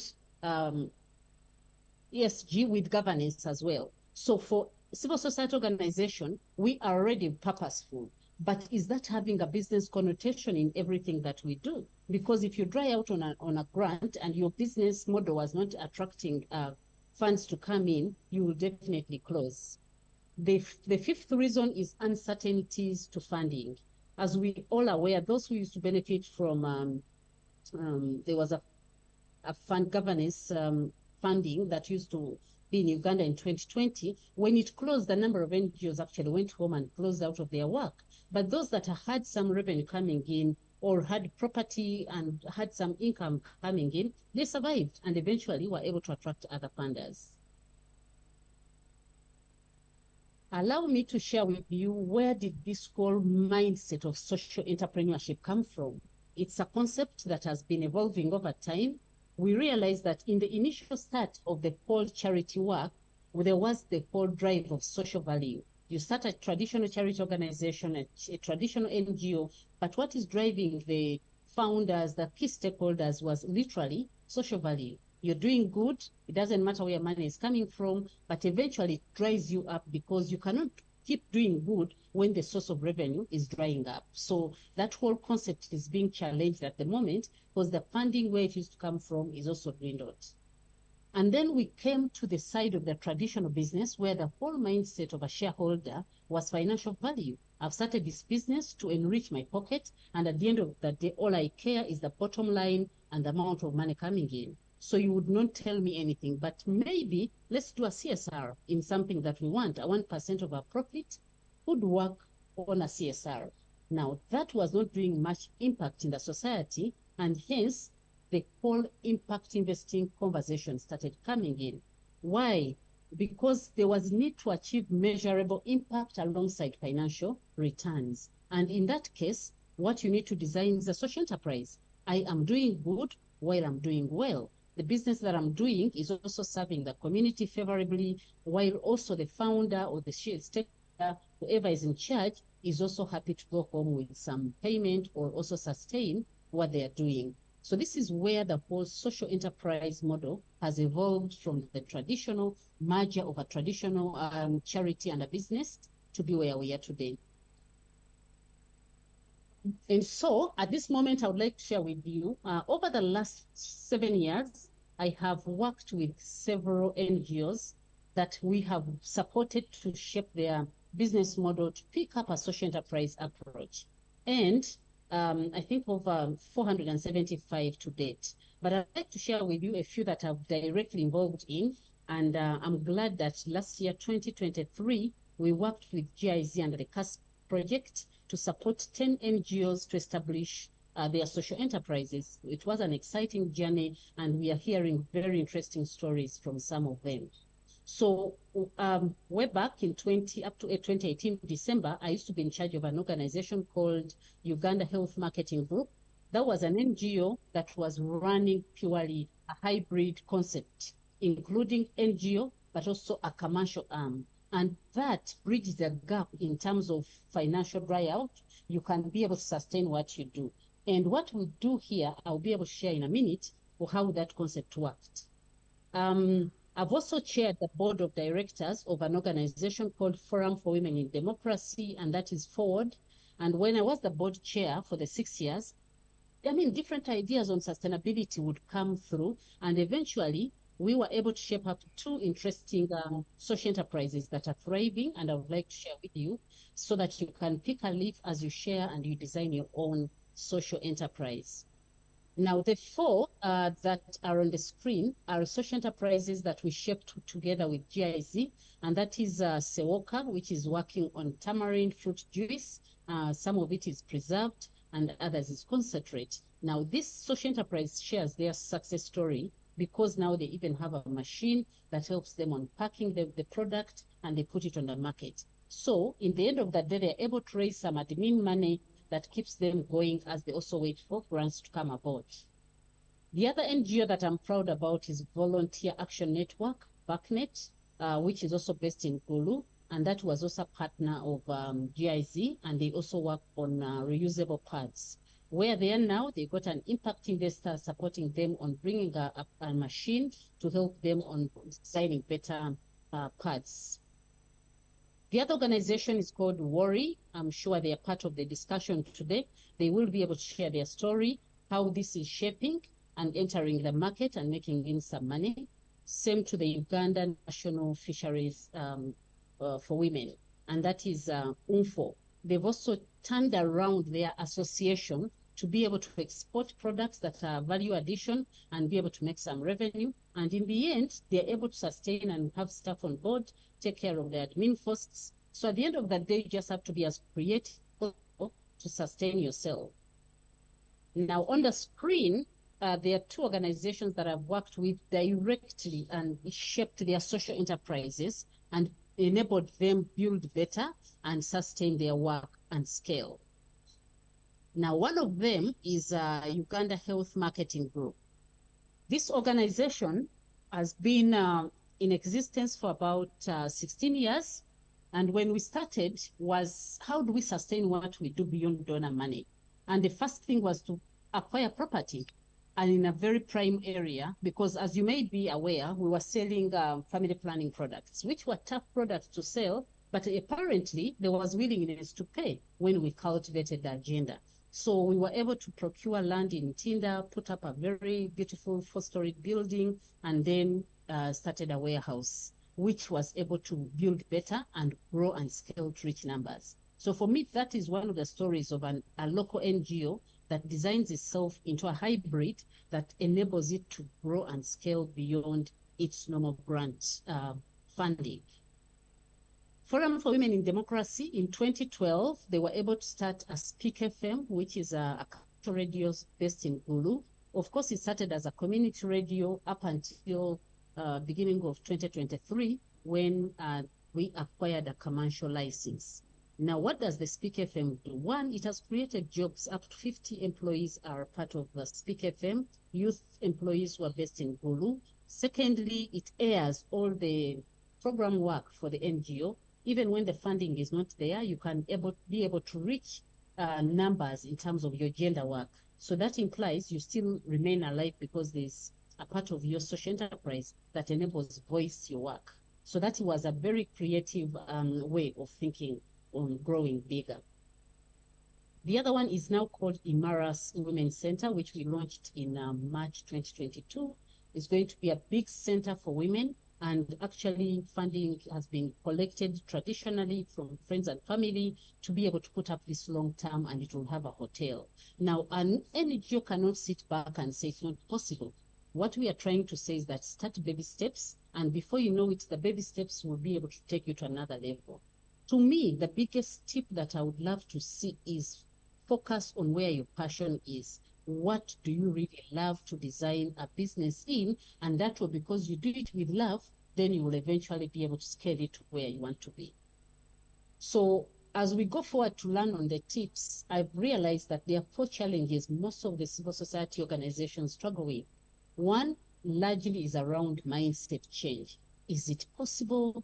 No, we were not started for making money. No, we cannot bring in some profits. So that mindset has got to be changed right from onset to enable staff appreciate that actually when you do this, you can be able to build better. When we do this and wake up every day to add 1 + 2, we shall move.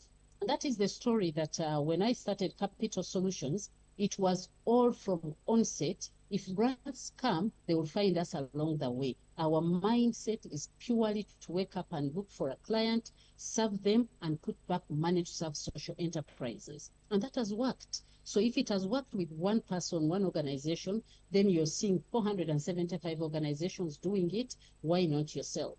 So it is possible. It all begins with a mindset.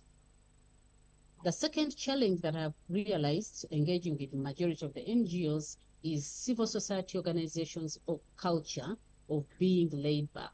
Now, because we have policies that allow us to lay back, because you have a grant burn rate, then you realize that by Friday, everybody has switched off. Yeah, everybody switches off on Friday and people work 4 days a week. Then how do you compete with the market approach that I told you about when you have got to enter into the same market? So we need to begin by changing our organizational culture, adopt a bit of the private sector, and then compete in a favorable way. The third is shifting donor priorities. Now, this challenge is actually growing. In the past 2 years, all the conferences, all the conversations I've had around climate finance, climate change. Now, if you're designing a local NGO that is laid back in advocacy and you don't see where the world is going without picking a conversation around climate change, how do I contribute to this? The funding is shifting away from the older priority funding to now adopt what is the world needing. What can you do in your community in terms of environmental solutions? Those are all areas we need to start mapping out. Then the fourth is limited business acumen skills, right from management of the NGOs. All of us can sit back and don't start thinking that being a business acumen is the way you will turn around your NGO into a company that can attract an impact investor. Because impact investors also are looking to invest, but they're looking for returns on investment. So if you don't have that language and that mindset, you will think they've given you a grant when they actually gave you a fund that they expect a payback as you continue to enter into the market. So that starts shaping the way you're going to design what you're doing. And so looking at the next couple of minutes we have left is that how do we then start and build a social enterprise? I summarize the 5 areas. 1, let us move the mindset. This mindset of saying, no, we're not designed to bring in some money from the private sector and name it, that is not going to sustain us. The mindset of board, the mindset of management and the staff has got to start imagining, yes, we are doing it for good, but we must look for money to sustain the good that we are doing for the community. Because at the end of the day, staff will be willing to participate if they see where the future is going. That tone begins from the top. I think one of the organizations that have also loved the energy, the volume from the top is BIDS Foundation. They are running something called Teso Joy. I've been there twice, and the way they really make you buy from their product, even when you went with 50K, you wanted to spend 20, the staff themselves excite you about the different products, and you actually walk out, have spent all the money. That's private sector mindset. So imagine they moved away from the traditional, decided to start bakery, and things are starting to shape. So that's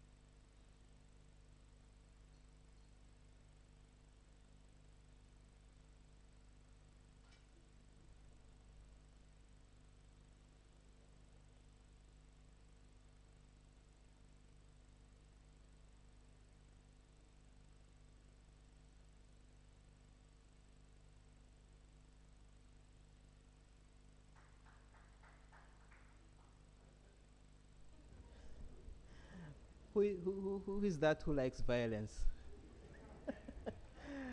All right, ladies and gentlemen, technology, very good thing, but when it refuses, you have to really work. But we're working on that.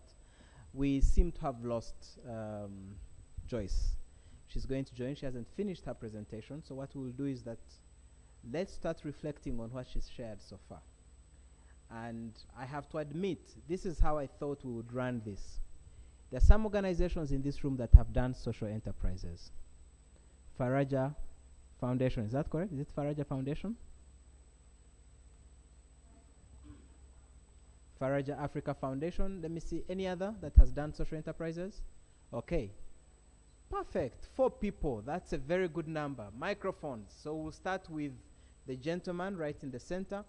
What did you do right? Talk to me. My name is George William Itiamat. I come from Tecoma, Uganda. Tecoma is Teso Enterprise Consulting and Marketing Association. We have been, since COVID hit, we had been promoting the growing and consumption of moringa, basing on its health and nutritional benefits since the inception of the organization, knowing that moringa is a fast-growing tree. In one way or the other, it helps people nutritionally, it helps the environment because it's fast-growing. So we actually looking at meeting our mission and vision using a tree, actually the local environment. So when COVID hit, it came with a very big challenge, that there was a gap in resource mobilization. So already having worked with communities, health centers, and schools, we saw an opportunity that if we added value to moringa by drying the moringa leaves and converting them into powder, which is actually in supermarkets currently, and then extract the moringa seed oil, because when you look at the internet, the prices at which moringa seed oil goes are quite amazing. So we thought that why don't we extract that oil and then give people, because it is good against things like ulcers, treating skin issues and so forth. And then we thought also that there has already been a plant in shea butter which has been used over time for handling skin ailments. And then there is beeswax. So we thought that now going social entrepreneurship is the way to go. So we've been fidgeting around trying to make a blend, to the extent that now we have a cosmetic made from moringa powder, moringa oil, shea nut butter, sunflower oil, and the beeswax. So this is something that is actually giving us a milestone. When we started, actually in 2024, actually in 2021, after we had developed our documents aligned now to the strategic plan, where we actually GIZ helped us do the business plan, marketing strategy, and so forth. In the first year of our operations, we were able to make about 24 million shillings. That supported us to run the organization. And I'm proudly here saying that we've not got a big project from that time, but we have been in existence until now. And I can be able to tell you proudly that currently, this year, we expect to make over 150 million from our social enterprise. When you go to the supermarkets in Soroti, Katakwi, Amuria, Kawermaido, you will look for Aicha, Moringa, Shea, Jelly. You will find it there. When you ask for Moringa, dried leaf powder, you find it there. When you ask for Moringa seed oil for any other challenge, you will find it there. So it is quite an amazing journey that later I'm looking forward to share in the breakout session that we're bound to be having soon. Thank you. So perhaps, just before we clap for him, what you're doing is incredible, but how did you manage to do it? The first question is around even the NGO Act itself, which allows us to actually register social enterprises. So did you go ahead and register some kind of organization limited, which is a subsidiary of your NGO? 2, how do you manage the management of the different 2 institutions? Thank you very much. Like the executive director said, that Article 46 of the NGO Act is very clear that an NGO can run a social enterprise alongside its operations, provided that whatever you get from the enterprise is declared as revenue for the what? For the NGO. So that is exactly what we are doing. So how we managed to go through this first, there are documents. Of course, the organization runs on a strategic plan, isn't it? So when COVID hit, for us, it was important that we needed to know how to do this right. So with the support from CASP, we actually went through a rigorous process, first of all, to do a baseline. They got us a consultant. So we did a baseline, then later developed a marketing strategy and a business plan, which later we also aligned to our strategic plan. So as we speak, our strategic plan clearly mentions the existence of the business. And also, the organogram clearly states that Tecoma will operate under 2 units. We have the programs unit vis-a-vis the social enterprise unit, which is now the iChar product unit. So whatever comes out from here, the social enterprise, now goes directly to running the affairs of the what? The organization. And that we clearly make reports, and at the end, in the end of the year, we also say what are our revenue sources. One of the key revenue sources that the organization has had so far. Perfect. The social enterprise. Thank you. Now we can give you a big round of applause. And it's very possible that he's made it seem very easy. And I can tell you that it is as easy as that.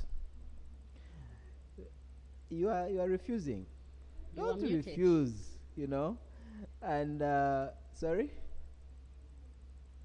No, he made it seem. I didn't say he said it's easy. He made it seem like Benson wanted to run a financial services somewhere, and I don't know whether you succeeded with that. Your neighbors were, I think the compound you're in, there was a financial services entity.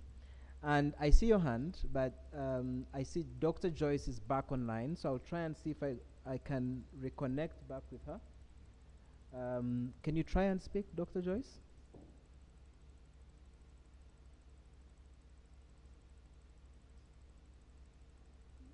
Yep, you've been unmuted, so try and speak.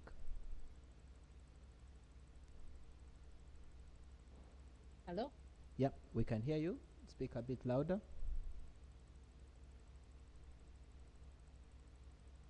Can I proceed? Yes. So, Dr. Joyce, because we've lost a bit of time with transitions, technology, so I'd like to request you if you can just try and summarize your key points so that we can go into if anyone has questions for you to respond to. If that's okay with you, please.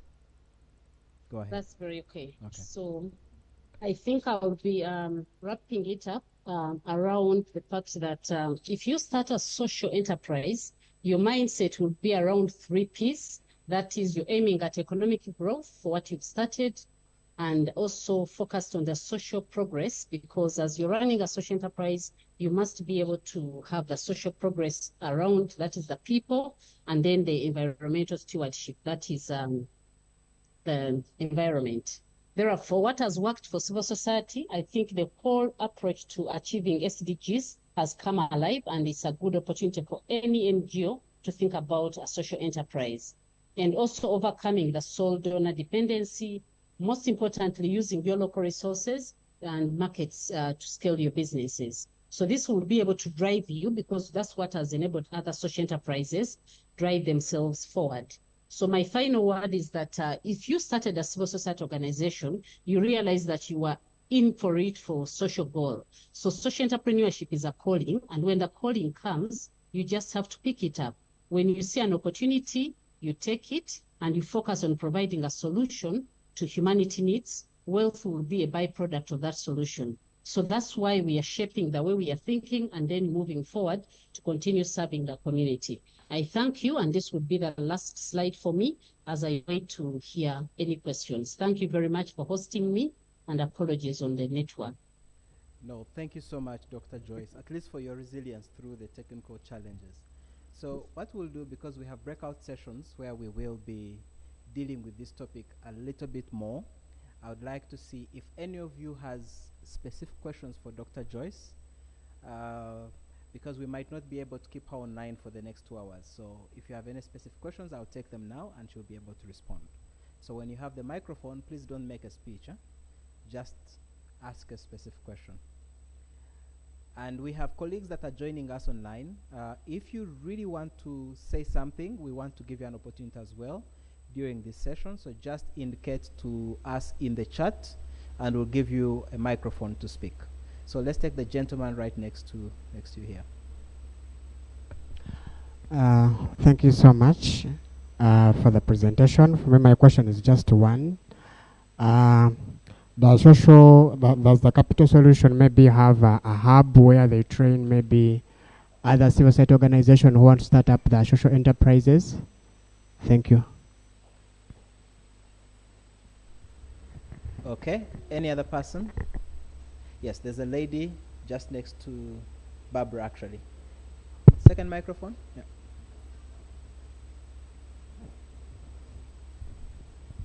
Thank you so much. Thank you so much, Dr. Joyce. My question is about how to balance the social enterprise and the NGO vision and objectives agenda. What are some of the best practices? Thank you. Okay, that's good. Any other questions? And you guys, I hope it's not a lunch problem that we are too satisfied to ask questions. There's a gentleman right here. So perhaps this is the last person I'm picking, right? Okay, I'll take it as well. Yes. My name is Pastor Paul Batamze. My question is, like you showed us the journey right from probably post-COVID. What are the key milestones and challenges that you've seen as you train these NGOs to create social enterprises? Okay. Lastly, there's a gentleman at the back, and Dr. Joyce, those will be the last questions that you'll be responding to. Thank you so much, Doctor. I'm Peter Geek, and I work with Source of the Nile Union of Persons with Albinism, SNUPA. Yeah, the question is, yeah, we thought about that, but there was a question that we need to register this differently. So I don't know how sure that information is, since now we have you've gone through it. So do we, for example, register like this organization separately, or need just to be under it and fill it with social enterprise? Excellent. So Dr. Joyce, those are the questions we have. If you could respond to all the four, and then we'll wrap this up.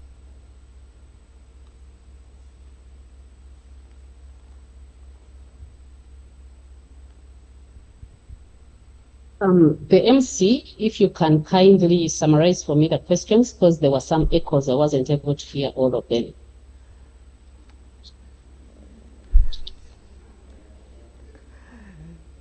Dr. Joyce, I'm going to lose my job because this is embarrassing. All right, so let's try again. Repeat your question, sharp to the point. And as you can imagine, you guys know why you're laughing at me. So, okay, so let's start with Barbara. So Dr. Joyce, you and I are going to try and listen this time, because I was also trying to listen to some other people. Farida. Yes, Dr. Joyce, my question is about how do you balance the interest of the social enterprise and the NGO objectives and mission? Balance them equitably so that none suffers. Okay. What are the best practices? How do you balance the interests of the social enterprise and the organization? Perfect. Second question. Dr. Joyce, nod if you have heard that clearly. In brief, my question was, if we are registering for social enterprise, should we register it with another entity, or should be just under that entity? Perfect. And I think even this is an issue of the law. There's a third one there, and then we'll go to the last one. Yes. Mine, what are the key milestones and then the challenges that you have undertaken as you train CSOs to transform social enterprise? I think that's a very good question. What do you see as the hurdles as you train these NGOs to adopt social enterprises? Finally. And for me, mine was, does Capital Solution do they have a hub for training CSOs that want to start the social enterprise? Excellent. Thank you. Thank you. So, Dr. Joyce, are we now on the same page? On the first two, the last one, I missed a few words. Okay, so the last one, I would like to respond to the let me first two repeat for you quickly, the last and then one. you will summarize for me the last one. Okay, go ahead. Okay, so the first one was about how do you balance the interests of the NGO and that of the social enterprise. I would like to say that usually this is where the challenge is for majority of the startups or when you're moving into the social enterprise mindset. So the thing is that because a social enterprise is addressing literally everything the NGO is created for, and the focus is how do we generate more money. So how do you balance? One, when you're designing a social enterprise, it has to be related or one of the objectives of what you're solving for the society as an NGO. So in that mindset, you literally feel like, okay, even if I'm doing this, there's a connotation of I serving my society from the original mindset of my NGO. So that will balance you off. But the second one, you must create a team as you continue to grow that will wake up every day and focus on the activities of the social enterprise. They are demanding, they need to go to the market and compete with the private sector. And so you may not be able to balance both in the long run. So as you shape further, you'll just have to create a different team that will be able to deliver the social enterprise work. Then the money will come in so that you continue serving the NGO aspect. So in terms of balancing, you look at your NGO strategic plan and balance what you're designing as social enterprise. Registration.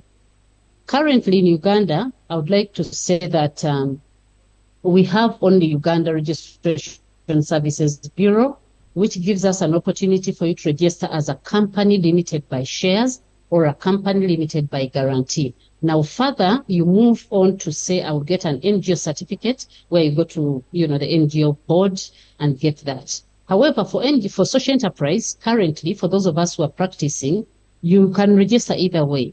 You can register company limited by shares or company limited by guarantee. For the NGOs, what has happened is that the board may sit and make a decision to say 99% of the shares of this particular civil society belong to the mother NGO, and you register that way. Then the 1% can go to founder, etc. That has been the best way to solve it. Remember, those who love supporting social enterprises would give you money from impact investment money. And so when you have a share, they love it more than when it is by guarantee. So as you shape up, you start together as an NGO, you can run for 5 years into one company. For example, Tecoma runs it as an NGO, but as they go further to look for impact investors, they shall be able to register another organization below them, which might be a company limited by shares. So that is the best I can say around that. The third question, I didn't hear it clearly, but the MC can summarize it for me. So there are two last questions. The first one, which is the third, was in your effort to educate and help NGOs start social enterprises, what are the major challenges that you have seen, or some of the bottlenecks? Then the last question is whether Capital Solutions has a hub, a training hub for NGOs to establish social enterprises.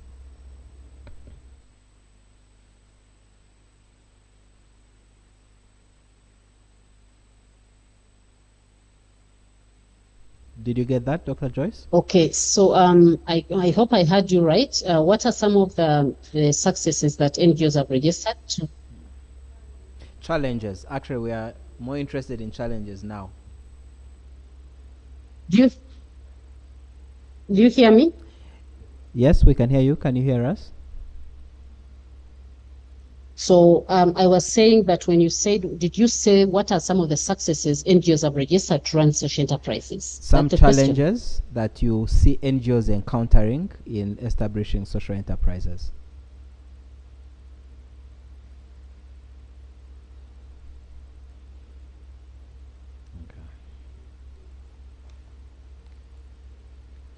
Well, I would like to say that the interest that NGOs have shown around social enterprise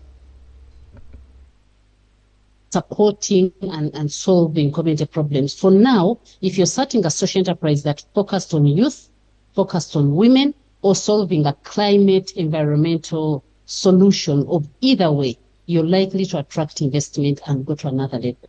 Thank you.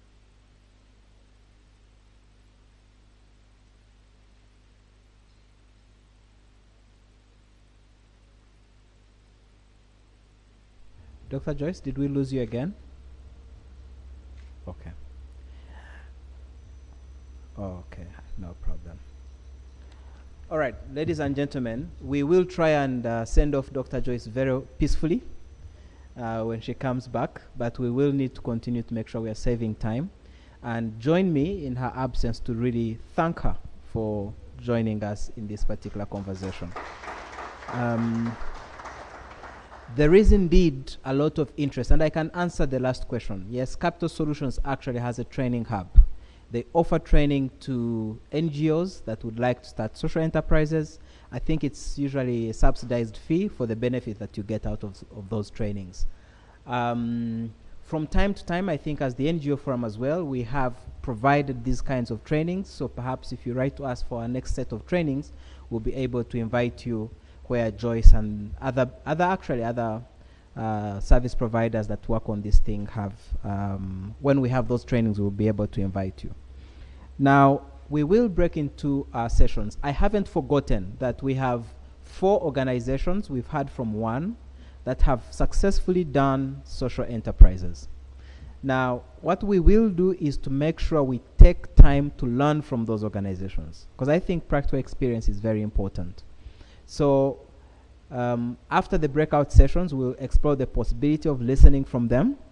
If that doesn't work out today, we will give them time tomorrow so that we can deepen this topic. But for now, let me see those that have pink cards. Pink. Pink is usually not confident. I've never understood why. But the moment you say yellow, everyone raises their hand. Hey, they're the ones governing. Okay, so pink. Now, the runners are not yet back. I need you at the doors. Okay, so pink. Remember the door you used the other day in the morning? The door, the glass door on the left, on the right, on my right. There's a lady who is going to come there. You will see her. She is very conspicuous, so it's very easy to notice her. And she will lead you to your conference room, where you will be discussing improving research, evidence generation, and documentation to establish legally compliant social enterprises. I think this is very important. I think I'm going to go to that group because most NGOs struggle to establish legally these enterprises. I think that's a very important session. The second session is YERO. YERO, those of us who are confident about our status in this country, raise your hand. And how about you who don't want to raise your hand? This side seems like for them they have given up on all of us. Okay, yellow, you will go through the door, right? Okay, that wood, yeah, the wooden door. So please turn to the back and see Sheila. She is the one that you'll be following. And the topic is social enterprise development, leveraging on the private sector practice to balance cost recovery and transforming communities. I think these are very important topics as well. I would love to be in this one as well. So please, as soon as we finish or we drop the mic, please follow Sheila in that door. And then finally, those of us who have color green. So green, we have decided for us want to join government, so let's be confident and raise our hands. Let's see. We are sure we are going to be the transition president. Where are we? The MOU is clear, we are next. So, we will go through that door. Do you see the door here? Yes? So there's a way you will meet with yellow on the way, so just follow. The topic is CSO, private sector partnerships. Exploring opportunities for corporate social responsibility. Oh God, this is good as well. Funding from private sector and private corporations. And I will not mention the facilitator because this one has money. If you saw profitability during COVID, it was one of the most profitable private entities in the country during COVID. So you can imagine the methods they use to make money. So you will learn something from them. So you follow green. Does that make sense? Noor, raise your hand. Yes, and you can dance a bit as well. Now, where is my phone? So this is what's going to happen. We've made a slight modification. The group or session leaders will be the ones to summarize for us what they told us. Does that make sense? So when we return, the session chairs will have 3 minutes each to summarize for us what their key messages in that session was. Does that make sense? And then we will have an opportunity again to listen from you, to tell us what you think were the key takeaways from that session, so that there's a bit of cross-learning across the different groups. Does that make sense? Now, the timekeepers, Joanne and your team, this session is strictly, again, 1 hour. So we will allow you 3 minutes to move to your rooms, and we'll reconvene here at exactly 4 p.m. And as you have noticed, I have a protest.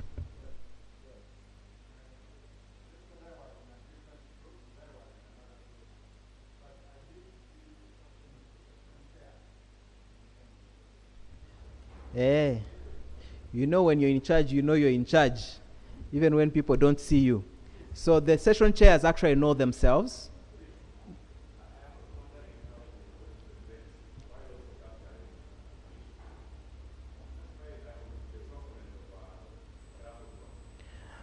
Okay. You remember this statement, trust the process. Yeah, so we are trying out different things. Now remember I said session chairs will summarize for us what their key messages were. I didn't say what emerged from the group. I also said that participants will tell us what their key takeaways from the sessions were. Does that make sense? Huge difference between what was captured and what you wanted to share. Does that make sense? Now are we on the same page? Do you agree? Do you trust the process? Okay.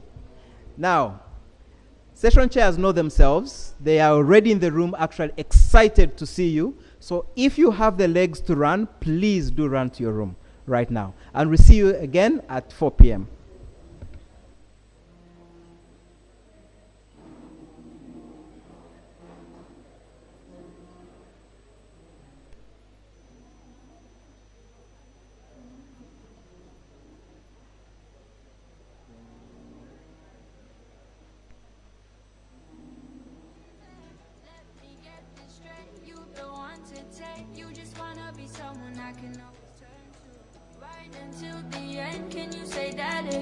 I'm sorry, I just wanna make sure that I heard you. I waited for you my whole life. You don't know what you mean to me. If you asked me to be your wife, I would turn around and say, you mean to tell me that I could have you whenever I want? I could tell you that I love you when you love me too. No more waiting forever on love, but I would wait all over again if it means I get you. Sure of the unknown. Just wanna show you how far my love goes. You mean to tell me that you feel the same? Then baby, I'm here to stay. I can't believe that I found the one. Yeah, my search is done. Now when you said to me, will you be my wife for the rest of my life? For better or worse, baby, no, these ain't just words to me. So take me to church, we'll be forever in love. Every woman deserves a king. You mean the world to me. Yeah, we could be everything together, just us.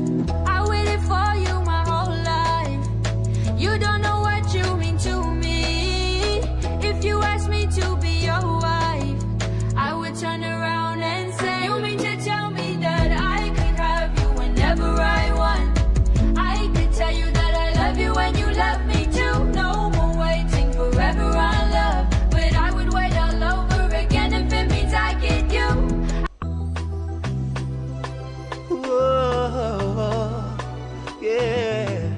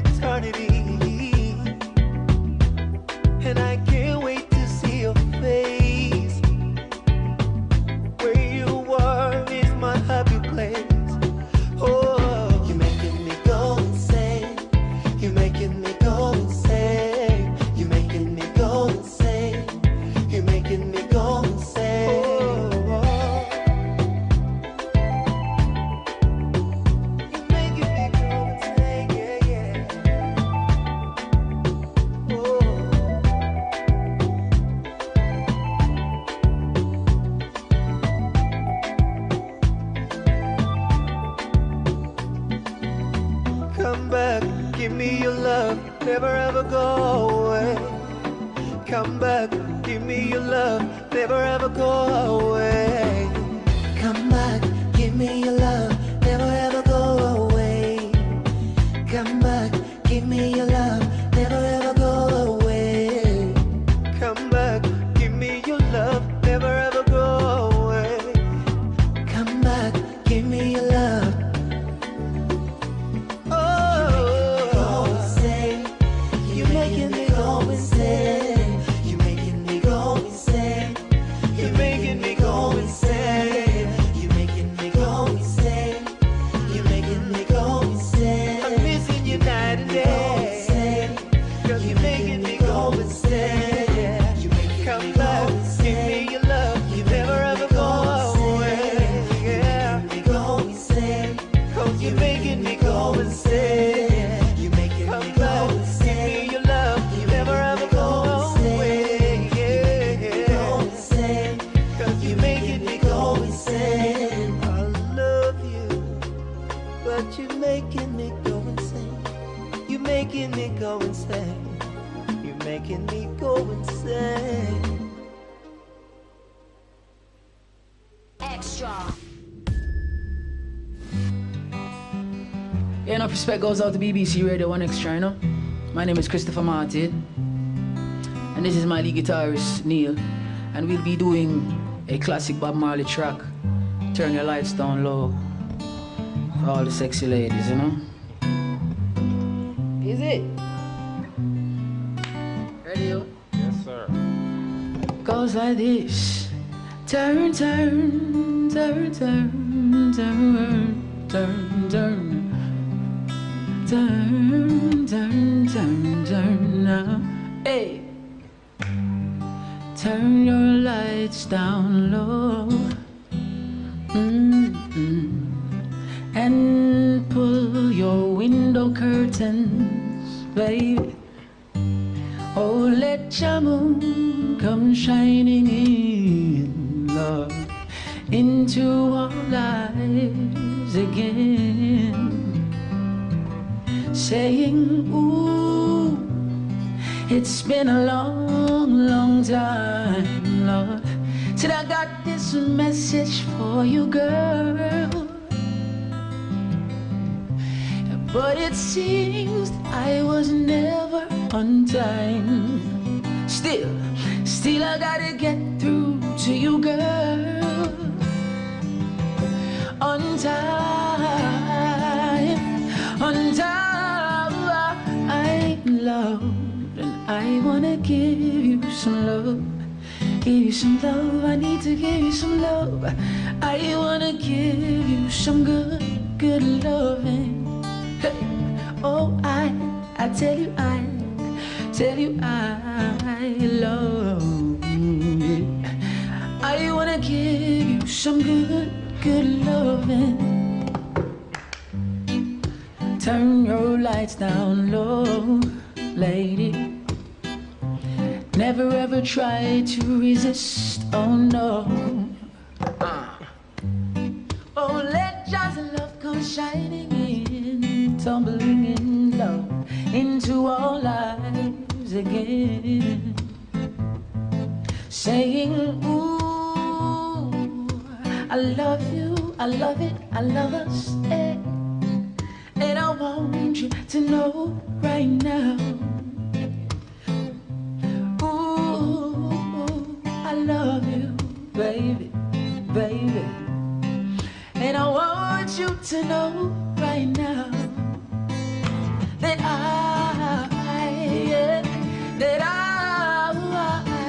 girl, I wanna give you some love. I wanna give you some good, good loving. Oh, I tell you, I love you. I wanna give you some good, good loving. Oh, I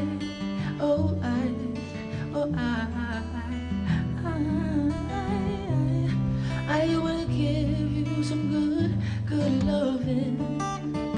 Oh, I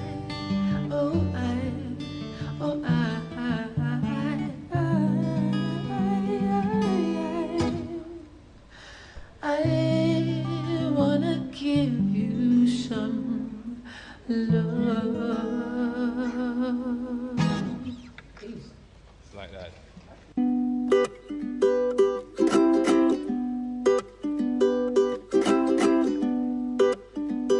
Whoa, I fell in love with you the first time I looked into them there eyes. You have a certain little cute way of flirting with them there eyes. They make me feel so happy. They make me feel so blue. I'm falling, oh darling, in a great big way for you.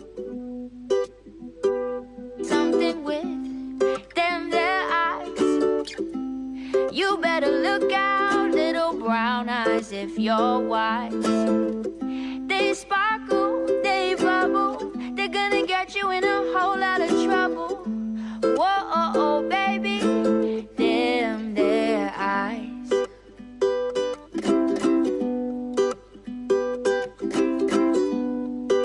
Whoa, whoa, whoa, whoa, whoa, whoa. I fell in love with you the first time I looked into. I fell in love with you the first time I looked into. You have a certain little cute way of flirting with. You have a certain little cute way of flirting with. They make me feel so happy. They make me feel so blue. I'm falling, oh darling, in a great big way for you. My heart is jumping, you started something with them there eyes. You better look out, little brown eyes, if you're wise. They sparkle, they bubble, they're gonna get you in a whole lot of trouble. I'm looking for the boy with the wistful eyes, 'cause I fell in love with them there eyes. With them there eyes. Whoa,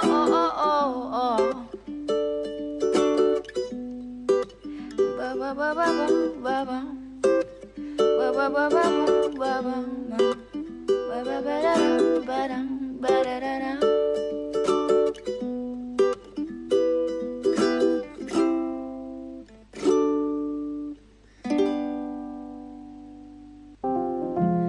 Vintage tea, brand new phone, high heels on, cobblestones. When you are young, they assume you know nothing. Sequin smile, black lipstick, sensual politics. When you are young, they assume you know nothing. But I knew you dancing in your Levi's, drunk under a street light. I knew you, hand under my sweatshirt, baby, kiss it better right. And when I felt like I was an old cardigan under someone's bed, you put me on and said I was your favorite. A friend to all is a friend to none. Chase two girls, lose the one. When you are young, they assume you know nothing. But I knew you, playing hide and seek and giving me your weekends. I knew you, your heartbeat on the high line, once in 20 lifetimes. And when I felt like I was an old cardigan under someone's bed, you put me on and said I was your favorite.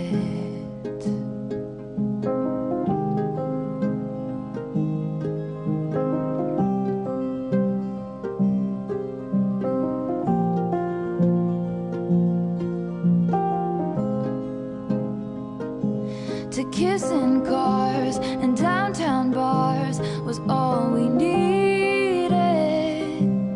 You drew stars around my scars, but now I'm bleeding. 'Cause I knew you, stepping on the last train, marked me like a bloodstain. I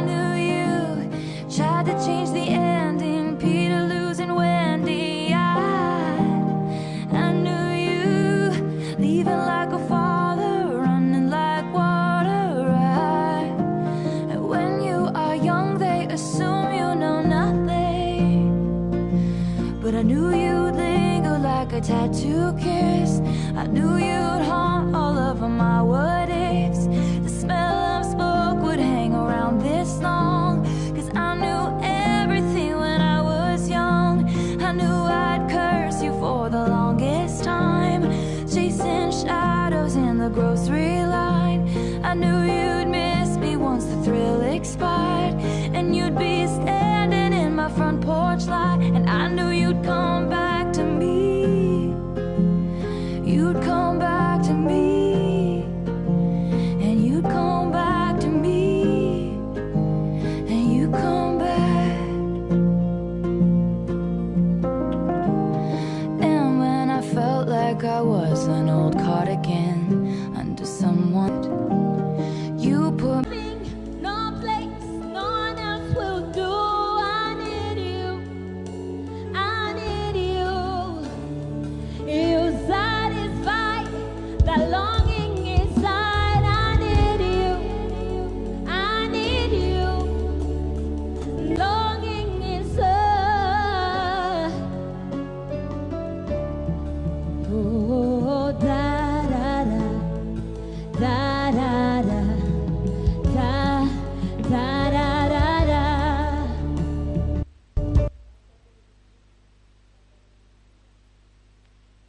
My soul alone and even face. Oh, my heart and my flesh cries out for the living God, for the living God. Incline your ear with trembling and tears of yearning to the throne of grace, to seek your face. I'm burning, longing for you. I need you, I need you, I need you, I need you. Nothing, no place, no one else will do. I need you, I need you, I need you, I need you. You satisfy. Oh, I need you, I need you, I need you.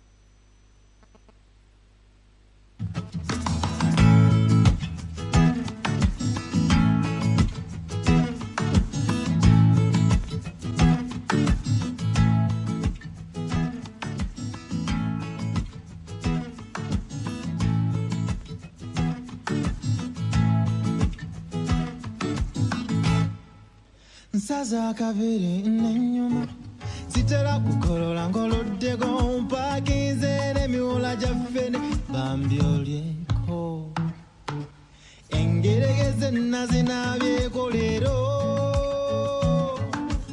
ebijanjalo okumanyo nabijjeko nakwesunga dda nga tukyali amapeera n'entya maama kati nze nkwetegekedde nafunye n'akagato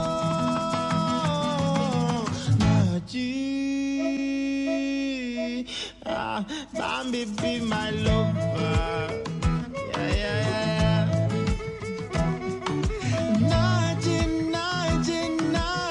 Oh Papa, please be my lover.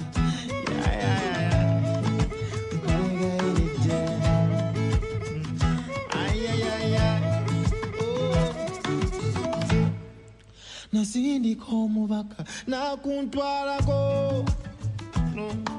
olw'ensonyi nnyingi nakunkwanako nasumba amapiira ng'onkuba mugongo sijja kwerabira ebyaluli nakunyonyogera nonywegera ebisigadde byalimu oluyi engolo ensambagere ne maama wo nakwesunga dda nga tukyali amapeera n'entya maama kati nze nkwetegekedde nafunye n'akagato nawe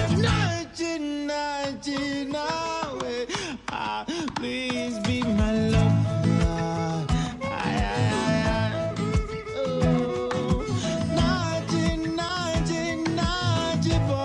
Papa, please be my lover.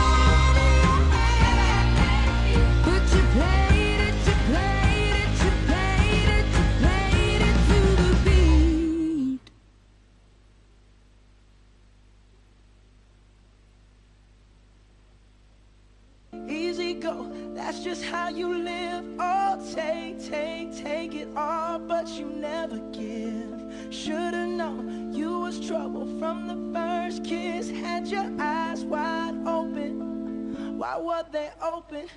Gave you all I had and you tossed it in the trash. You tossed it in the trash, you did.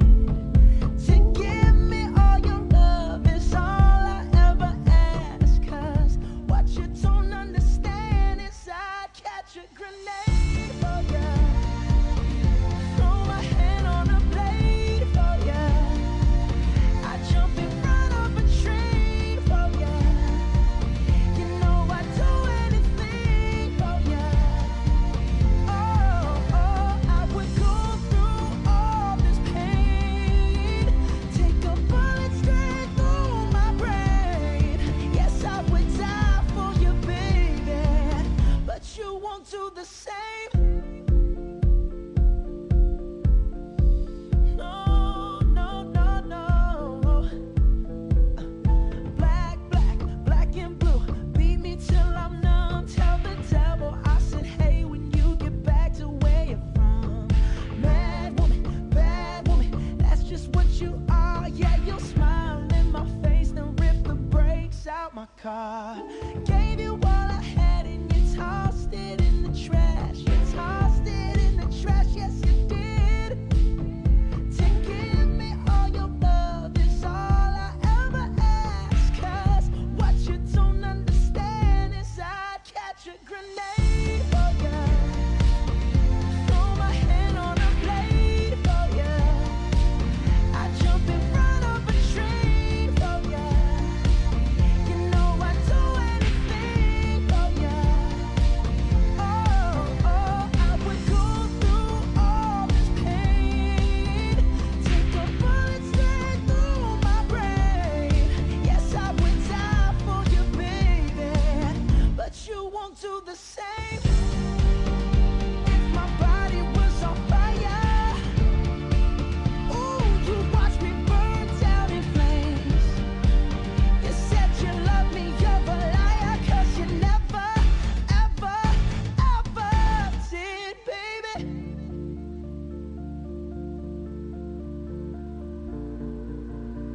But darling, I still catch a grenade for ya. Throw my hand on a blade for ya. I jump in front of a train for ya. You know I'd do anything for ya.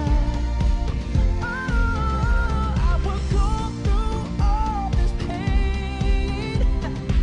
Take a bullet straight through my brain. Yes, I would die for you, baby. But you won't do the same. No, you won't do the same. You wouldn't do the same.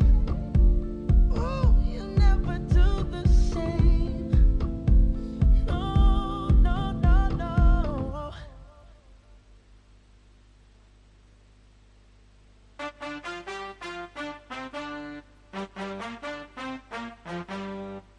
Nalina omuwala eyebusaabala prosikovi omulungi webusaabala yalina akamwenyu akalinga enjuba nga mutayiza nga tegejjuba waliwo ekintu ekyansumbuwa ekyo ekintu ekyangoba ebusaabala yalina muzeeye yali yajjula obukambwe nga buli bwandaba ng'awagala ekyambe kyekyangoba eyebusaabala kyekyangoba eyebusaabala kyekyangoba eyebusaabala kyekyangoba eyebusaabala muzeeyi yali mulodi w'ebusaabala okuva ebuvanjuba paka ebugwanjuba ng'abanoonya abasajja ba local defense mikwano gya muzeeyi wa Sikovia buli omukwano gwali gujja kunzisa nga njiribayiriba ne Prosikovia obulamuze yali yajjula obukambwe nga buli bwandaba ng'awagala ekyambe kyekyangoba eyebusaabala kyekyangoba eyebusaabala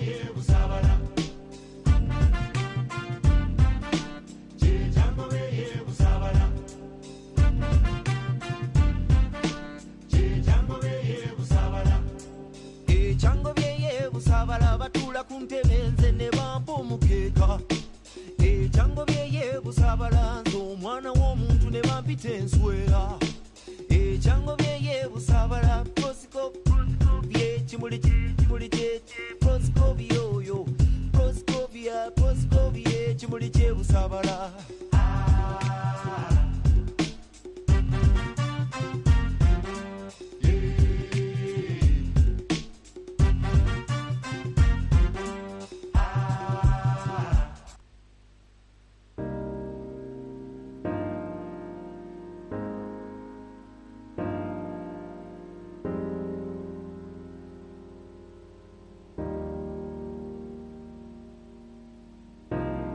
Everybody loves the things you do, from the way you talk to the way you move.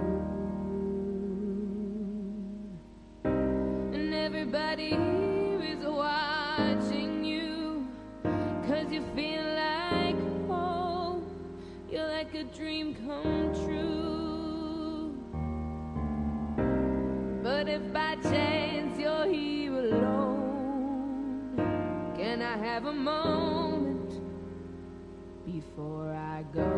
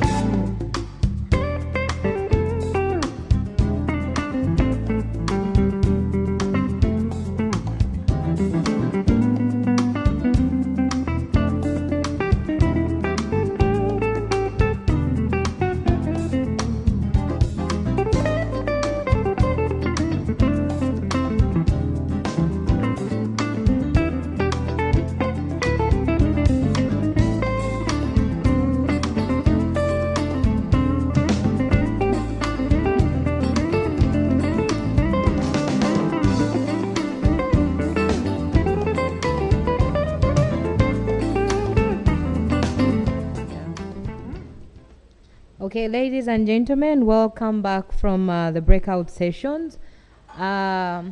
If you have a number of your neighbor, please try to text them. I am sure you do have their contact numbers because you've been networking since yesterday. So please text your friends and ask them to get back to the main conference room so we can continue with the conversation on social enterprises. And I've been to each and every one of the session rooms and I've loved the conversation. And I think right after today's session, you're going to take the invitation seriously to go and visit the marketplace because we have colleagues that are showcasing their products, and it's important that we go and see what they're doing so we can learn from them. I think this is more practical. We've had the sessions where our colleagues have been presenting to us what they are able to do, and now we have a marketplace where we can go and actually see some of the things that they are doing. So I'll extend the invitation to you once again to please go and check out the products. And CS Park really has some goodies that you need to go and check out. There is a budget spin wheel, something like that, where you can spin and then you can win some goodies. There are umbrellas and other stuff, so please go there. If you don't have an umbrella, it's a rainy season, so please win yourself something. Okay, so we're going to start with a presentation, a summary from the session chairpersons, and I want to start with breakout room 3 because Stanbic Bank was presenting in this room, and we want in 3 minutes to give us 3 key takeaways from the session, what you wanted the participants to take away from that session, and then we can take the conversation from there. As we continue, actually I can invite Stanbic Bank to a representative from Stanbic Bank to come and take a seat. And then Rory, when Rory comes back in the room, and then of course Tecoma to come and also take the seat. So you can quickly run through this, and then we can go to the participants to also share with us what they learned. Stanbic?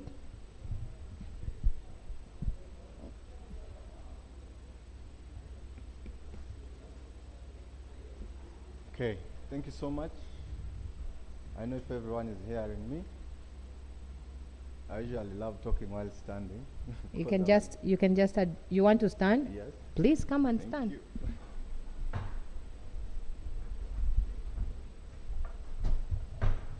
Thank you so much. Once again, my name is Thomas Enunu. I usually love saying that I was born and raised in Soroti. I work as a personal banker at Stanbic Bank here in Mbale.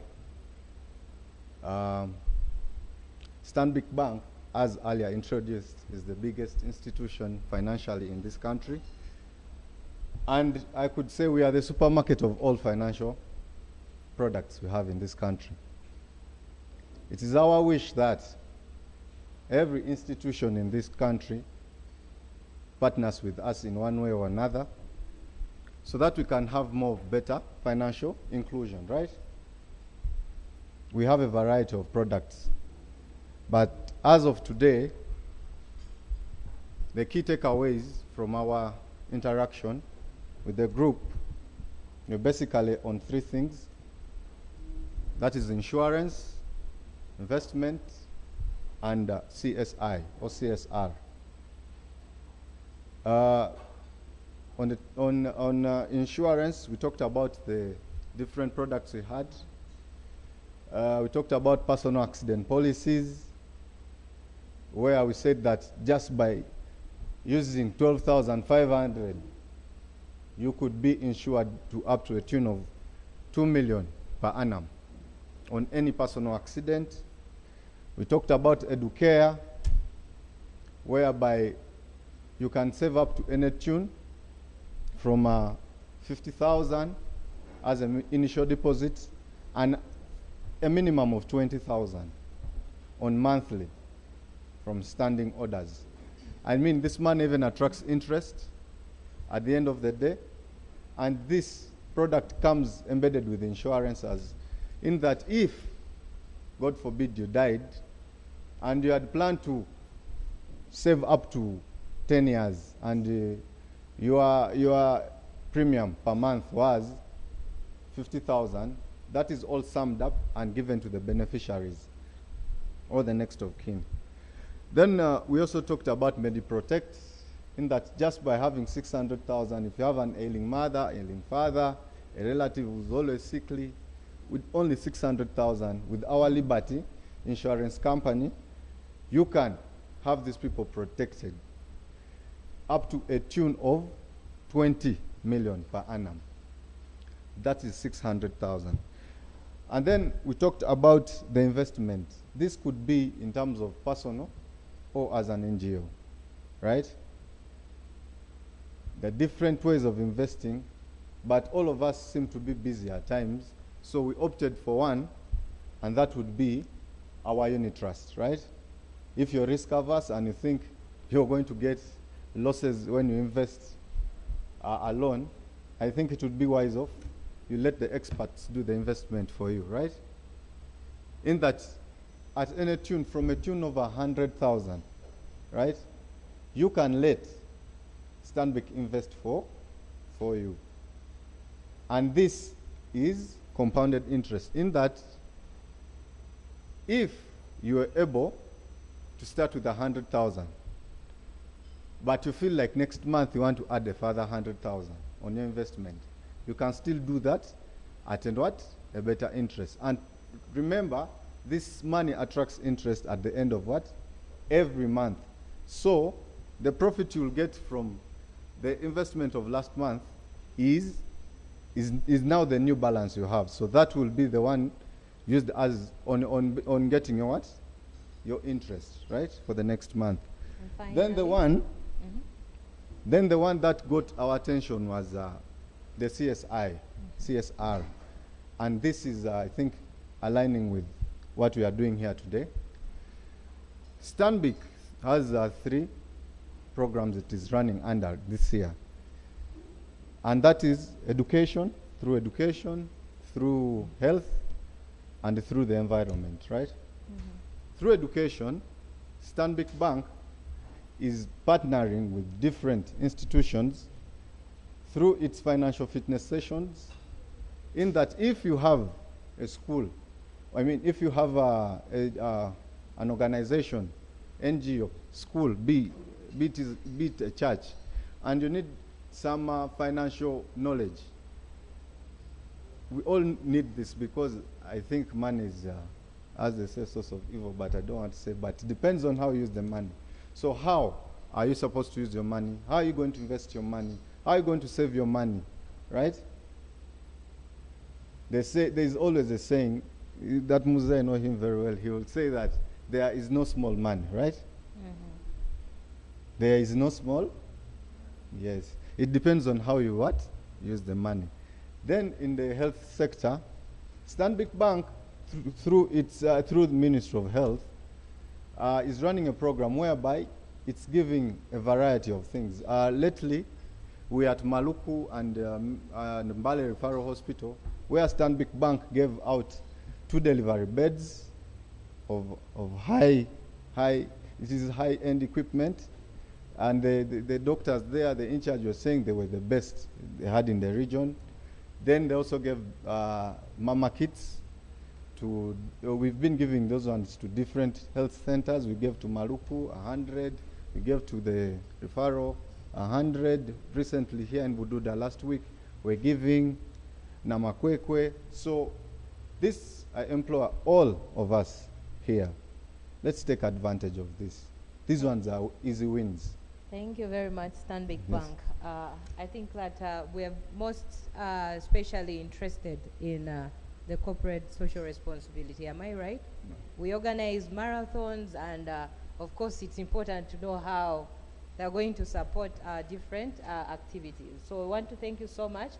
Unless the audience or people that were in breakout session 3 have something to ask or to add on to, they are learning from the experience with Stanbic Bank. I'm aware that Stanbic Bank is running short of time, and they need to be somewhere. So if you have anything you want to add, can we please do this and give a round of applause to the Stanbic Bank team. Thank you so much. Thank you so much, the civil society, for this opportunity. We implore you that please come and join us. Let's walk this journey together. Uganda is our home. It is us to grow at it. Thank you so much. Manange people, this is the biggest financial institution you were told. Please clap for the money. Thank you so much. Thank you so much, Stanbic Bank. And do we have anything from the participants, or it was well done? Okay. Tekoma, group 1. Oh. Thank you, my bad. I forgot my height. Okay, so can we have the session chair for Tekoma take us through the 3 takeaways in 3 minutes? 3 minutes, and then the participants will also share.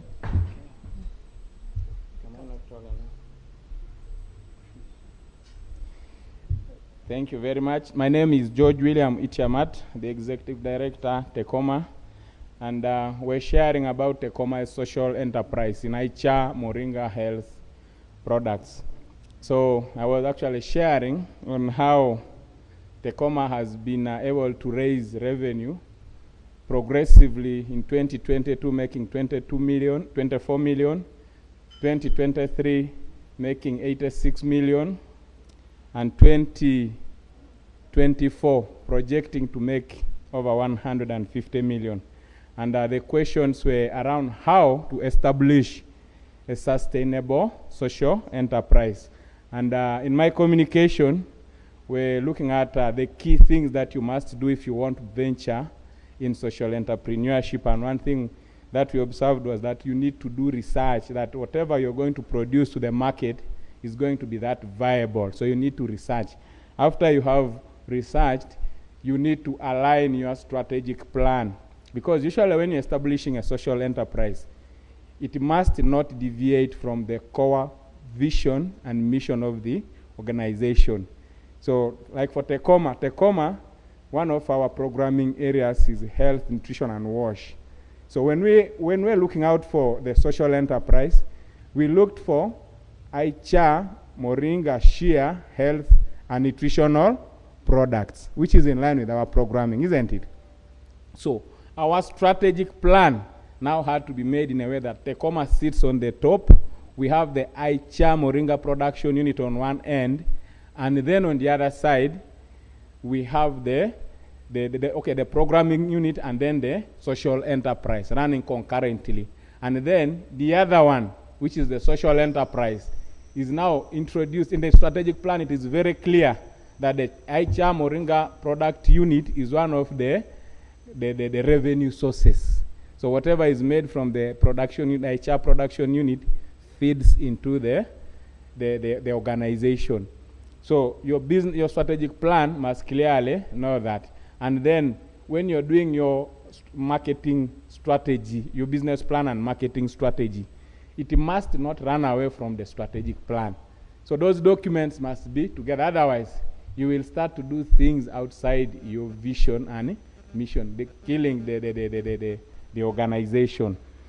And then the other one is that we were telling members that members actually realize that there is need to always see the relationship, because now, like for Tecoma, we are dealing with health products, isn't it? Then UNBS must be on the know, because if you start promoting a health product and UNBS and maybe NDA, for example, if it is a drug, it is good that Moringa is not a drug, it is a nutritional supplement. You need to also walk the step of knowing that UNBS is aware about the product and has certified, because now if you're selling it, then it has to be legally certified, isn't it? And then we also saw that clearly the NGO Act, like also the ED was saying here, stipulates that except for any other purpose, the organization, you are free to raise revenue. So all of us here are free to raise revenue. For Tecoma, I was actually sharing our experience. There was that High Innovator by NSSF, where companies limited by guarantee, of course all NGOs are registered as company limited by guarantee, isn't it? Could not access the 20% seed funding. So for Tecoma at that time, we needed to add some equipment to our production facility, isn't it? So we saw that this was an opportunity, and yet NSSF, High Innovator, did not allow companies limited by guarantee. So in a way, the board had to sit and minute that Tecoma, Teso Enterprise Consulting and Marketing Association, is going to open a sister company that will be limited by what? By shares, for purposes of accessing financing from the NSSF High Innovator. You get this? So that was the gymnastic that ran within the organization, and at the end, we're able to register a sister company. But Teso Enterprise Consulting and Marketing Association was still well positioned to run it as a social enterprise as it was before. So these were some of the key takeaways from our discussions, and I'm sure my members will be better placed to also add salt to this what I've shared. Thank you very much. Thank you so much. Mm-hmm.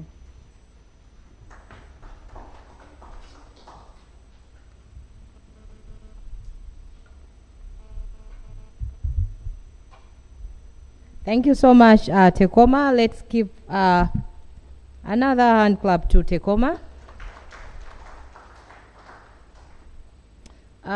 It's interesting that we've looked at this conversation of social enterprises since morning, and I love how each session adds a layer to the conversation we had in the morning. The foundation was smooth, and then we have been building upon this foundation. And I want to conclude the breakout session feedback by hearing from a wonderful lady that is doing so much to address the issue of period poverty. And I want to invite Rose from Wari to come and summarize for us the key takeaways in 3 minutes. Rose, I trust you're going to take 3 minutes. I believe in you. I have all the faith in women. Let's clap. Hey, please.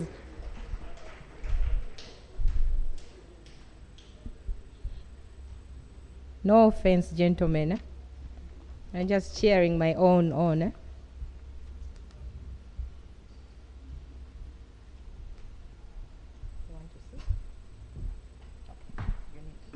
Yes. Good afternoon, colleagues. My name is Chigere Rose, and I'm the team lead at the Women Rights Initiative. We serve in the Busoga sub-region. We had a very interesting conversation in the room where I was, and I want to do 3 minutes. So I've asked him that when I am about to go to the 3 minutes, he says thank you, as the norm is. So I want to just give a brief of what happened in the room. At Worry, we run a social enterprise, which we started in 2017 as a program. Our aim was to make the pads and donate the pads so that we contribute towards girls staying in school, menstruating with dignity, but most importantly, thriving with good grades. Along the way, in 2019, we realized we cannot do this consistently and sustainably because it needed us to fund the materials and pay the seamstresses. And we rebranded. And because of the support of GIZ through the capacity building program, we were able to look at the program differently and introduce a social enterprise arm, the Study-Able Pads, which we now produce and sell to partners. And the proceeds, we are plowing them back into production and reaching out to schools through education on menstrual health management and hygiene. These are the takeaways. We understand and we have conversantly learned that balancing cost recovery with social impact practices helps to ensure that business remains as a key player in transforming community. When you do business for social good, it is easier to transform your community because it is the community that is partaking of the products, but you're also giving them income in terms of jobs. We have 12 women we currently employ, and that's employment. If on a weekly basis they are able to work and take something home, but also the products they are making are helping girls stay in school, that's a plus for us. It started as a program, so you have to be able to look into what you're doing wherever you are, in Bukedea, in Karamoja. What is it that you want to work on within your programming as an organization? The other thing that you have to consider sustainable supply chain and practices, meaning that you have to consider doing business not using a lot of money as you start or as you implement, because it will be heavy and it might fail. You might consider using solar to reduce the cost of production so that when you produce a product, you don't sell the product at a high price because the cost of production was high. So you have to be able to make that survey and understand how best can I produce a product or a service that is going to be taken by the people, and it's affordable and it's effective and it's impactful. So you have to look at affordable technology solutions and practices. You also have to consider capacity building and making sure that the people that are going to work have the skills. You cannot be in this environment and just begin business for the purposes of beginning business. You have to skill the people. At Worry, we had to skill the seamstresses in managing the machines and running the machines and making sure that there is safety as they do the work. Finally, Rose. Yes, and as I wind up, focusing on sustainable business models is important because social responsibility and strategic partnerships count. They count really a lot. And considering inclusive business models that allow everyone to understand them, but most importantly, to go with you along that road.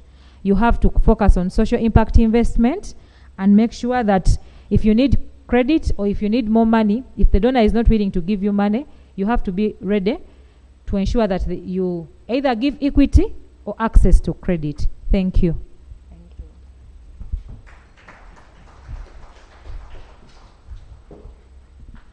You're going to clap again, eh? We have to cheer the women on, eh? We've come a long way. Thank you so much, Rose and Worry, for transforming the lives of the girls out there and making sure that they stay in school, even during their menstruation cycle. The conversation on social enterprises could go till tomorrow.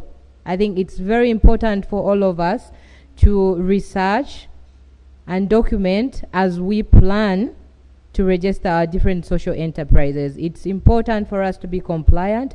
We've learned a lot from Dr. Joyce earlier on, on what to focus on. I think she mentioned women, youth, and then the environment or climate. And it's important that we align our social enterprises there, but depending on your communities. I think the key thing is to understand your communities and then develop solutions to address those key issues. I want to go to the audience quickly. For any comments you have, you attended the breakout session, so if you have anything that stood out for you that you want to share, please feel free to share with us. The microphones are running through, and as we do this, let's try to do it in 1 minute. In 1 minute. Yes, Benson, I see Peter, I see a gentleman there, a wonderful father. I was in a session where he... Quickly. Mm-hmm.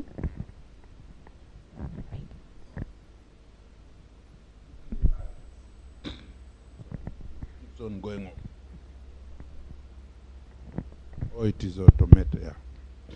Quickly, my takeaways are 3. One is we learned that there are already opportunities given by government for us to build our social enterprises. We're told of the experience with the URI. URI, you can take your product there, they can import the raw materials for you without a tax, and many things. They can even support you to facilitate certification with the other quality control organ. So to me, I saw this facility lies, we even don't know that as a taxpayers it exists. I was so amazed. Number 2, we have also learned that people are ready to pay for these services as long as it addresses their critical one. I think our public mentality has been a problem. We think we should just be giving them free things. But we have learned that people are ready to pay. That's why economies are able to disorganize us. In Iteso, they collected over 600 million. Just pretending to be providing fictitious products. And they walked away with that. So finally, Benson. I think that's something we can... then lastly, is that we need to legalize and formalize our SEs. To me, that was a critical takeaway. In order to benefit from already existing opportunities, either by donors or government. For example, you cannot go to URI for support if you are not formalized, you have not spinned it off, you have not registered with URSP. So to me, those are my 3 takeaways. Thank you very much, Benson. The gentleman with the microphone there. Thank you. Okay, it's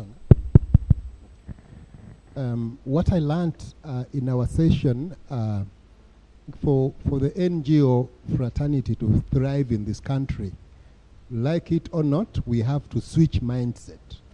We have to go social enterprise. And of course, I raised questions there, and I want to raise 2 questions to Tekoma. The name of your social enterprise, was it different from the name of the NGO? And then have you experienced any challenges around taxation for the income that you bring in? Quickly, Tekoma, can you give us in 1 minute? Thank you very much. The name of the social enterprise is Aicha Moringa Share. And it is not different from the organization. It's just that within the organogram, we have specifically showed that this is Tekoma Uganda, then we have the programs unit, and then the Aicha Moringa production unit. So, but when you're filing, we always declare that one of the funding sources for the organization is the Aicha Moringa. Like even when we say if we received financing from GIZ, we'll say this is from GIZ, this is from Aicha Moringa. You get it, eh? Yes, so thank you Aicha so Moringa, much. That's one of, yeah. Thank you.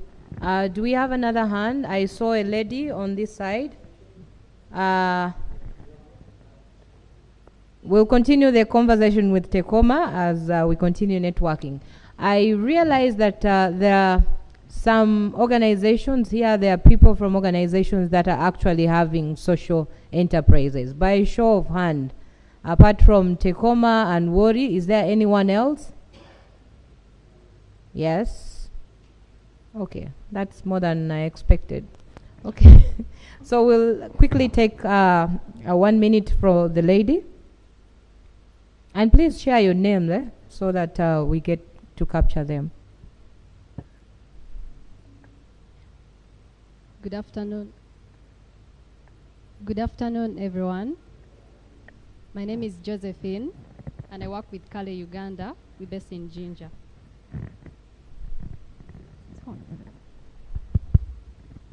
I hope I'm audible enough. Yes, please. Yes, I was saying my name is Josephine. I work with Kale Uganda, and we're based in Jinja. What I learned from our session, which was about social enterprise and private sector, it is that we should all what we do must always align with the objectives of the organization. It shouldn't be different from the objectives of your organization. Mhm. There should be a connection to what you're doing as an organization. And to me, that is what I have learned. Thank you so much. Thank you so much. Josephine, before you hand over the mic, your hand was up. In 30 seconds, can you pitch to us, tell us what social enterprise you're running? In 30 seconds. So, our organization will run an art and craft workshop that manufactures environment resources into art and craft pieces. The center also equips youth and women with art, crafting, and painting skills to create employable and self-employment potential. The Art and Craft Center engages in recycling, upcycling, and repurposing resources and waste into value pieces for the business. Thank you so much, Josephine. Do you have a stall? Are you exhibiting? Yes, we are exhibiting. Thank you very much. Everyone, please feel free to go and visit and then interact more. We have 2 hands on this side with social enterprises. Mike on this side, and then we shall conclude with Eddie. Oh, okay. Yes. 1 minute. I was, thank you.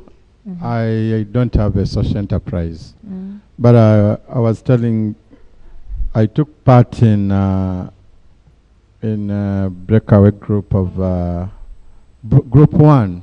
Mhm. But what I learned from there is, as NGOs, people in the civil society, we need to do market research. We need to do market research and analysis to help us to know where we are going and align it to our strategic plan and possibly make marketing strategy as well. Mhm. I also learned that there are many opportunities out there that probably we've not tapped in. Like for Tecoma, I was calling them Trachoma, but now Tecoma, they told us that they ventured into the High Innovators grant from NSSF, Mhm. and they won it, and which was really a plus. There could be many opportunities around us, but we may not have known how to go by them and probably take them up. To me, that is a plus to an Thank NGO. you, thank you so much. A gentleman, in 1 minute, please pitch to us. Yes. 1 minute. Yeah, this is Matthias, social enterprise manager and finance manager in those social enterprises. We run, our enterprises are 2. We have Faraja Digital and Faraja Safaris. Faraja Safaris is for tour and travel. If you want to hire vehicles, we have 2 drones, 1 Terrano and 1 Primo. So if you want to hire cars, please, the business shouldn't escape our premises. Then we run Faraja Digital. Faraja Digital, we do videography and photography. You see how these cameramen are working? We can do this better also. Yes. I love that. We also do documentaries. we can package very well the visibility of your project that you have applied for. If you want, if you want the videography and the documentary, please also contact us. We build websites, as we were talking about in the morning. If you want a website, please also talk to us. Your social media, we can also teach you how you can grow, develop a better social media. With those, thank you. Thank you so much. Thank you. My sister, I am trusting you. 1 minute over here. She's with you? Oh, okay. So I think that, okay, there's another one in the back. And I think she's the final one. And then we conclude this session and we'll hear from Eddie. Okay. Good evening. This is Susan once again. I work with PEFO, that is Free Education Fund for AIDS orphans and vulnerable children. We have 3 social enterprises. They are all under our projects. One is in health, whereby we constructed a guest house. And this guest house, okay, it looks at the needs of the grandmothers. We believe that the grandmothers have a right to rest. Quickly, Susan, can you just hint on what you're doing and then we wrap this up? Yes. So with this guest house, we're able to get some funds to help the grandmothers. Then we have something to do with economic empowerment. Here we have the poultry and the piggery projects, as well as the handcrafts. Thank you. Thank you so much, Susan. And thank you so much. Depending on the different thematic areas we are focusing on, we can we can create as many social enterprises as we can as organization. And on this note, I want us to continue the conversation from outside. Please make it a point to go to the marketplace. I think that this conversation here should interest you in really visiting and seeing what our partners are showcasing out there. So please make it a point. I want to invite this wonderful gentleman in pink. It's pink. To please come and share with us in 10 minutes about the different social enterprises he's running. That is Eddie Kainda. And Eddie, I think I may not be coming back here, so I will still ask you to invite you know this, to invite our rappers to wrap up the day, and then I think we'll continue this tomorrow, day 3, final day. Remember, in your invitation, you're invited to come with your best culture wear. So for the dinner, please be ready to have that. I hope you have. If you don't, you can explore in Mbale and buy a gomesi if it's from Karamoja.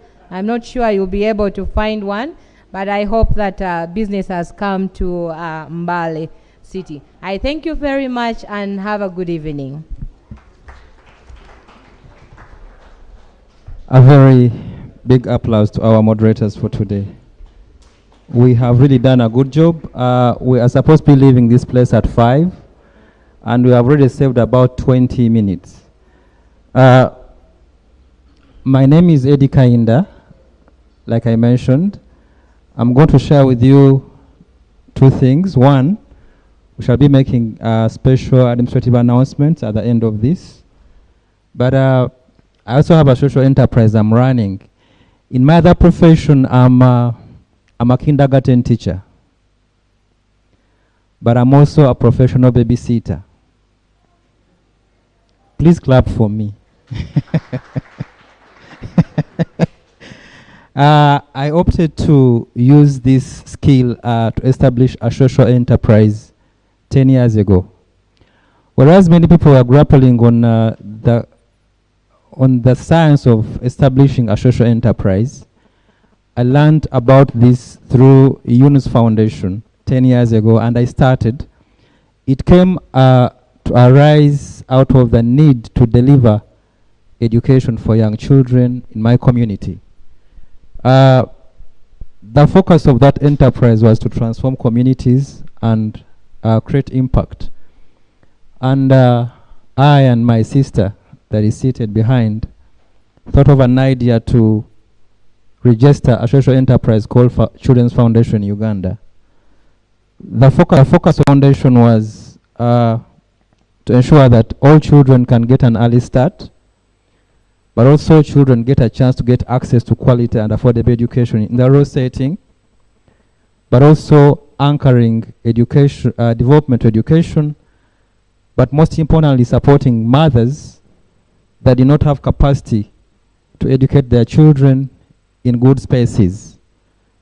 We designed 3 program areas, including education, livelihood, and climate resilience programs. We operate in 10 communities in Luengo district, but also in Wakiso district. And we intend to take this to refugee settings at some point. Our results framework focuses on reducing dropouts, because we realized there was a lot of dropouts amongst children before they complete primary 7.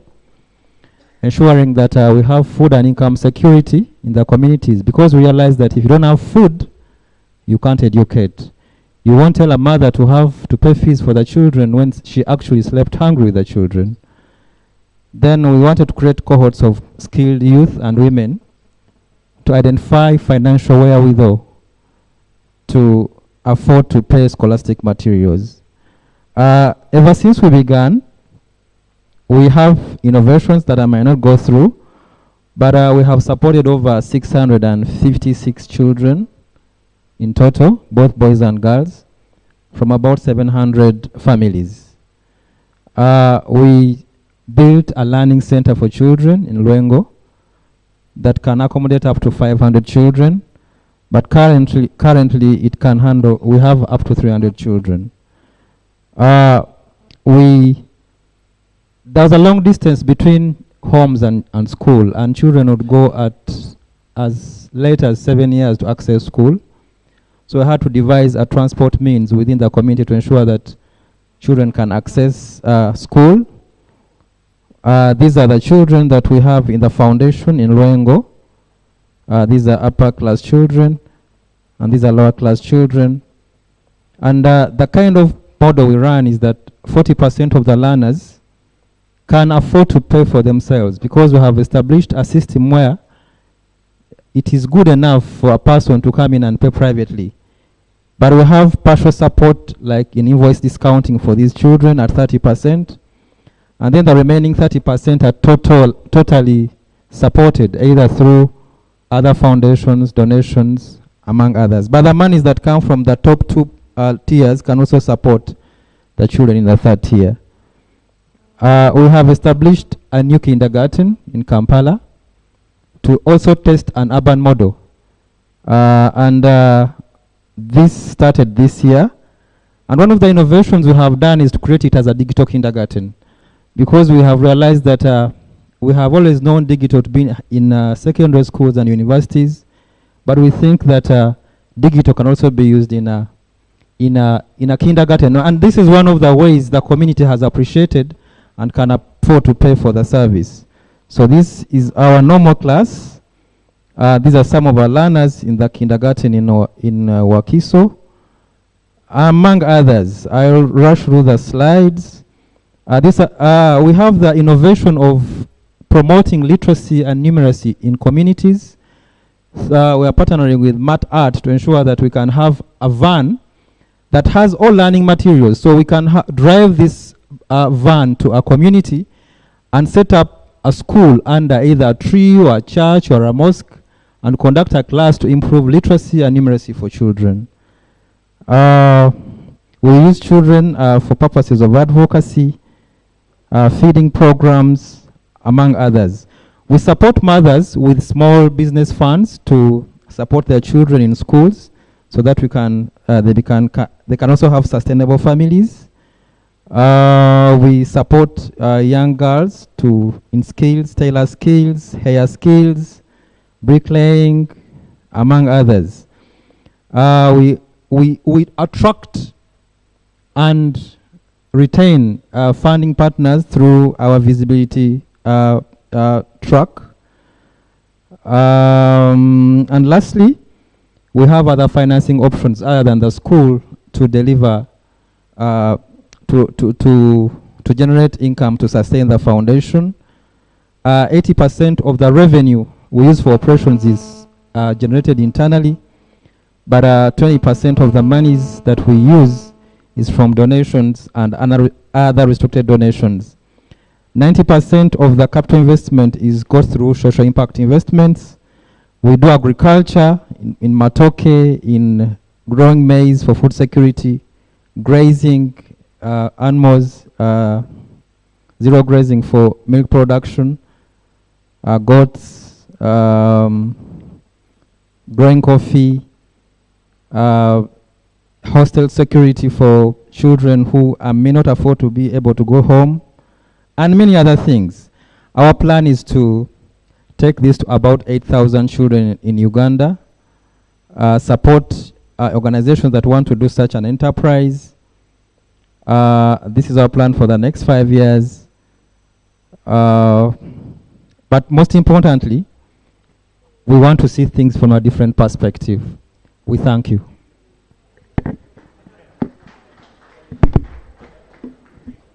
And the concluding message is, for as long as the civil society, before I entered civil society, I was in the private sector.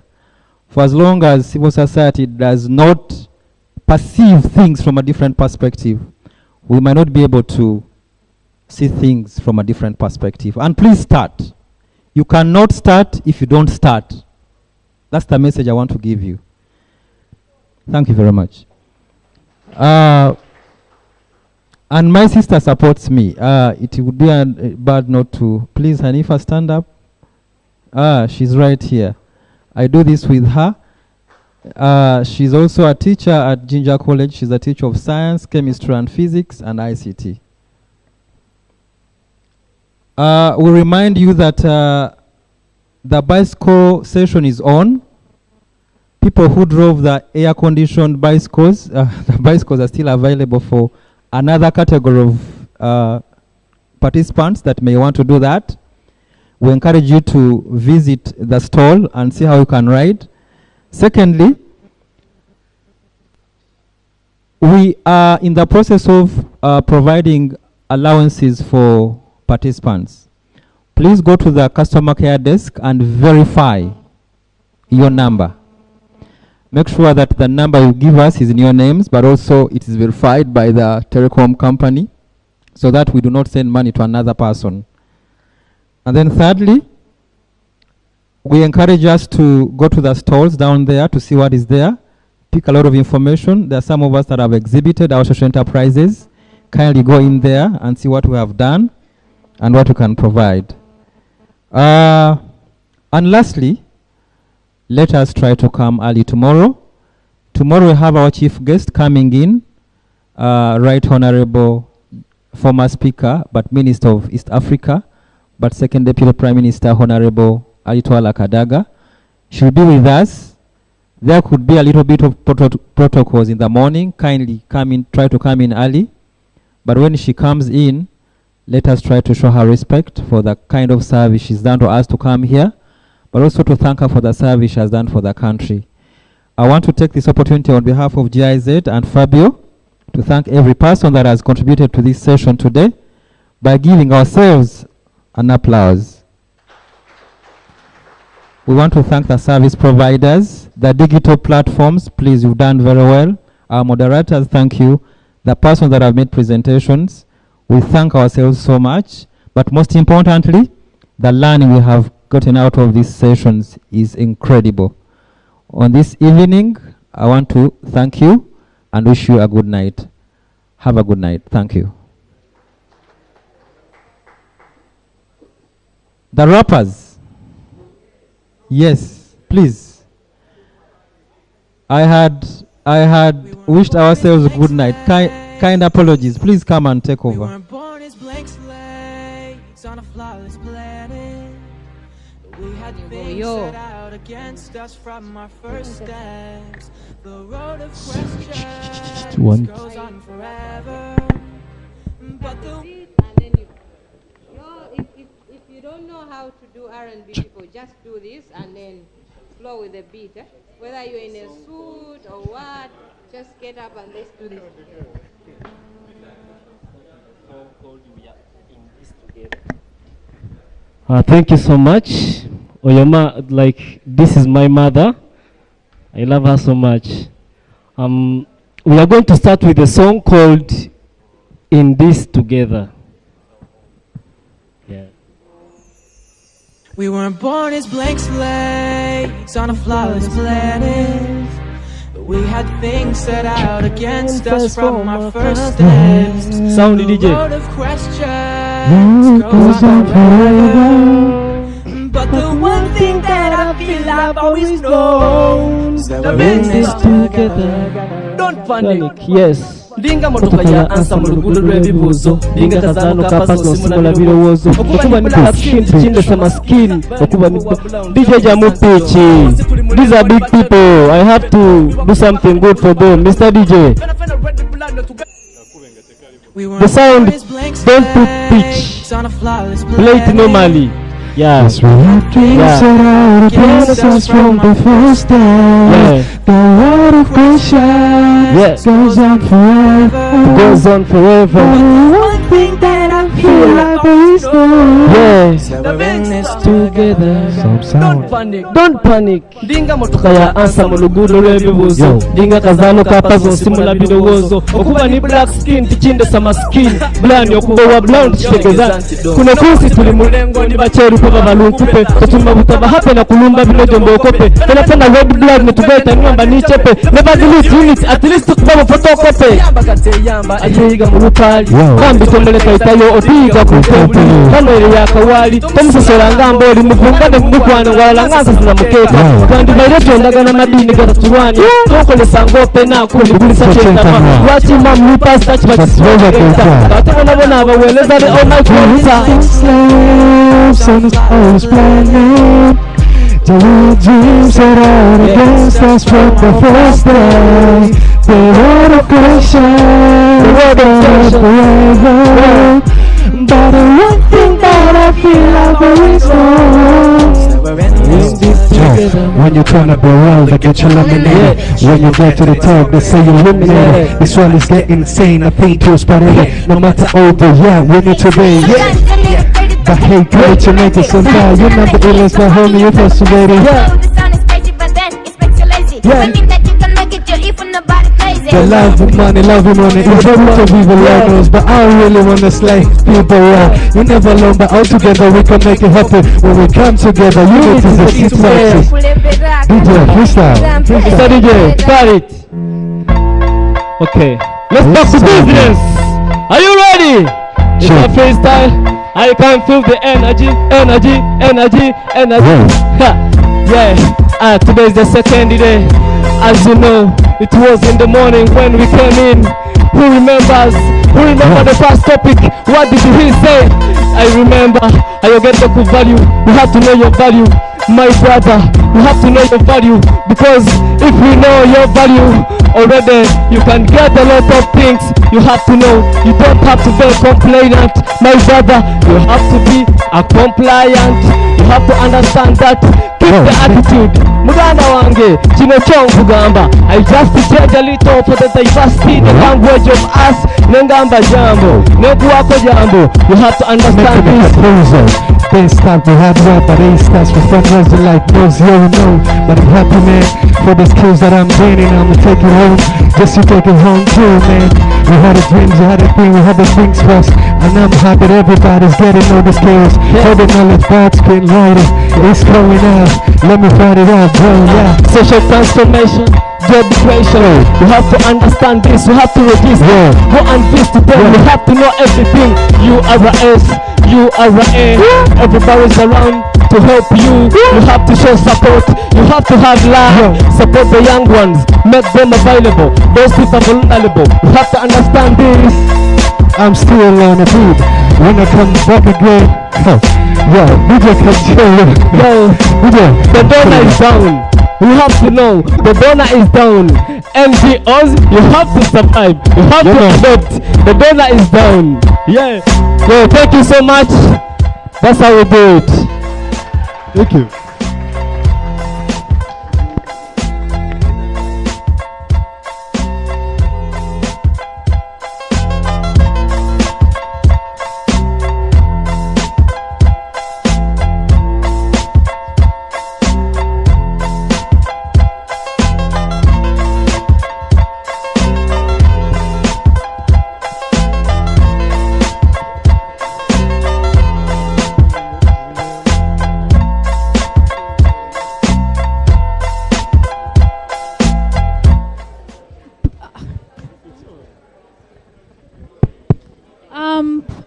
Good evening, good evening. Please come and visit CS Bag at the exhibition at the marketplace.